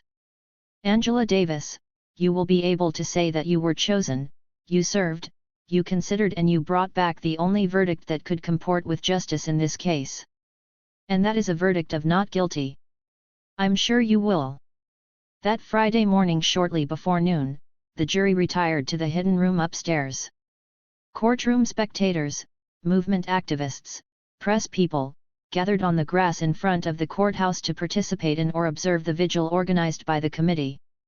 The lawn outside the courthouse was crowded with signs, children, food, dogs, and games. Horst, a journalist from the GDR who had been with the trial from the beginning, had been asking us out to lunch for weeks. Always we had to decline because we were meeting about something during lunch breaks. With the jury out, there was nothing left to meet about, so I went along to lunch with Horst, Margaret, Stephanie, Kendra, Franklin, Victoria, Rodney, Benny, and Sylvia. We were still in the bar waiting to be seated when one of the waiters called me to the phone, which the bartender pulled out from behind the counter. No one said a word as I picked up the receiver. It was Fania. Angela. Wait a minute. The judge wants to talk to you. What's going on? I asked. What does the judge want with me? I don't know any more than you. He only asked me if I knew where you were. I have to tell him you're on the line. It's the judge, I said in a loud whisper to the others, with my hand over the mouthpiece. We all thought the inevitable. A verdict already. The intervening silence was long and made me wonder whether he was coming at all. But he finally picked up the receiver and asked, Miss Davis? Where are you?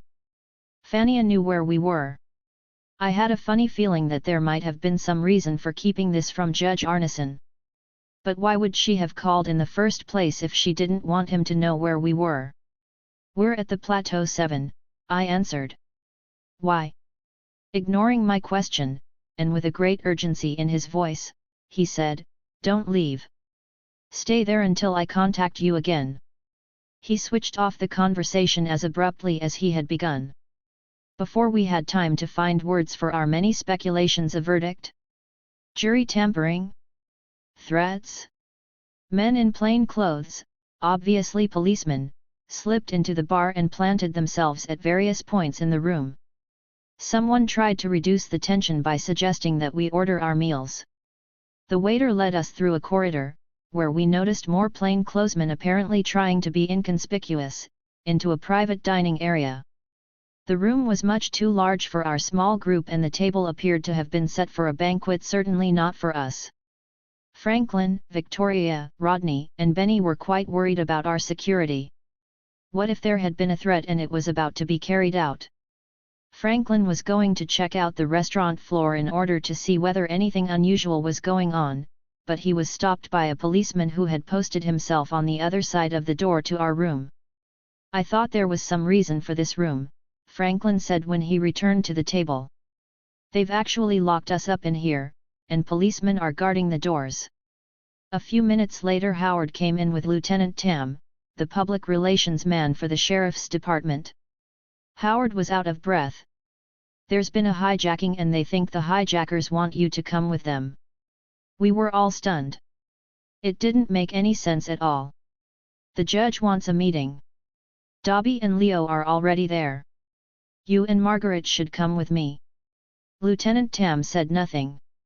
Outside the Plateau 7, 2 police cars were waiting. The meeting in court was brief and shed no further light on the situation.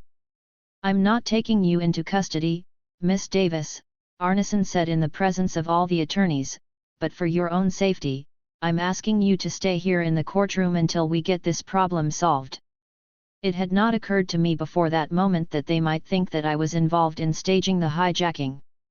After all, if I had really wanted to leave, there were less risky ways to do it and I needn't have waited until the deliberations began. Leo and Dobby had ascertained a few more details. According to the FBI agent, who had stationed himself there in the courthouse, a plane had been commandeered by 4 black men after taking off in Seattle. Demands had been transmitted over the plane's radio. The agent said that when they landed at the San Francisco airport, they wanted me to be at the end of the runway with $500,000 and 5 parachutes. I was to wear a white dress. Fortunately, I was dressed in red. If I had happened to put on a white dress that morning, some people undoubtedly would have been convinced that I had a part in the hijacking. Since there was no telling how long we were going to be closed up in the courtroom, Howard arranged for the family to join us. Lieutenant Tam came in and announced that the hijackers had plastic explosives on board and that they were threatening, if their demands were not met, to blow up the plane with its nearly 100 passengers. While we sat around in the courtroom, Leo and Dobby were listening, in the judge's chambers, for more developments in the hijacking. Leo came out and informed us that under no conditions would Arneson allow me to be taken to the airport. Later Dobby came over, shaking her head and smiling wryly. "You won't believe what just happened. Apparently the plane just landed at Oakland Airport." The FBI agent was on the phone, in a panic, telling someone to get the plane back into the air. "All their agents are in San Francisco dressed up as airplane attendants, there's only one agent in Oakland." It was about 7 o'clock when the real story of the hijacking finally came to light. And it had absolutely nothing to do with me, white dresses or parachutes. My name, in fact, had never once been mentioned by the hijackers. There weren't even 4 hijackers. All these embellishments were tacked onto the story while it moved from the radio control tower through the FBI to us. We couldn't help speculating that the FBI had tried to draw me into the hijacking in order to disrupt the jury deliberations. The San Jose News was on street corners all over the city, carrying the headline story "Hijackers Demand Angela," based on the earlier erroneous FBI reports. Although the judge had ordered all televisions removed from the jurors' motel rooms, there was still no guarantee that one of them might not catch a glimpse of a headline somewhere between the courthouse and their motel rooms. If one of the jurors did see the newspaper and was influenced by it, a mistrial could be declared. We could only hope that they knew nothing. Out of all the chaos of the first day of deliberations, there was one undisputed cause for celebration. Ms. Mary Timothy was elected forewoman of the jury. From the very beginning we had considered her as among the most honest and most objective of the jurors. During the voir dire we had been heartened to learn that her son had refused to be inducted into the U.S. Army. During the period when the bombing of Vietnam was particularly fierce, she had come to court wearing a button bearing the three-pronged peace symbol. Throughout the trial we had directed the jury's attention to the prosecutor's efforts to exploit the prevailing stereotypes about women, persistently attacking his case for its attempt to portray me as an irrational, emotion-driven female. That Ms. Timothy had been chosen to preside over the discussions indicated that members of the jury were thinking about the question of social discrimination against women. Their first active gesture as a jury was a rejection of the notion that only men are qualified to lead. Howard had a theory about the deliberations, which we heard him expound repeatedly during the last days of the trial. If they decided to acquit, it would be a verdict which was unanimous from the start. They would stay out not more than a few hours. If they stayed out longer than a day, they would probably be out for a very long time and, in the end, would be unable to reach a decision. Friday we were so concerned about that plane en route from Seattle to San Francisco that we hardly had time to worry about the verdict. Saturday morning, Howard was saying that they would be in before lunch. So when the clerk called Moorpark Apartments to say that the judge wanted to see one of the lawyers, we thought they might be nearing a verdict. Anxious and silent, we all went down to the courthouse. But there was no verdict at hand, only a request from the jury to have some of the evidence delivered to them. However, our spirits were lifted somewhat when we noticed that the note to the judge was signed Mary Timothy, 4MS. We took this little bit of humor as a sign that there was no out-and-out battle in progress. Outside on the grass, the vigil was in full force. After shooing away the reporters, Victoria, Rodney, and I walked through the crowd, eating sandwiches from the big basket of food, playing with the babies and thanking people for their encouragement.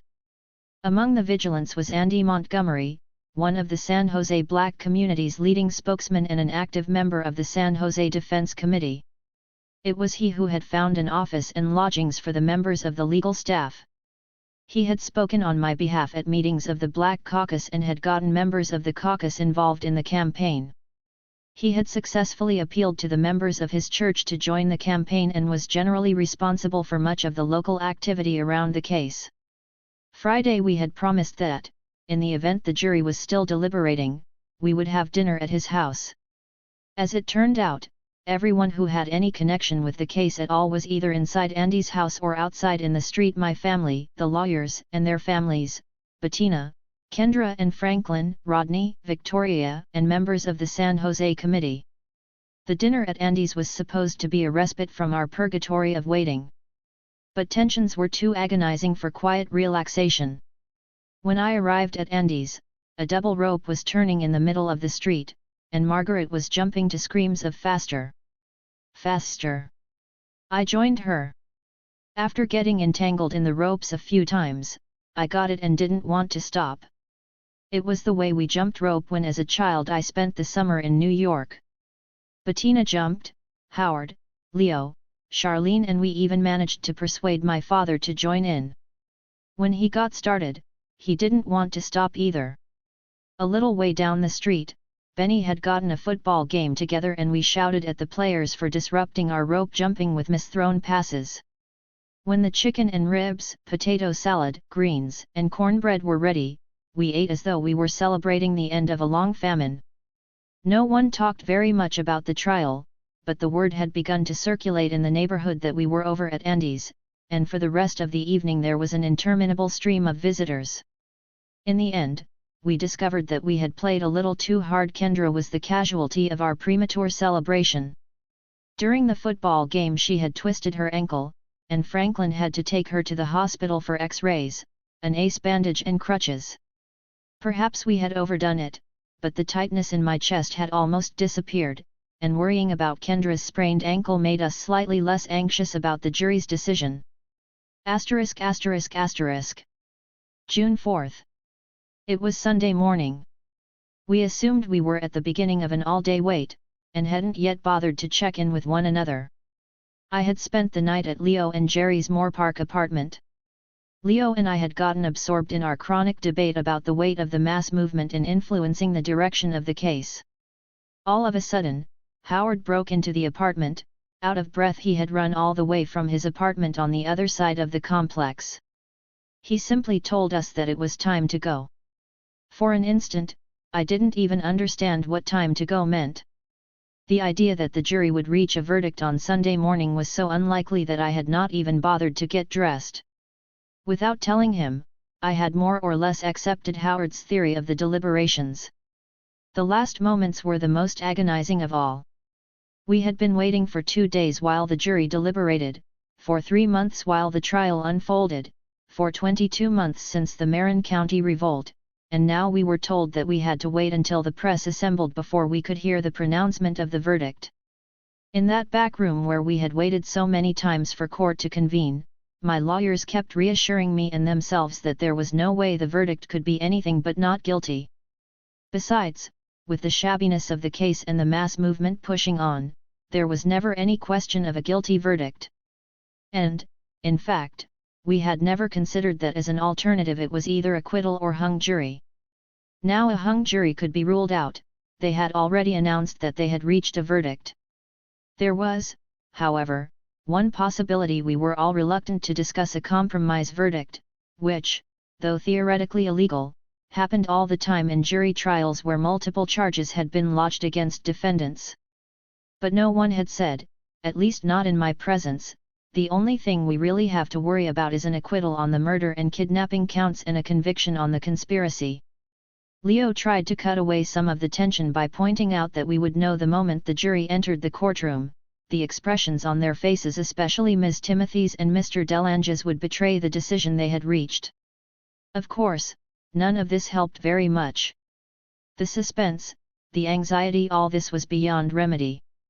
I couldn't sit down for more than a minute without jumping up to pace off some of the strain. And when I began to pace, I had to sit down again, for the room was far too small to contain my energy. I could only clench my teeth and dig my fingernails deep into my palms. Margaret kept telling me that all we had to do was to keep cool for a few minutes more, everything would soon be behind us. Kendra was fighting hard to keep herself together. When we went into the courtroom area, people were crowded into the corridor, but apparently members of the press still hadn't arrived, and we had to wait some more. Out in the corridor, Mother insisted that she wanted to wait outside while the verdict was announced. As I tried to calm her and reassure her that I would soon be free, my own strength and my own confidence began to return. Somewhere in the corridor crowd, a voice began to hum softly a Negro spiritual. Someone else picked up the tune, adding the words, "Woke up this morning with my mind stayed on freedom." Before long everyone, including my mother, had joined in. Captain Johnson, who had been the terror of both the press and the people attending the trial, walked out, looked around, and for the first time that anyone could remember, said nothing to object. At last we took our places in the courtroom. Howard, Dobby, and Leo sat at the table, and I sat against the barrier with Margaret on one side and Kendra on the other. The bailiff announced the entrance of the judge. Within minutes the jury began to walk through the door.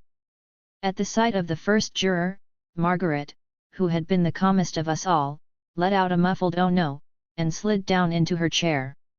I leaned over and gave her the same words of comfort she had given me. She sobbed softly. I looked at the jurors filing in, searching for reassuring signs in their faces. But they were all expressionless, as if they had purged themselves of every trace of emotion. I broke out in a sweat and felt my whole body go weak. There was not a hint of the usual warmth in Miss Timothy's face, which was cold and marble-like, and the sparkle in Delange's eyes had turned into a dull stare directed at no one in particular. Like a fragment from a broken record, Leo's words roared through my brain. "We'll know immediately what the verdict is, from the expressions on their faces." During the judicial ritual preceding the reading of the verdict, I was searching for some explanation of this sudden transformation of the jury's posture. Their faces said conviction. Guilty. But this was impossible, illogical, absurd. Unless the whole thing had been a grand hoax. Unless they had consciously tried to delude us these last months, and these glacial stares were the reality behind the masks they had finally shed. I wanted to rush over and rescue my mother from the consequences. Born of desperation and incomprehension, these disjointed thoughts shook me so furiously that I had to strain to hear the clerk as he read the papers Miss Timothy had turned over to the court. The first count was murder. There was a loud, clear not guilty. Heavy sobs fell into the moment of silence that followed. It was Franklin. It felt like everyone was breathing deep and hard and with the rhythm of a single being. The second count was kidnapping. Not guilty rang out again. Franklin was crying louder. I did not think I could hold on much longer. But I had to hear the last verdict, the conspiracy count. My right hand tightened around Kendra's, the other around Margaret's. When the clerk read off not guilty for the third time, we screamed, laughed, cried and embraced, completely oblivious to the banging of the judge's gavel. He wanted to close the trial with the same decorum with which he had presided.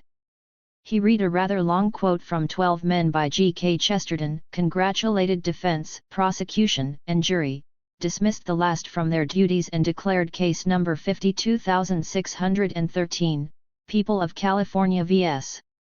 Angela Y. Davis, closed. In her joy, my mother looked so beautiful she reminded me of the photographs of her when she was very young. I felt happier for her than for anyone else, including myself.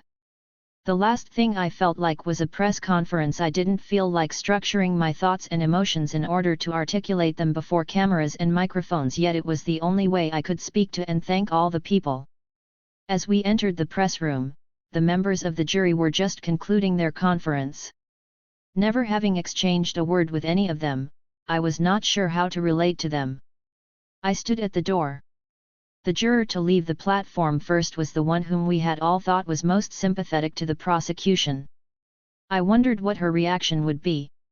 When she approached, I extended one hand, but she reached out with both her arms, hugged me and said, "I am so happy for you." All the other jurors followed her example. A crowd had assembled in front of the courthouse. As soon as they heard the verdict, people had rushed down to the Civic Center. With the gag rule and the bail restrictions behind us, I could speak before a crowd for the first time in the 22 months since the revolt. I thanked them for coming, for all their support, and said that it was time to deploy our forces for the freedom of Ruchel, the San Quintin Six and all other political prisoners. From the courthouse we went over to Gloria and David's house, where my parents had been staying. Family, lawyers, friends, comrades, committee workers, and most of the jurors, we all sat in the sun on the grass in the backyard. I sank deep into the moment, husbanding this delight, hoarding it. For I knew it would be short-lived. Work. Struggle. Confrontation lay before us like a rock-strewn road. We would walk it. But first the grass, the sun. And the people. Epilogue. At the victory party the evening of the verdict, our joy knew no bounds and our celebration no restraints. Yet in the echoes of our laughter and the frenzy of our dancing there was also caution. If we saw this moment of triumph as a conclusion and not as a point of departure, we would be ignoring all the others who remained draped in chains. We knew that to save their lives, we had to preserve and build upon the movement. This was the concern of the NUCFAD staff meeting called by Charlene on Monday evening, the very day after the acquittal. Fearing that some local committees might consider their mission accomplished, we decided to send out immediately a communiqué requesting that they all keep their operations alive. To ensure that this message filtered down to the masses, we decided that I would go on a speaking tour. While expressing our gratitude to the people who had joined the movement which achieved my freedom, I would appeal to them to stay with us as long as racism or political repression kept Ruchel, Fleta, the Attica brothers or any other human being behind bars. My freedom was not yet a week old when I left with Kendra, Franklin, and Rodney for Los Angeles. From there we went to Chicago and on to Detroit, where close to 10,000 people attended the rally. In New York I spoke at the fundraising concert at Madison Square Garden, which had been organized months earlier by our Legal Defense Fund. An enormous political responsibility had been thrust upon me and I was more frightened than I had ever been in my life because I knew that human lives were at stake. Our ability to keep the movement alive offered the only hope to our sisters and brothers behind walls.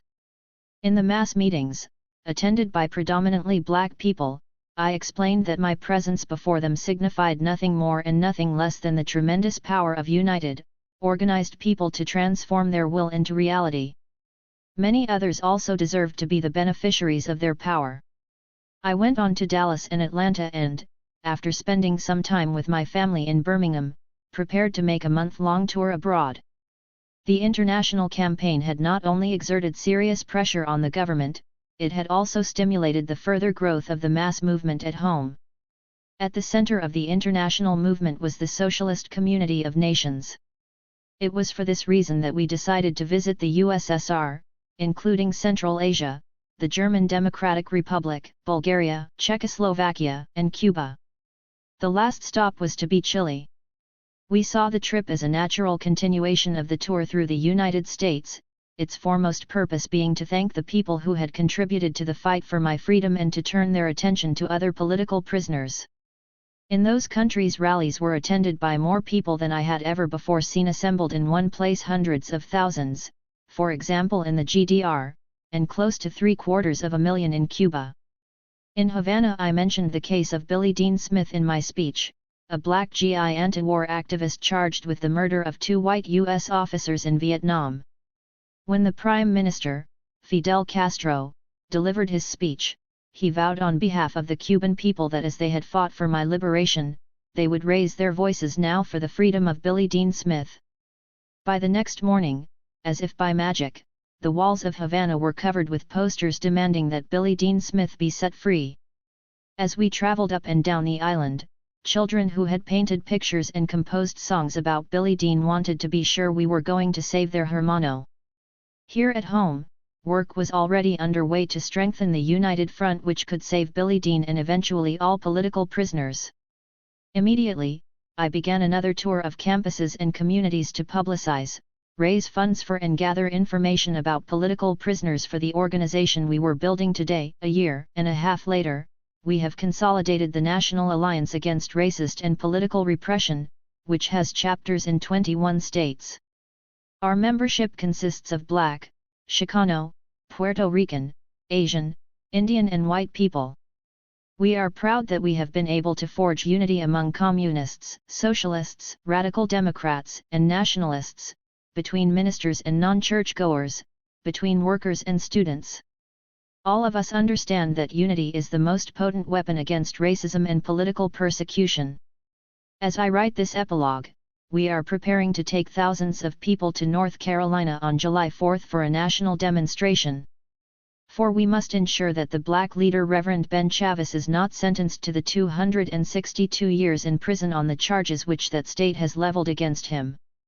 We must liberate Donald Smith, sentenced at age 16 to 40 years behind bars because he participated in the movement at his high school. And we must rescue our innocent sister Marie Hill, whose death sentence, pronounced when she was 16, is now a sentence of living death life without possibility of parole. Across this country, there are hundreds and thousands more like Reverend Chavis, Donald Smith, and Marie Hill. You and I are their only hope for life and freedom. June 21, 1974. About the author. Angela Yvonne Davis was born in Birmingham, Alabama, in 1944. She attended Birmingham public schools until she left to attend Elizabeth Irwin High School in New York. She then went to Brandeis University and spent her junior year in France. After graduating with honors from Brandeis, she went to Frankfurt, Germany, to study philosophy and then returned to UCLA in California, where she taught in the philosophy department. She has been politically active since then.